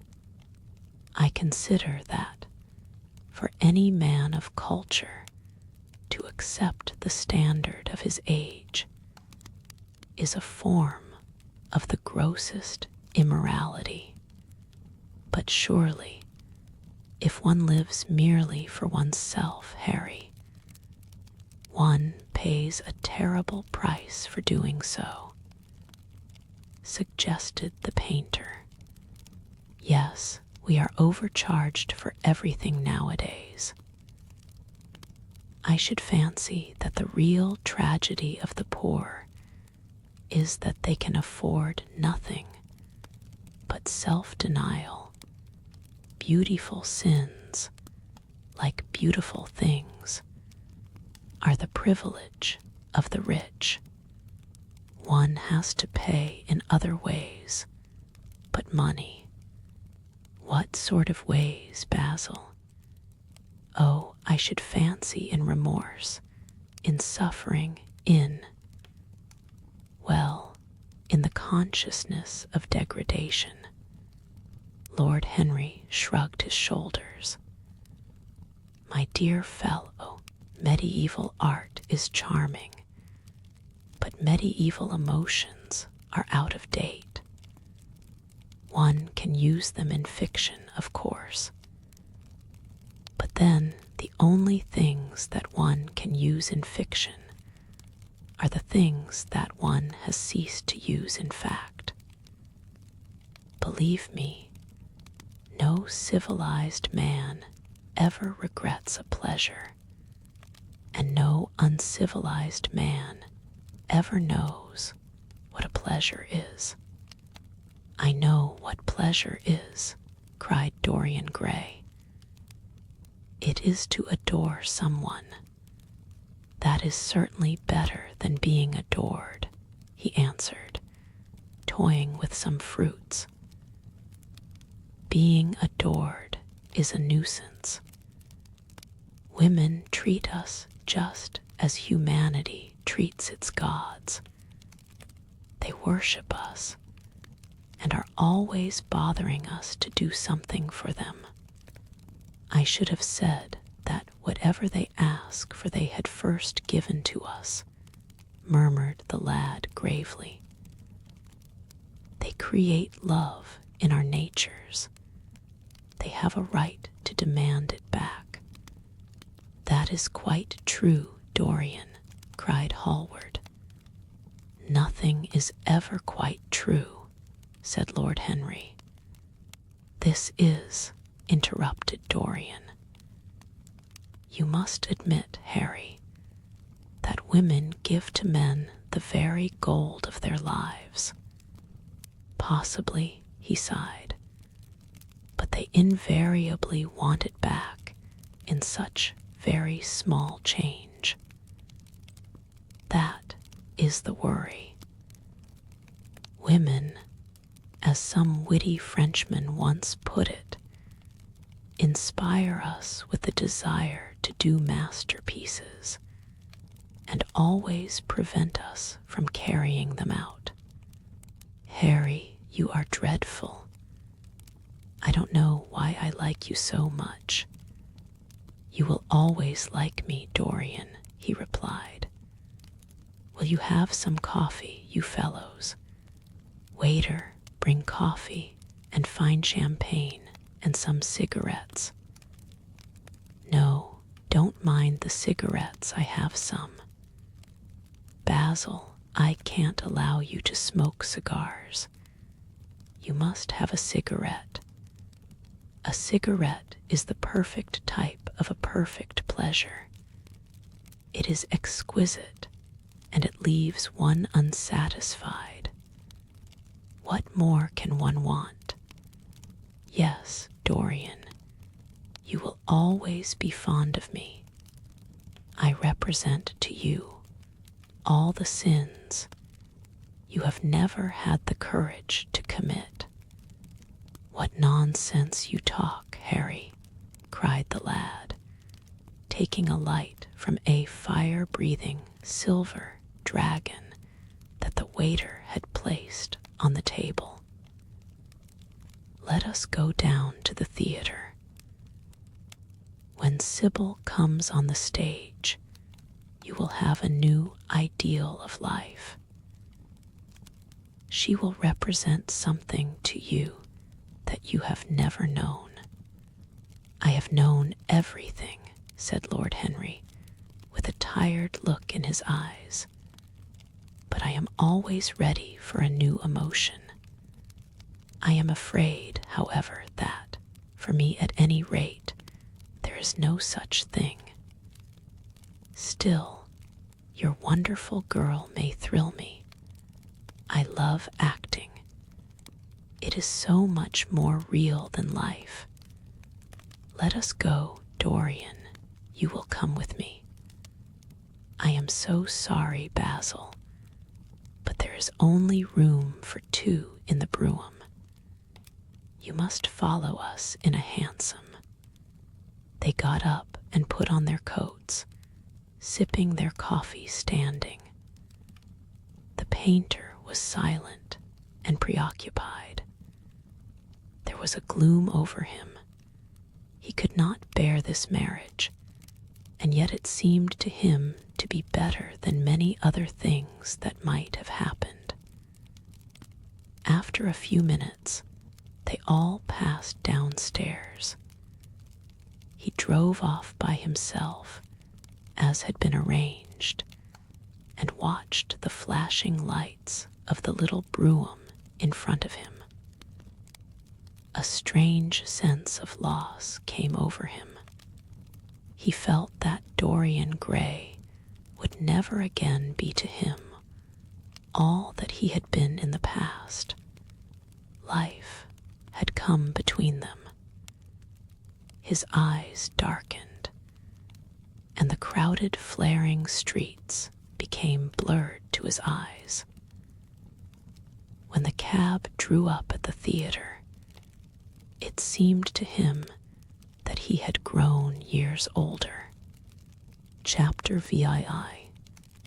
For some reason or other, the house was crowded that night, and the fat Jew manager who met them at the door was beaming from ear to ear with an oily, tremulous smile. He escorted them to their box with a sort of pompous humility, waving his fat, jeweled hands and talking at the top of his voice. Dorian Gray loathed him more than ever. He felt as if he had come to look for Miranda and had been met by Caliban. Lord Henry, upon the other hand, rather liked him. At least he declared he did, and insisted on shaking him by the hand and assuring him that he was proud to meet a man who had discovered a real genius and gone bankrupt over a poet. Hallward amused himself with watching the faces in the pit. The heat was terribly oppressive, and the huge sunlight flamed like a monstrous dahlia with petals of yellow fire. The youths in the gallery had taken off their coats and waistcoats and hung them over the side.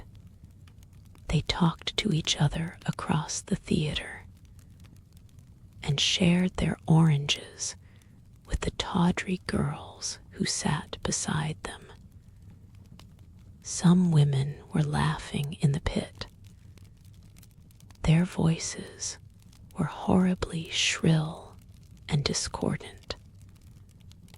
The sound of the popping of corks came from the bar. What a place to find one's divinity in, said Lord Henry. Yes, answered Dorian Gray. It was here I found her, and she is divine beyond all living things. When she acts, you will forget everything. These common rough people, with their coarse faces and brutal gestures, become quite different when she is on the stage. They sit silently and watch her. They weep and laugh as she wills them to do.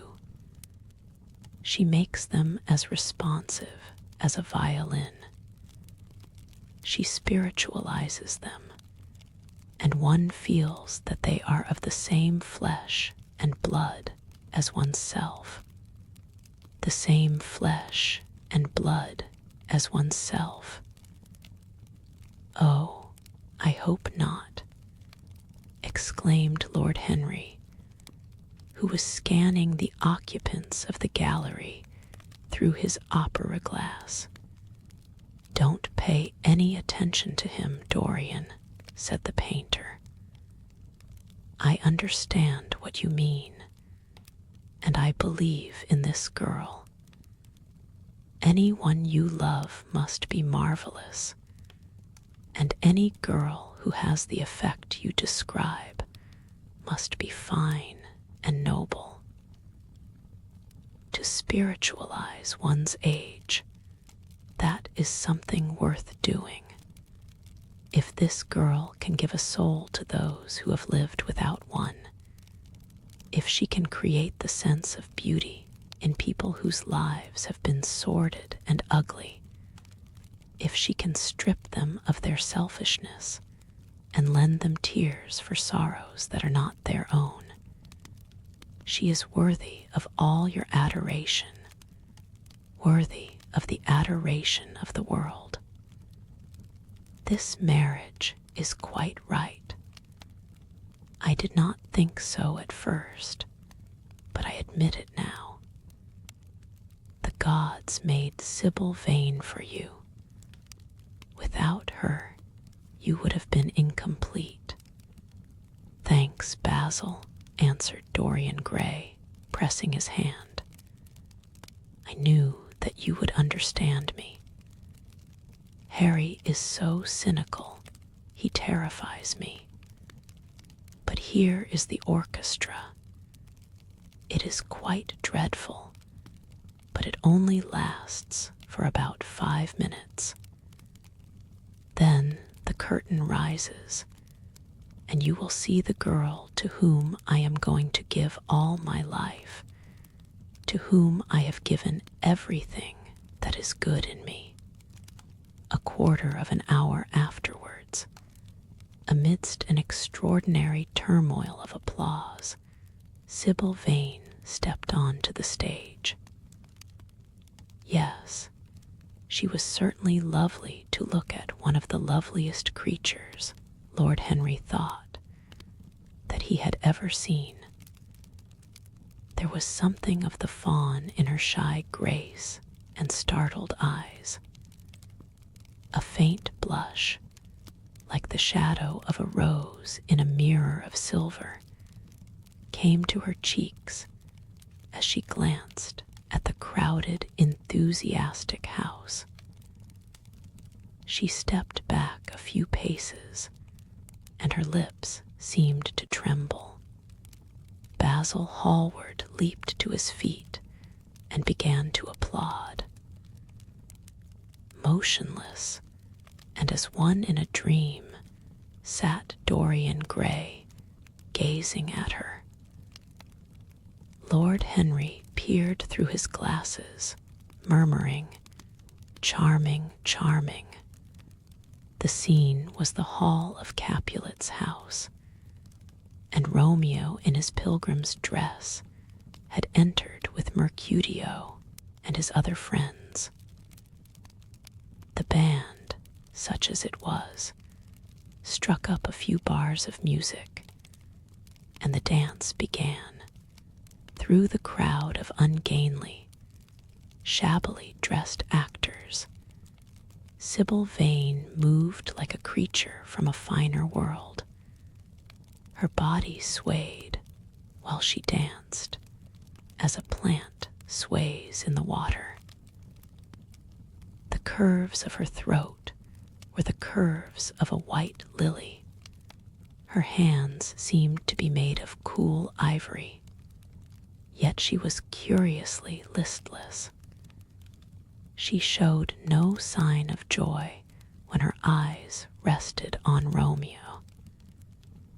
The few words she had to speak, "Good pilgrim, you do wrong your hand too much," which mannerly devotion shows in this.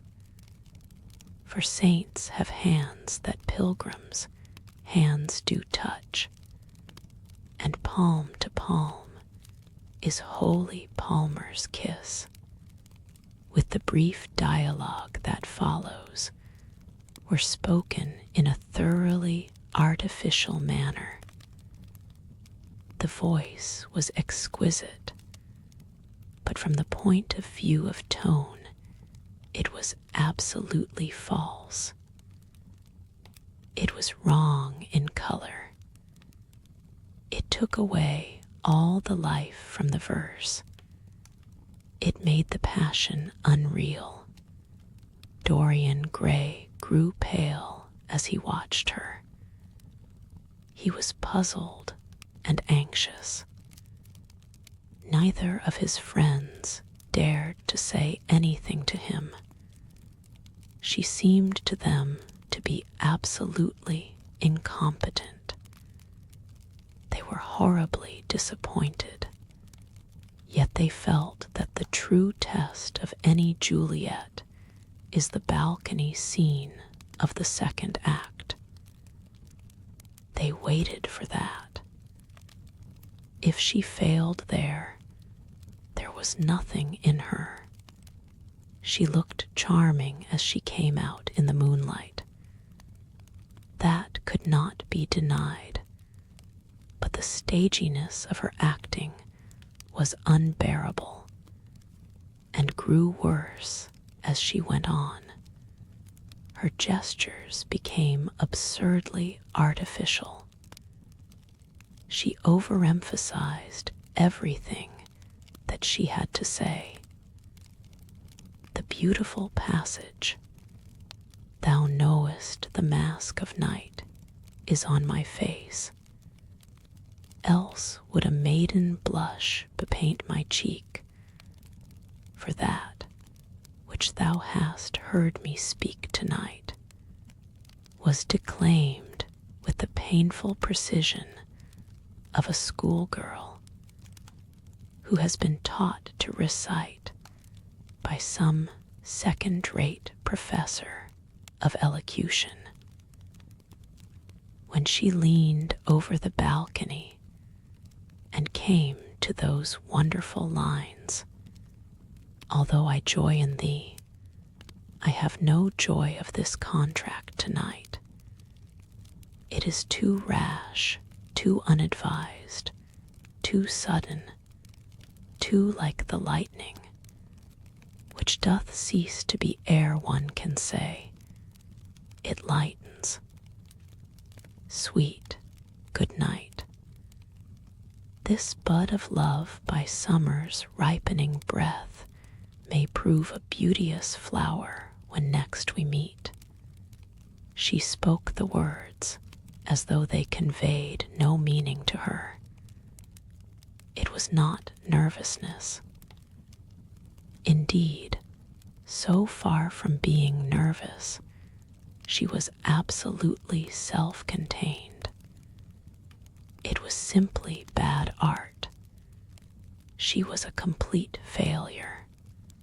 Even the common, uneducated audience of the pit and gallery lost their interest in the play. They got restless and began to talk loudly and to whistle. The Jew manager, who was standing at the back of the dress circle, stamped and swore with rage. The only person unmoved was the girl herself. When the second act was over, there came a storm of hisses, and Lord Henry got up from his chair and put on his coat. "She is quite beautiful, Dorian," he said, "but she can't act. Let us go." "I am going to see the play through," answered the lad in a hard, bitter voice. "I am awfully sorry that I have made you waste an evening, Harry. I apologize to you both. My dear Dorian, I should think Miss Vane was ill," interrupted Hallward. "We will come some other night." "I wish she were ill," he rejoined. "But she seems to me to be simply callous and cold. She has entirely altered. Last night she was a great artist. This evening she is merely a commonplace, mediocre actress. Don't talk like that about anyone you love, Dorian. Love is a more wonderful thing than art.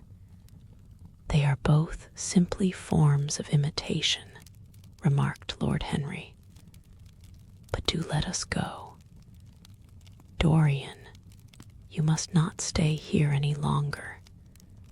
It is not good for one's morals to see bad acting. Besides, I don't suppose you will want your wife to act. So what does it matter if she plays Juliet like a wooden doll?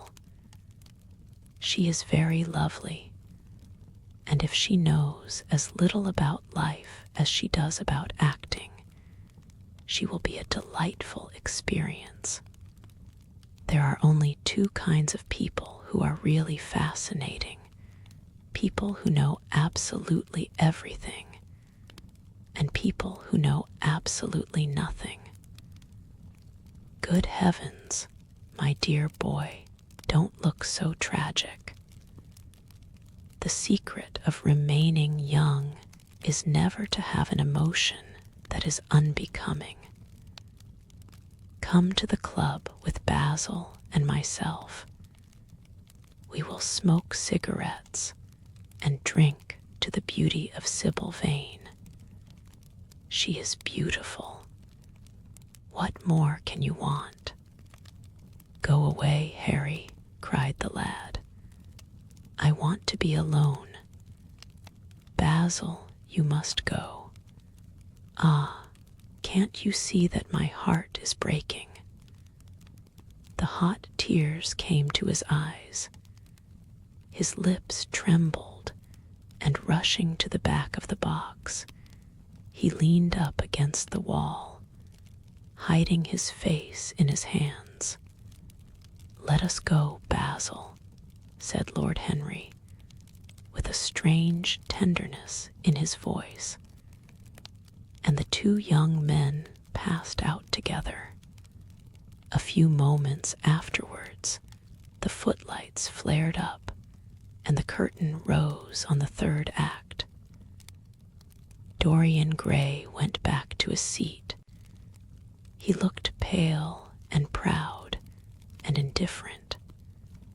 The play dragged on and seemed interminable. Half of the audience went out, tramping in heavy boots and laughing. The whole thing was a fiasco.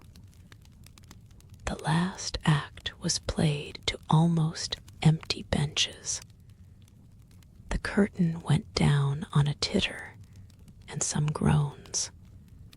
As soon as it was over, Dorian Gray rushed behind the scenes into the green room.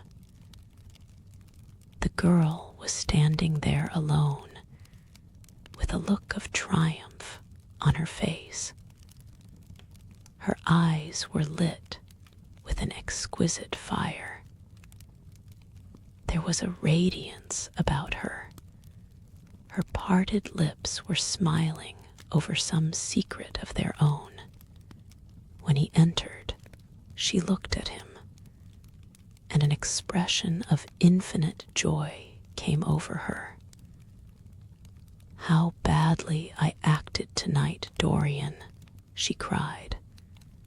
"Horribly," he answered, gazing at her in amazement. "Horribly. It was dreadful. Are you ill? You have no idea what it was. You have no idea what I suffered." The girl smiled.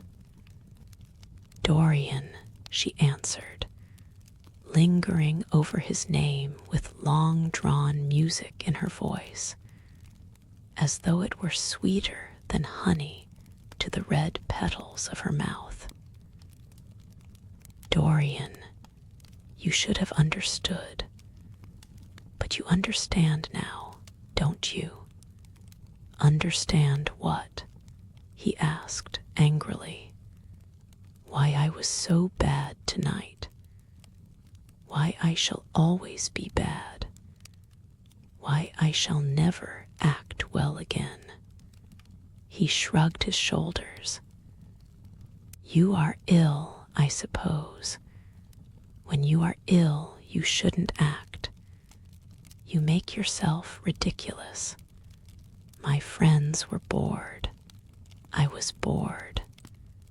She seemed not to listen to him. She was transfigured with joy. An ecstasy of happiness dominated her. Dorian, Dorian, she cried, before I knew you, acting was the one reality of my life. It was only in the theater that I lived. I thought that it was all true. I was Rosalind one night and Portia the other. The joy of Beatrice was my joy, and the sorrows of Cordelia were mine also. I believed in everything. The common people who acted with me seemed to me to be godlike. The painted scenes were my world. I knew nothing but shadows, and I thought them real. You came, oh, my beautiful love, and you freed my soul from prison. You taught me what reality really is. Tonight, for the first time in my life, I saw through the hollowness, the sham, the silliness of the empty pageant in which I had always played. Tonight, for the first time, I became conscious that the Romeo was hideous and old and painted, that the moonlight in the orchard was false, that the scenery was vulgar, and that the words I had to speak were unreal, were not my words, were not what I wanted to say. You had brought me something higher, something of which all art is but a reflection.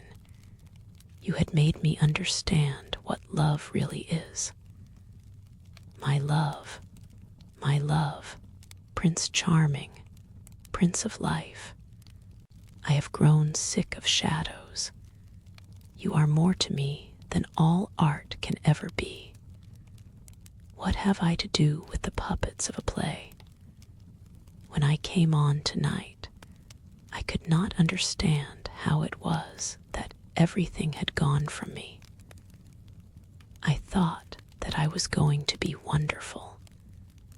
I found that I could do nothing. Suddenly it dawned on my soul what it all meant. The knowledge was exquisite to me. I heard them hissing, and I smiled. What could they know of love such as ours? Take me away, Dorian, take me away with you, where we can be quite alone. I hate the stage. I might mimic a passion that I do not feel, but I cannot mimic one that burns me like fire. Oh, Dorian, Dorian, you understand now what it signifies. Even if I could do it, it would be profanation for me to play at being in love.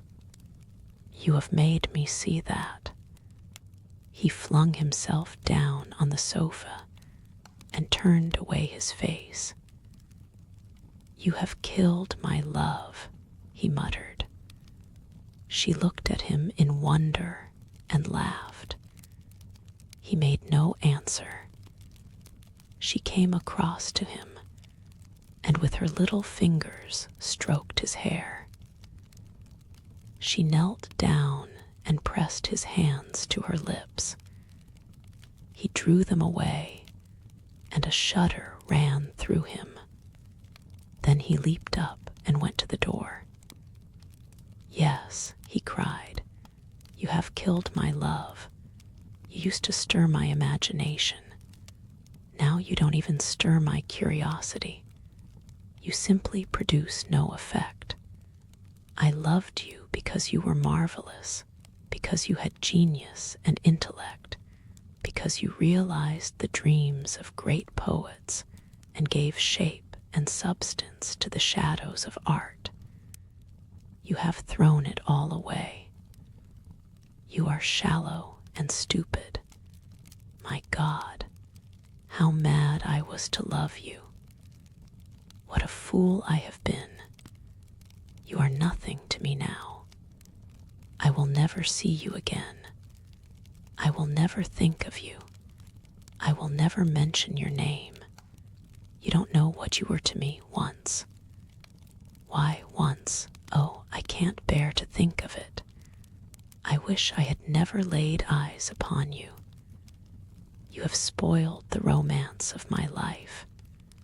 How little you can know of love if you say it mars your art. Without your art, you are nothing. I would have made you famous, splendid, magnificent. The world would have worshipped you, and you would have borne my name. What are you now? A third-rate actress with a pretty face. The girl grew white and trembled. She clenched her hands together, and her voice seemed to catch in her throat. You are not serious, Dorian, she murmured. You are acting. Acting, I leave that to you. You do it so well, he answered bitterly. She rose from her knees, and with a piteous expression of pain in her face, came across the room to him. She put her hand upon his arm and looked into his eyes. He thrust her back. Don't touch me, he cried. A low moan broke from her, and she flung herself at his feet and lay there like a trampled flower. Dorian, Dorian, don't leave me, she whispered. I am so sorry I didn't act well. I was thinking of you all the time, but I will try indeed, I will try. It came so suddenly across me, my love for you. I think I should never have known it if you had not kissed me, if we had not kissed each other. Kiss me again, my love. Don't go away from me. I couldn't bear it. Oh, don't go away from me. My brother, no, never mind. He didn't mean it. He was in jest. But you, oh, can't you forgive me for tonight? I will work so hard and try to improve. Don't be cruel to me, because I love you better than anything in the world. After all, it is only once that I have not pleased you. But you are quite right, Dorian. I should have shown myself more of an artist. It was foolish of me, and yet I couldn't help it. Oh, don't leave me, don't leave me. A fit of passionate sobbing choked her. She crouched on the floor like a wounded thing, and Dorian Gray, with his beautiful eyes, looked down at her, and his chiseled lips curled in exquisite disdain. There is always something ridiculous about the emotions of people whom one has ceased to love. Sybil Vane seemed to him to be absurdly melodramatic. Her tears and sobs annoyed him. I am going, he said at last in his calm, clear voice. I don't wish to be unkind, but I can't see you again. You have disappointed me. She wept silently and made no answer, but crept nearer. Her little hands stretched blindly out and appeared to be seeking for him. He turned on his heel and left the room. In a few moments, he was out of the theater. Where he went to he hardly knew. He remembered wandering through dimly lit streets, past gaunt black-shadowed archways and evil-looking houses. Women with hoarse voices and harsh laughter had called after him. Drunkards had reeled by, cursing and chattering to themselves like monstrous apes. He had seen grotesque children huddled upon doorsteps, and heard shrieks and oaths from gloomy courts. As the dawn was just breaking, he found himself close to Covent Garden. The darkness lifted, and flushed with faint fires, the sky hollowed itself into a perfect pearl. Huge carts filled with nodding lilies rumbled slowly down the polished, empty street. The air was heavy with the perfume of the flowers, and their beauty seemed to bring him an anodyne for his pain. He followed into the market and watched the men unloading their wagons. A white-smocked carter offered him some cherries. He thanked him, wondered why he refused to accept any money for them, and began to eat them listlessly. They had been plucked at midnight, and the coldness of the moon had entered into them. A long line of boys carrying crates of striped tulips and of yellow and red roses defiled in front of him, threading their way through the huge, jade-green piles of vegetables. Under the portico, with its gray, sun-bleached pillars, loitered a troop of draggled, bare-headed girls, waiting for the auction to be over. Others crowded round the swinging doors of the coffee house in the piazza. The heavy cart horses slipped and stamped upon the rough stones, shaking their bells and trappings. Some of the drivers were lying asleep on a pile of sacks. Iris-necked and pink-footed, the pigeons ran about picking up seeds. After a little while, he hailed a hansom and drove home. For a few moments, he loitered upon the doorstep, looking round at the silent square, with its blank, close-shuttered windows and its staring blinds. The sky was pure opal now, and the roofs of the houses glistened like silver against it. From some chimney opposite a thin wreath of smoke was rising. It curled, a violet riband, through the nacre-colored air, in the huge gilt Venetian lantern, spoil of some doge's barge, that hung from the ceiling of the great, oak-paneled hall of entrance. Lights were still burning from 3 flickering jets. Thin blue petals of flame they seemed, rimmed with white fire.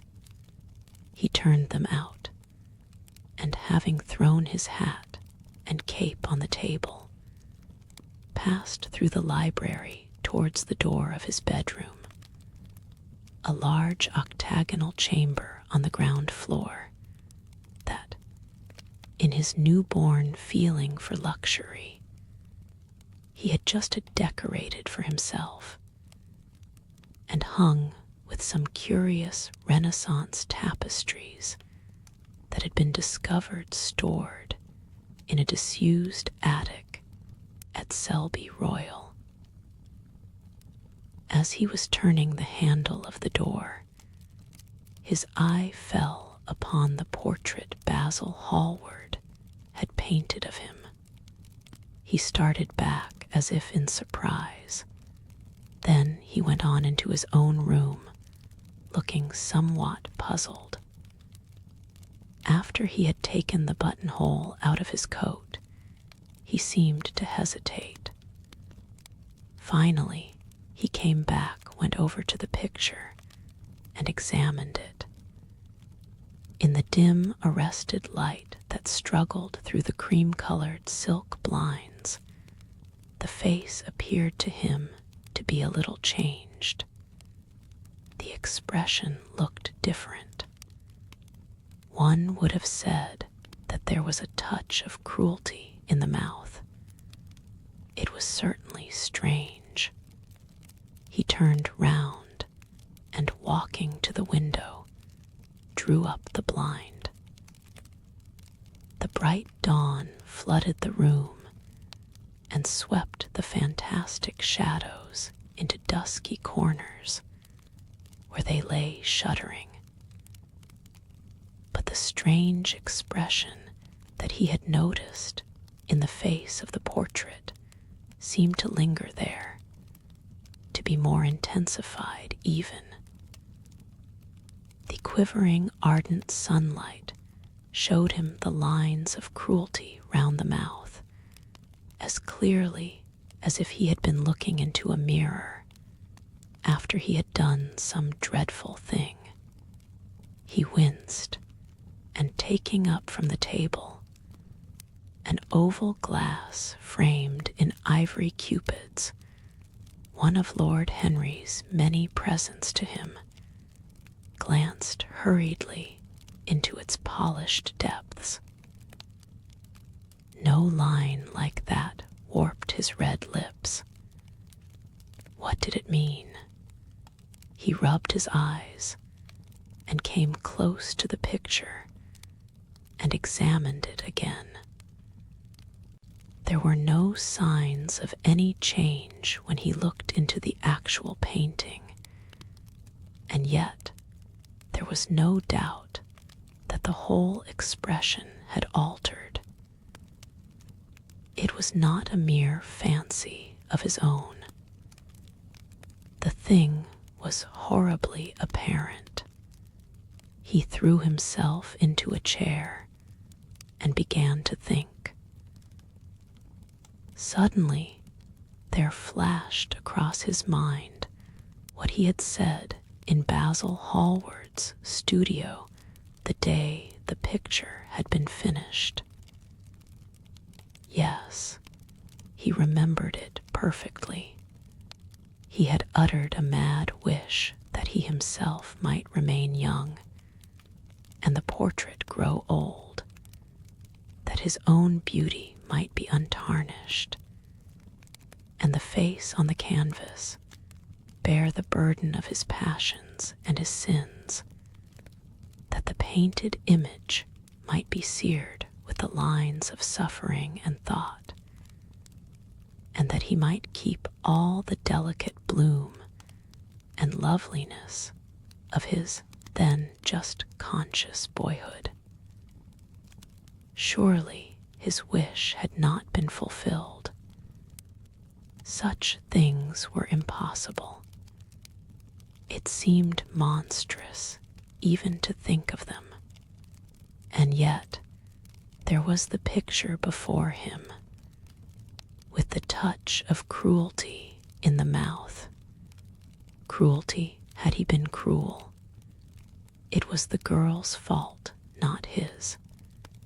He had dreamed of her as a great artist, had given his love to her because he had thought her great. Then she had disappointed him. She had been shallow and unworthy, and yet a feeling of infinite regret came over him as he thought of her lying at his feet, sobbing like a little child. He remembered with what callousness he had watched her. Why had he been made like that? Why had such a soul been given to him? But he had suffered also. During the 3 terrible hours that the play had lasted, He had lived centuries of pain, eon upon eon of torture. His life was well worth hers. She had marred him for a moment, if he had wounded her for an age. Besides, women were better suited to bear sorrow than men. They lived on their emotions. They only thought of their emotions when they took lovers. It was merely to have someone with whom they could have scenes. Lord Henry had told him that, and Lord Henry knew what women were. Why should he trouble about Sybil Vane? She was nothing to him now. But the picture, what was he to say of that? It held the secret of his life and told his story. It had taught him to love his own beauty. Would it teach him to loathe his own soul? Would he ever look at it again? No, it was merely an illusion wrought on the troubled senses. The horrible night that he had passed had left phantoms behind it. Suddenly, there had fallen upon his brain that tiny scarlet speck that makes men mad. The picture had not changed. It was folly to think so, yet it was watching him with its beautiful marred face and its cruel smile. Its bright hair gleamed in the early sunlight. Its blue eyes met his own.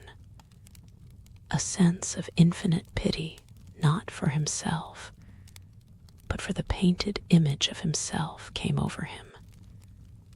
It had altered already, and would alter more. Its gold would wither into gray.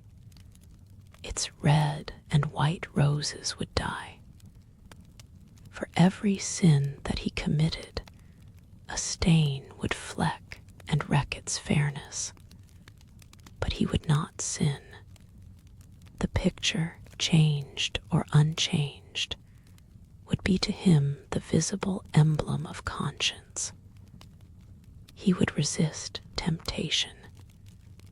He would not see Lord Henry any more, would not, at any rate, listen to those subtle poisonous theories that in Basil Hallward's garden had first stirred within him the passion for impossible things.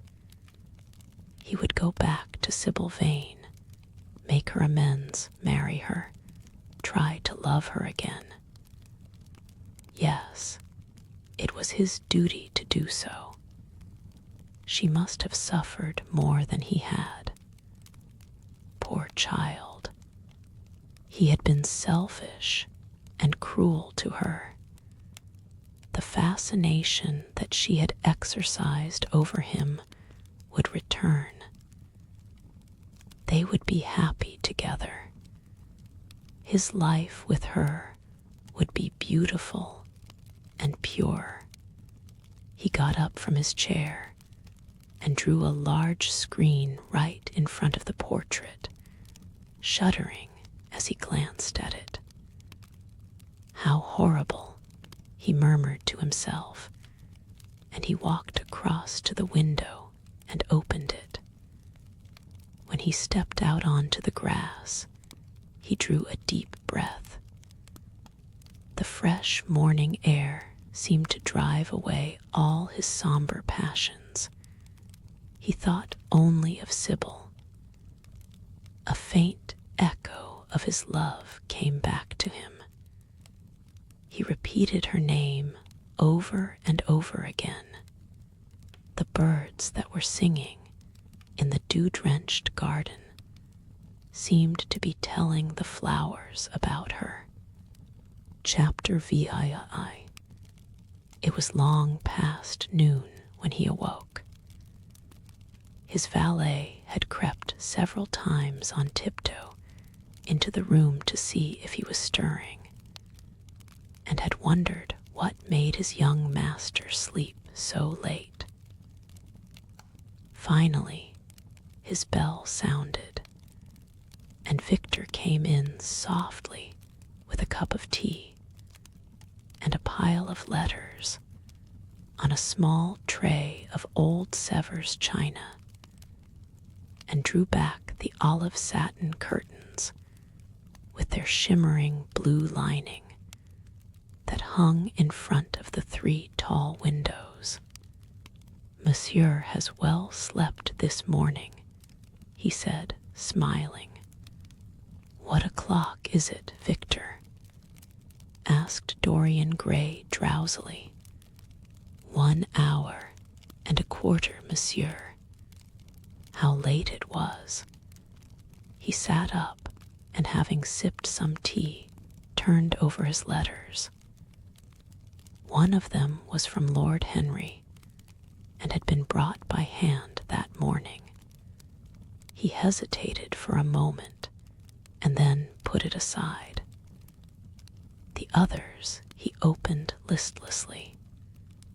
They contained the usual collection of cards, invitations to dinner, tickets for private views, programs of charity concerts, and the like that are showered on fashionable young men every morning during the season. There was a rather heavy bill for a chaste silver Louis Quinze toilet set that he had not yet had the courage to send on to his guardians, who were extremely old-fashioned people, and did not realize that we live in an age when unnecessary things are our only necessities. And there were several very courteously worded communications from German street moneylenders, offering to advance any sum of money at a moment's notice, and at the most reasonable rates of interest. After about 10 minutes he got up, and throwing on an elaborate dressing gown of silk-embroidered cashmere wool, passed into the onyx-paved bathroom.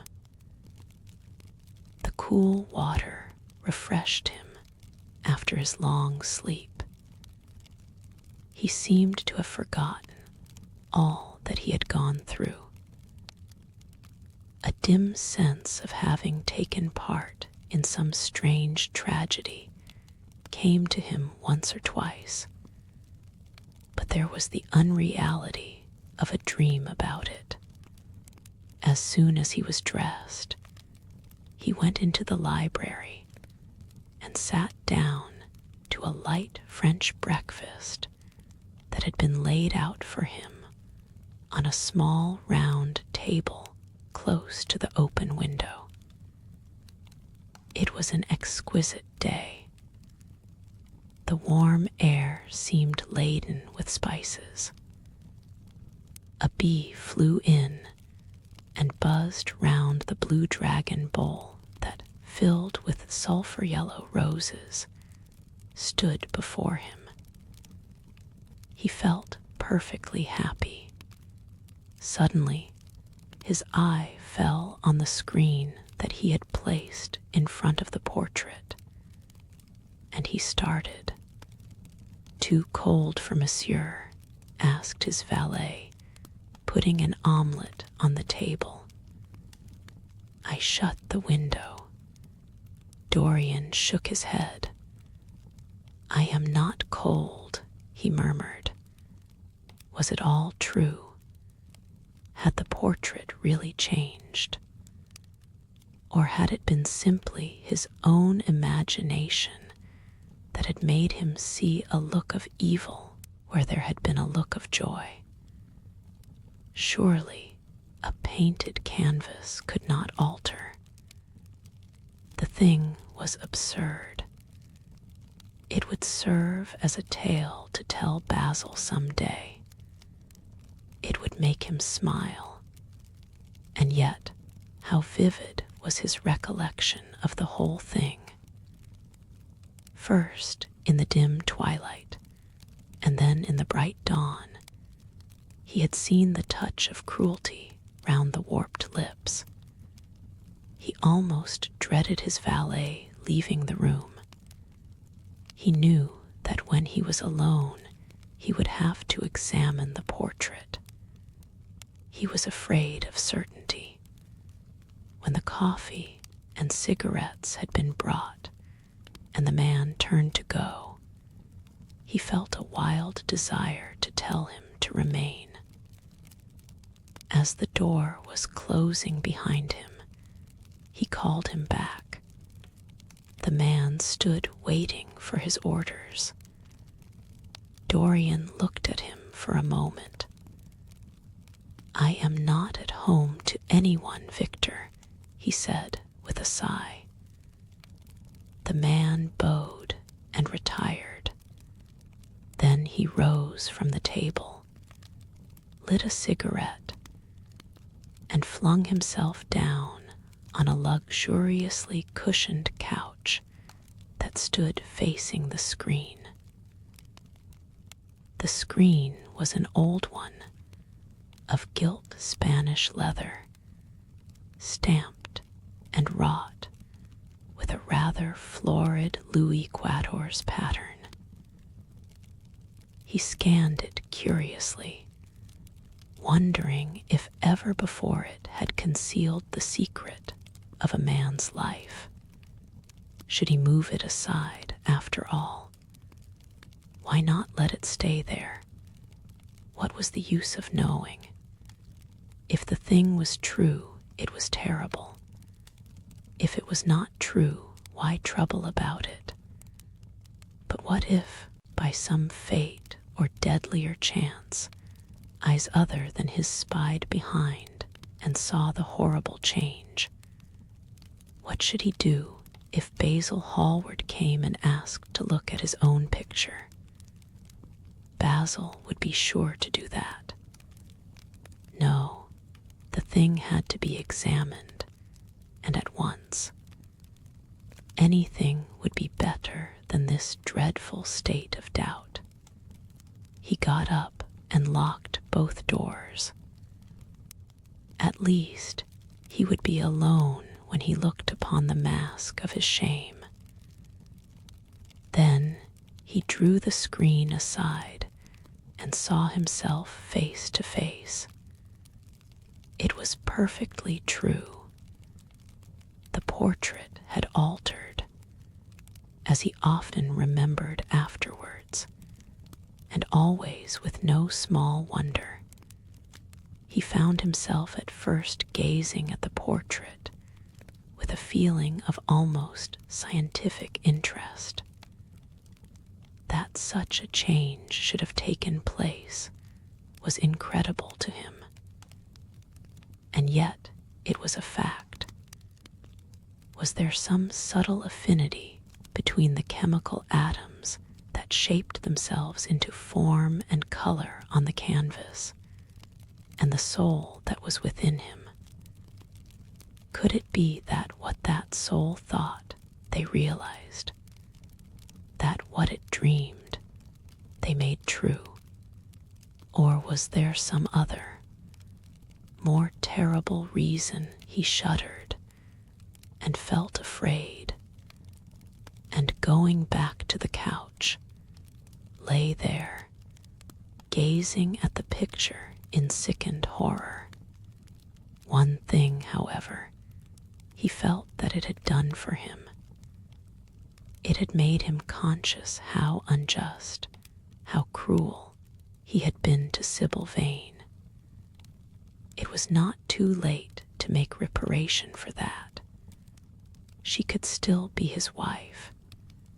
His unreal and selfish love would yield to some higher influence, would be transformed into some nobler passion, and the portrait that Basil Hallward had painted of him would be a guide to him through life, would be to him what holiness is to some. and conscience to others, and the fear of God to us all. There were opiates for remorse, drugs that could lull the moral sense to sleep. But here was a visible symbol of the degradation of sin. Here was an ever-present sign of the ruin men brought upon their souls. 3 o'clock struck, and 4, and the half-hour rang its double chime. But Dorian Gray did not stir. He was trying to gather up the scarlet threads of life and to weave them into a pattern, to find his way through the sanguine labyrinth of passion through which he was wandering. He did not know what to do or what to think. Finally, he went over to the table and wrote a passionate letter to the girl he had loved, imploring her forgiveness and accusing himself of madness. He covered page after page with wild words of sorrow and wilder words of pain. There is a luxury in self-reproach. When we blame ourselves, we feel that no one else has a right to blame us. It is the confession, not the priest, that gives us absolution. When Dorian had finished the letter, he felt that he had been forgiven. Suddenly there came a knock to the door, and he heard Lord Henry's voice outside. "My dear boy, I must see you. Let me in at once. I can't bear your shutting yourself up like this." He made no answer at first, but remained quite still. The knocking still continued and grew louder. Yes, it was better to let Lord Henry in, and to explain to him the new life he was going to lead, to quarrel with him if it became necessary to quarrel, to part if parting was inevitable. He jumped up, drew the screen hastily across the picture, and unlocked the door. "I am so sorry for it all, Dorian," said Lord Henry as he entered. "But you must not think too much about it." "Do you mean about Sybil Vane?" asked the lad. "Yes, of course," answered Lord Henry, sinking into a chair and slowly pulling off his yellow gloves. "It is dreadful from one point of view, but it was not your fault. Tell me, did you go behind and see her after the play was over?" "Yes, I felt sure you had." "Did you make a scene with her?" "I was brutal, Harry, perfectly brutal. But it is all right now. I am not sorry for anything that has happened. It has taught me to know myself better. Ah, Dorian, I am so glad you take it in that way. I was afraid I would find you plunged in remorse and tearing that nice curly hair of yours. I have got through all that," said Dorian, shaking his head and smiling. "I am perfectly happy now. I know what conscience is, to begin with. It is not what you told me it was. It is the divinest thing in us. Don't sneer at it, Harry, any more, at least not before me. I want to be good. I can't bear the idea of my soul being hideous. A very charming artistic basis for ethics, Dorian. I congratulate you on it. But how are you going to begin? By marrying Sybil Vane. Marrying Sybil Vane, cried Lord Henry, standing up and looking at him in perplexed amazement. But, my dear Dorian, yes, Harry, I know what you are going to say. Something dreadful about marriage. Don't say it. Don't ever say things of that kind to me again. 2 days ago, I asked Sybil to marry me. I am not going to break my word to her. She is to be my wife. Your wife, Dorian. Didn't you get my letter? I wrote to you this morning and sent the note down by my own man. Your letter? Oh, yes, I remember. I have not read it yet, Harry. I was afraid there might be something in it that I wouldn't like. You cut life to pieces with your epigrams. You know nothing then. What do you mean? Lord Henry walked across the room, and sitting down by Dorian Gray, took both his hands in his own and held them tightly. Dorian, he said, my letter, don't be frightened, was to tell you that Sybil Vane is dead. A cry of pain broke from the lad's lips, and he leaped to his feet, tearing his hands away from Lord Henry's grasp. Dead. Sybil dead. It is not true. It is a horrible lie. How dare you say it? It is quite true, Dorian, said Lord Henry gravely. It is in all the morning papers.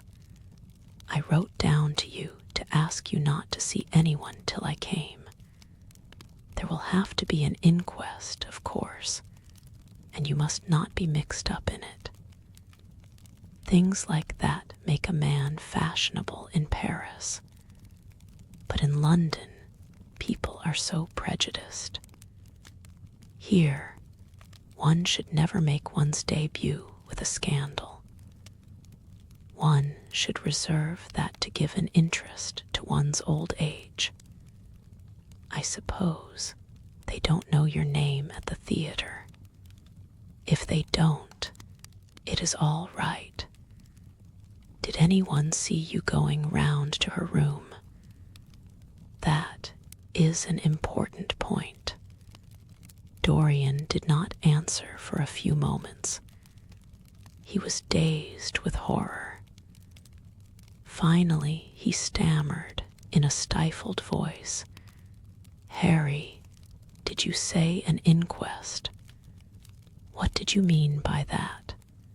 Did Sybil? Oh, Harry, I can't bear it. But be quick. Tell me everything at once. I have no doubt it was not an accident, Dorian, though it must be put in that way to the public. It seems that as she was leaving the theater with her mother, about 12:30 or so, she said she had forgotten something upstairs. They waited some time for her, but she did not come down again. They ultimately found her lying dead on the floor of her dressing room. She had swallowed something by mistake, some dreadful thing they use at theaters. I don't know what it was, but it had either prussic acid or white lead in it. I should fancy it was prussic acid, as she seems to have died instantaneously. Harry, Harry, it is terrible, cried the lad. Yes, it is very tragic, of course, but you must not get yourself mixed up in it. I see by the standard that she was 17. I should have thought she was almost younger than that.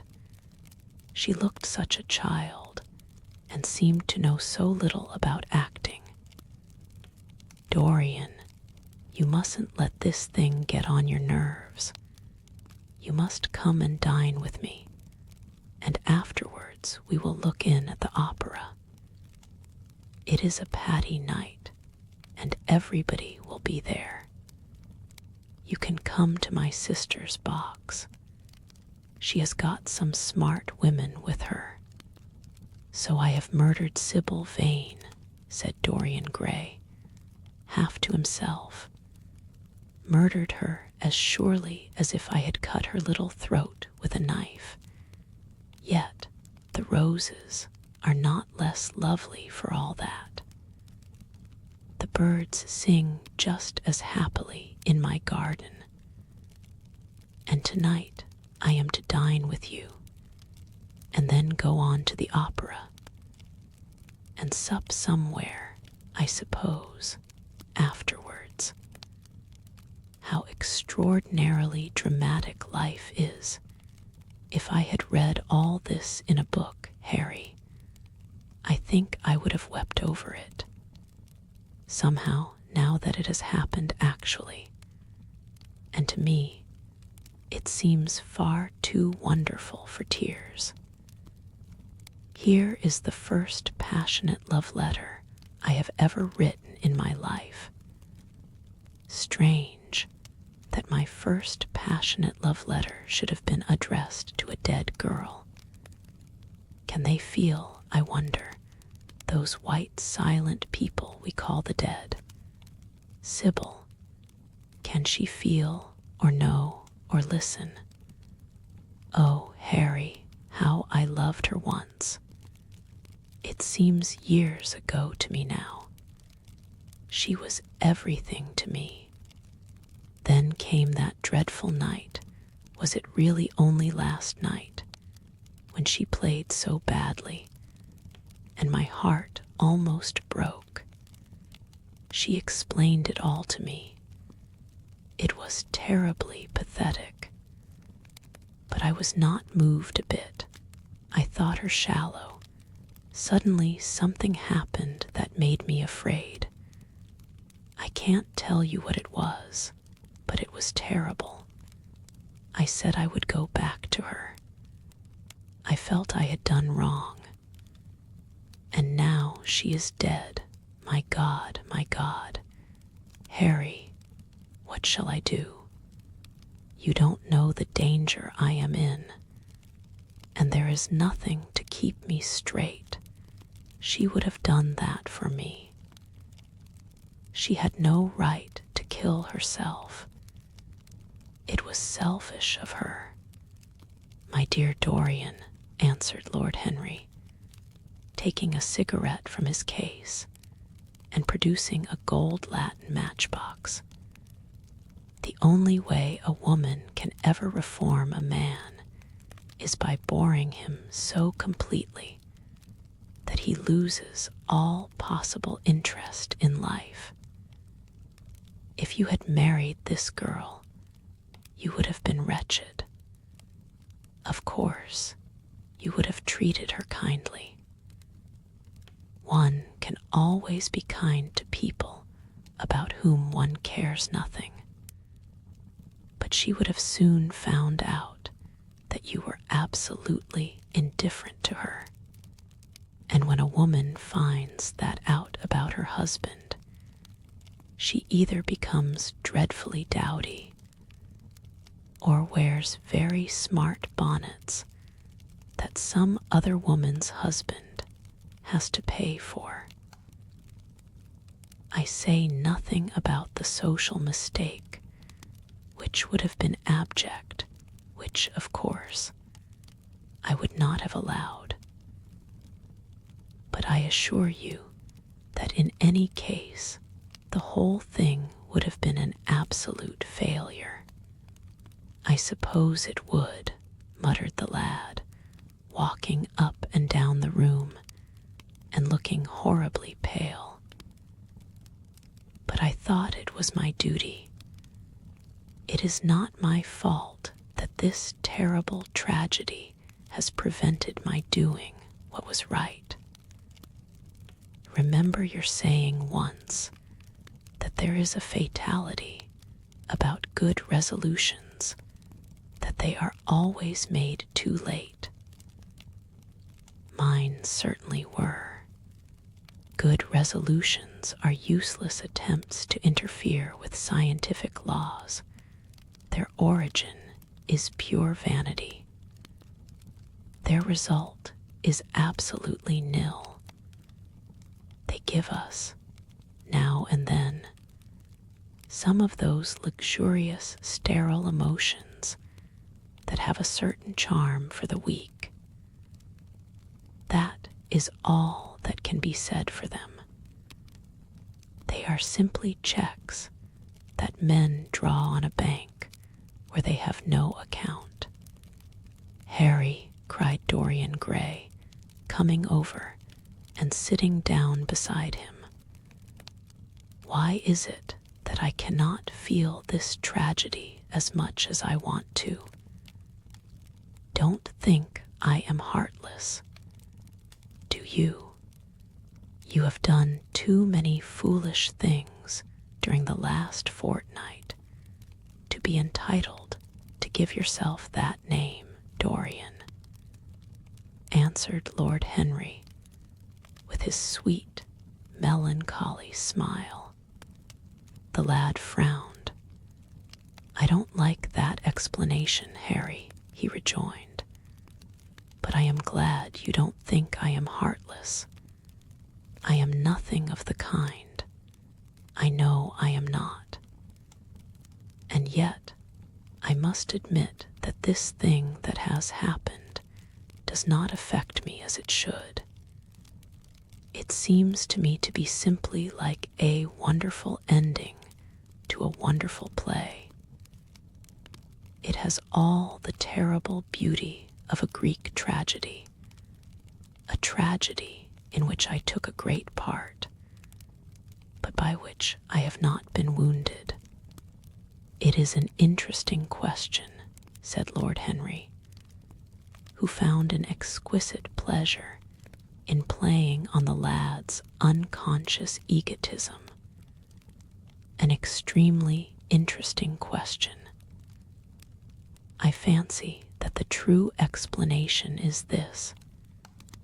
It often happens that the real tragedies of life occur in such an inartistic manner that they hurt us by their crude violence, their absolute incoherence, their absurd want of meaning, their entire lack of style.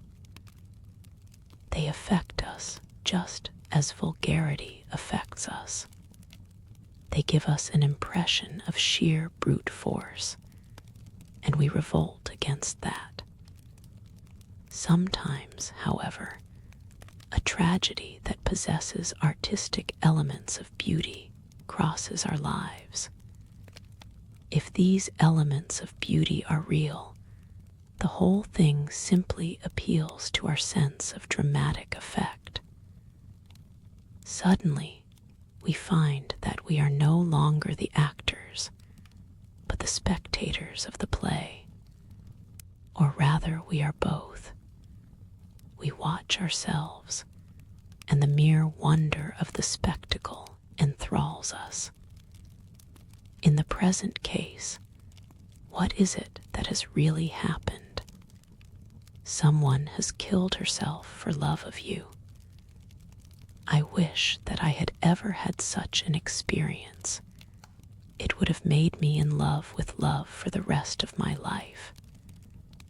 The people who have adored me, there have not been very many, but there have been some, have always insisted on living on, long after I had ceased to care for them, or they to care for me.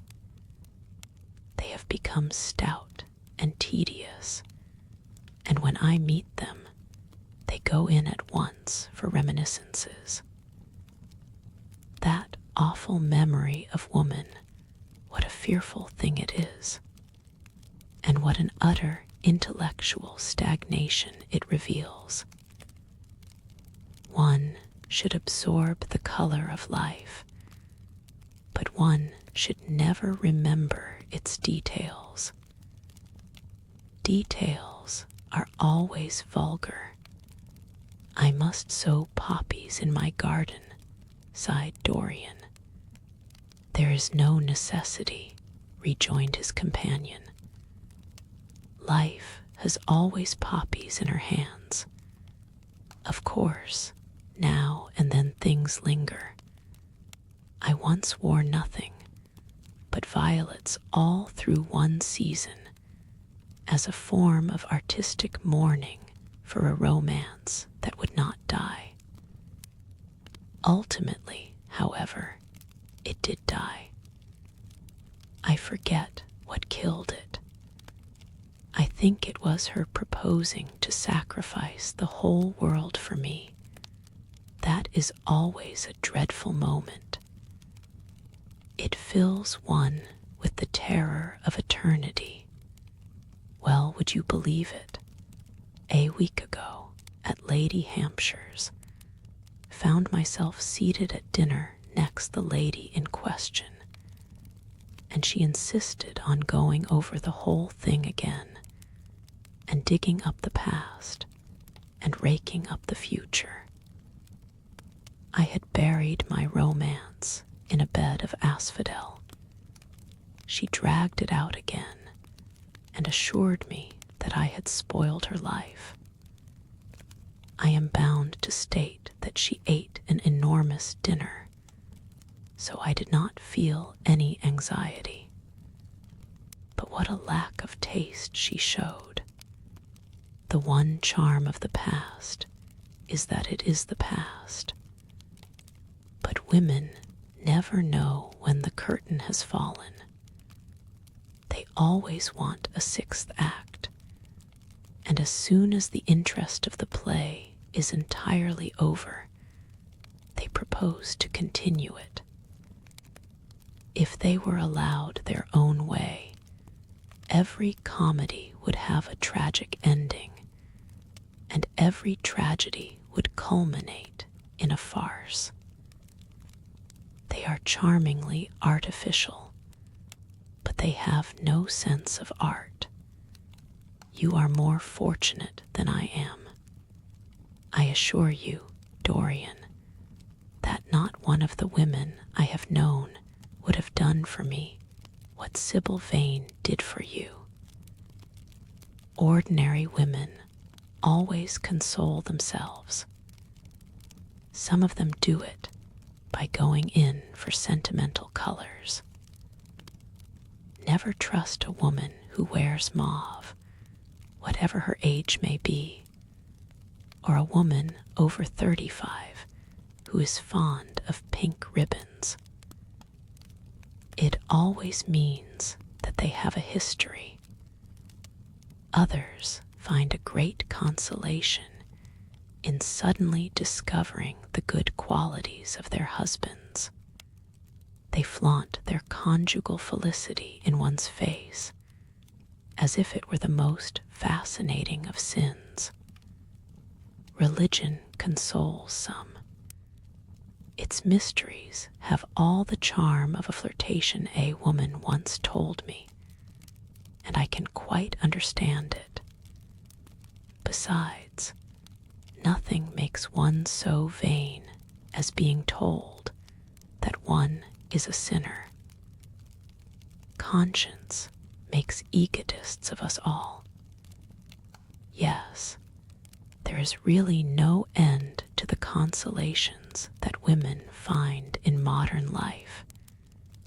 Indeed, have not mentioned the most important one. What is that, Harry? Said the lad listlessly. Oh, the obvious consolation. Taking someone else's admirer when one loses one's own. In good society that always whitewashes a woman. But really, Dorian, how different Sybil Vane must have been from all the women one meets. There is something to me quite beautiful about her death. I am glad I am living in a century when such wonders happen. They make one believe in the reality of the things we all play with, such as romance, passion, and love. I was terribly cruel to her. You forget that.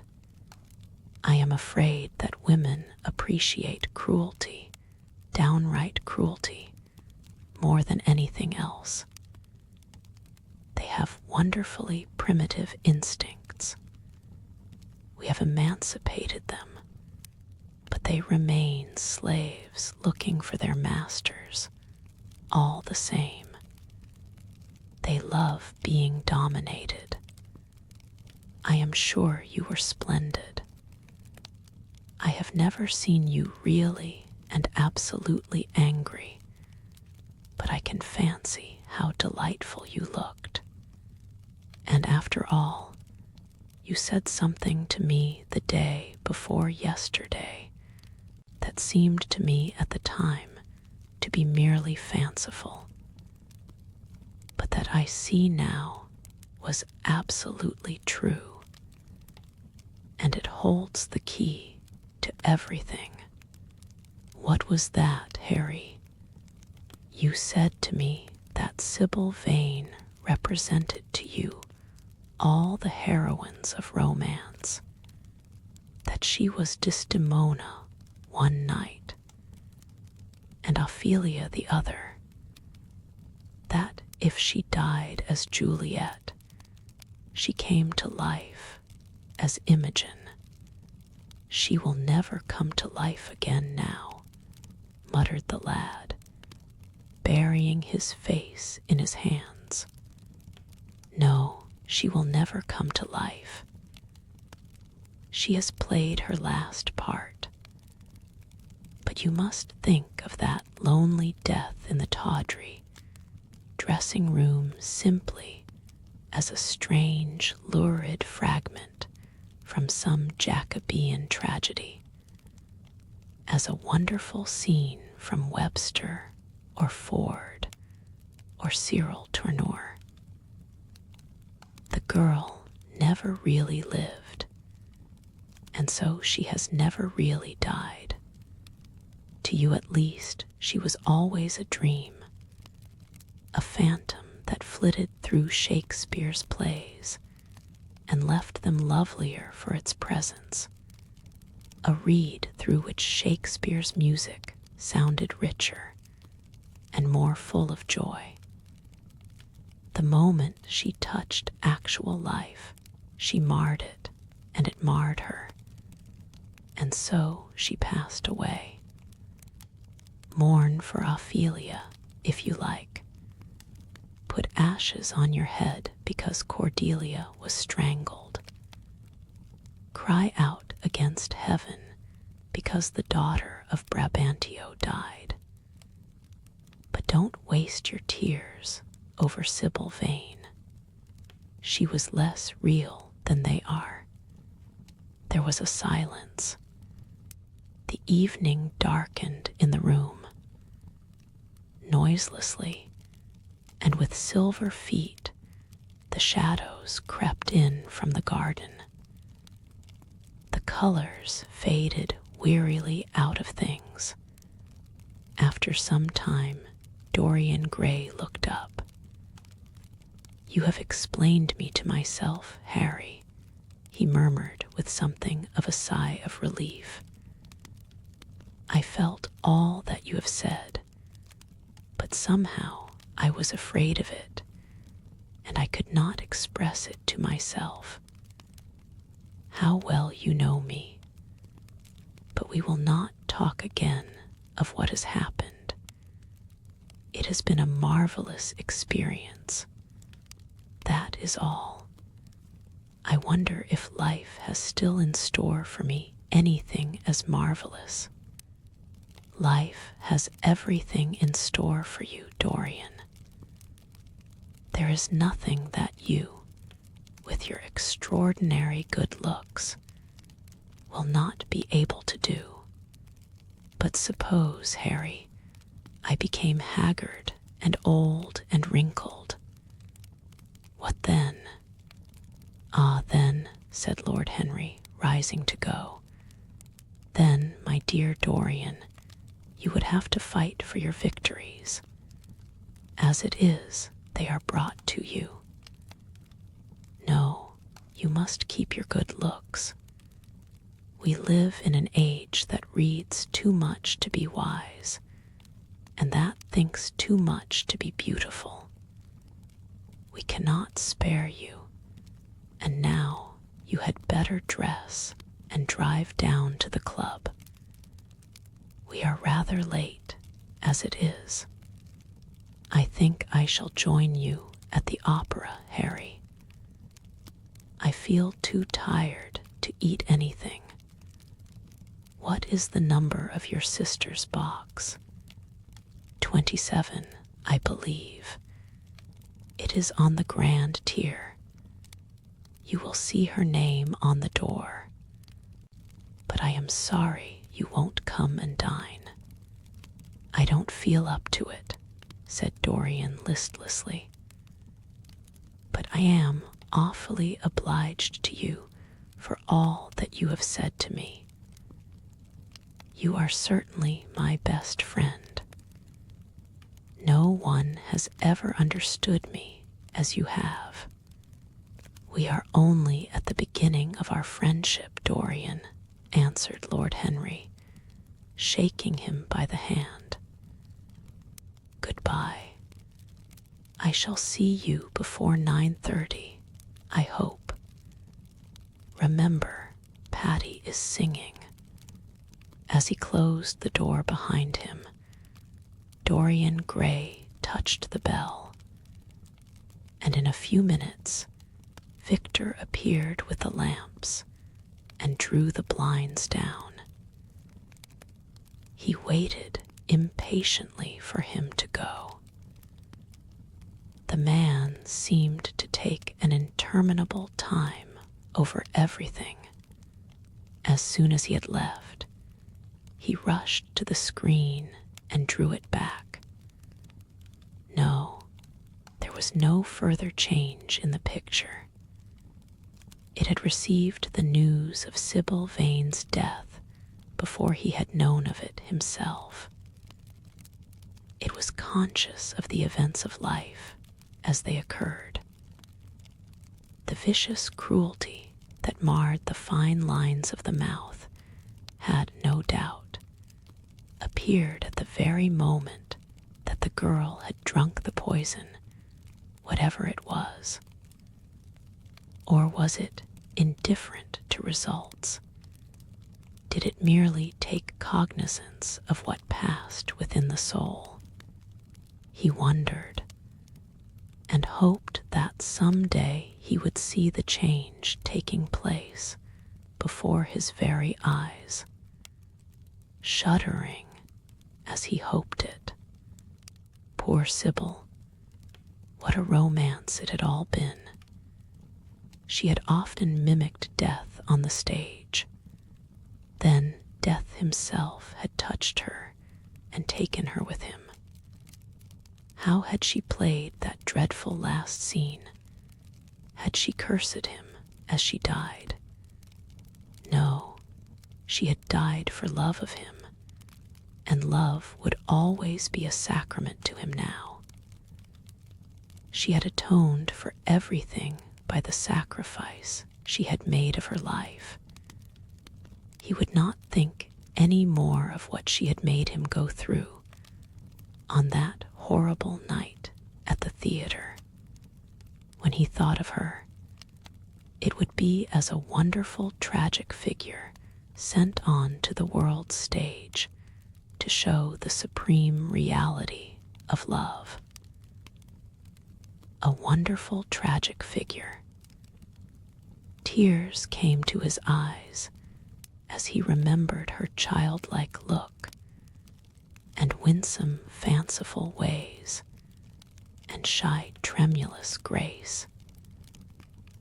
He brushed them away hastily and looked again at the picture.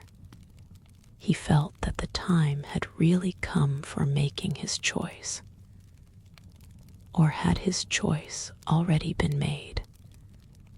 Yes, life had decided that for him, life, and his own infinite curiosity about life. Eternal youth, infinite passion, pleasures subtle and secret, wild joys and wilder sins. He was to have all these things. The portrait was to bear the burden of his shame. That was all. A feeling of pain crept over him as he thought of the desecration that was in store for the fair face on the canvas. Once, in boyish mockery of Narcissus, he had kissed, or feigned to kiss, those painted lips that now smiled so cruelly at him. Morning after morning, he had sat before the portrait wondering at its beauty, almost enamored of it, as it seemed to him at times. Was it to alter now with every mood to which he yielded? Was it to become a monstrous and loathsome thing, to be hidden away in a locked room, to be shut out from the sunlight that had so often touched to brighter gold the waving wonder of its hair? The pity of it. The pity of it. For a moment, he thought of praying that the horrible sympathy that existed between him and the picture might cease. It had changed in answer to a prayer, perhaps in answer to a prayer, it might remain unchanged. And yet, who that knew anything about life would surrender the chance of remaining always young, however fantastic that chance might be, or with what fateful consequences it might be fraught? Besides, was it really under his control? Had it indeed been prayer that had produced the substitution? Might there not be some curious scientific reason for it all? If thought could exercise its influence upon a living organism, might not thought exercise an influence upon dead and inorganic things? Nay, without thought or conscious desire, might not things external to ourselves vibrate in unison with our moods and passions? Atom calling to atom in secret love or strange affinity. But the reason was of no importance. He would never again tempt by a prayer any terrible power. If the picture was to alter, it was to alter. That was all. Why inquire too closely into it? For there would be a real pleasure in watching it. He would be able to follow his mind into its secret places. This portrait would be to him the most magical of mirrors. As it had revealed to him his own body, so it would reveal to him his own soul. And when winter came upon it, he would still be standing where spring trembles on the verge of summer. When the blood crept from its face and left behind a pallid mask of chalk with leaden eyes, he would keep the glamour of boyhood. Not one blossom of his loveliness would ever fade. Not one pulse of his life would ever weaken. Like the gods of the Greeks, he would be strong and fleet and joyous. What did it matter what happened to the colored image on the canvas? He would be safe. That was everything. He drew the screen back into its former place in front of the picture, smiling as he did so, and passed into his bedroom, where his valet was already waiting for him. An hour later,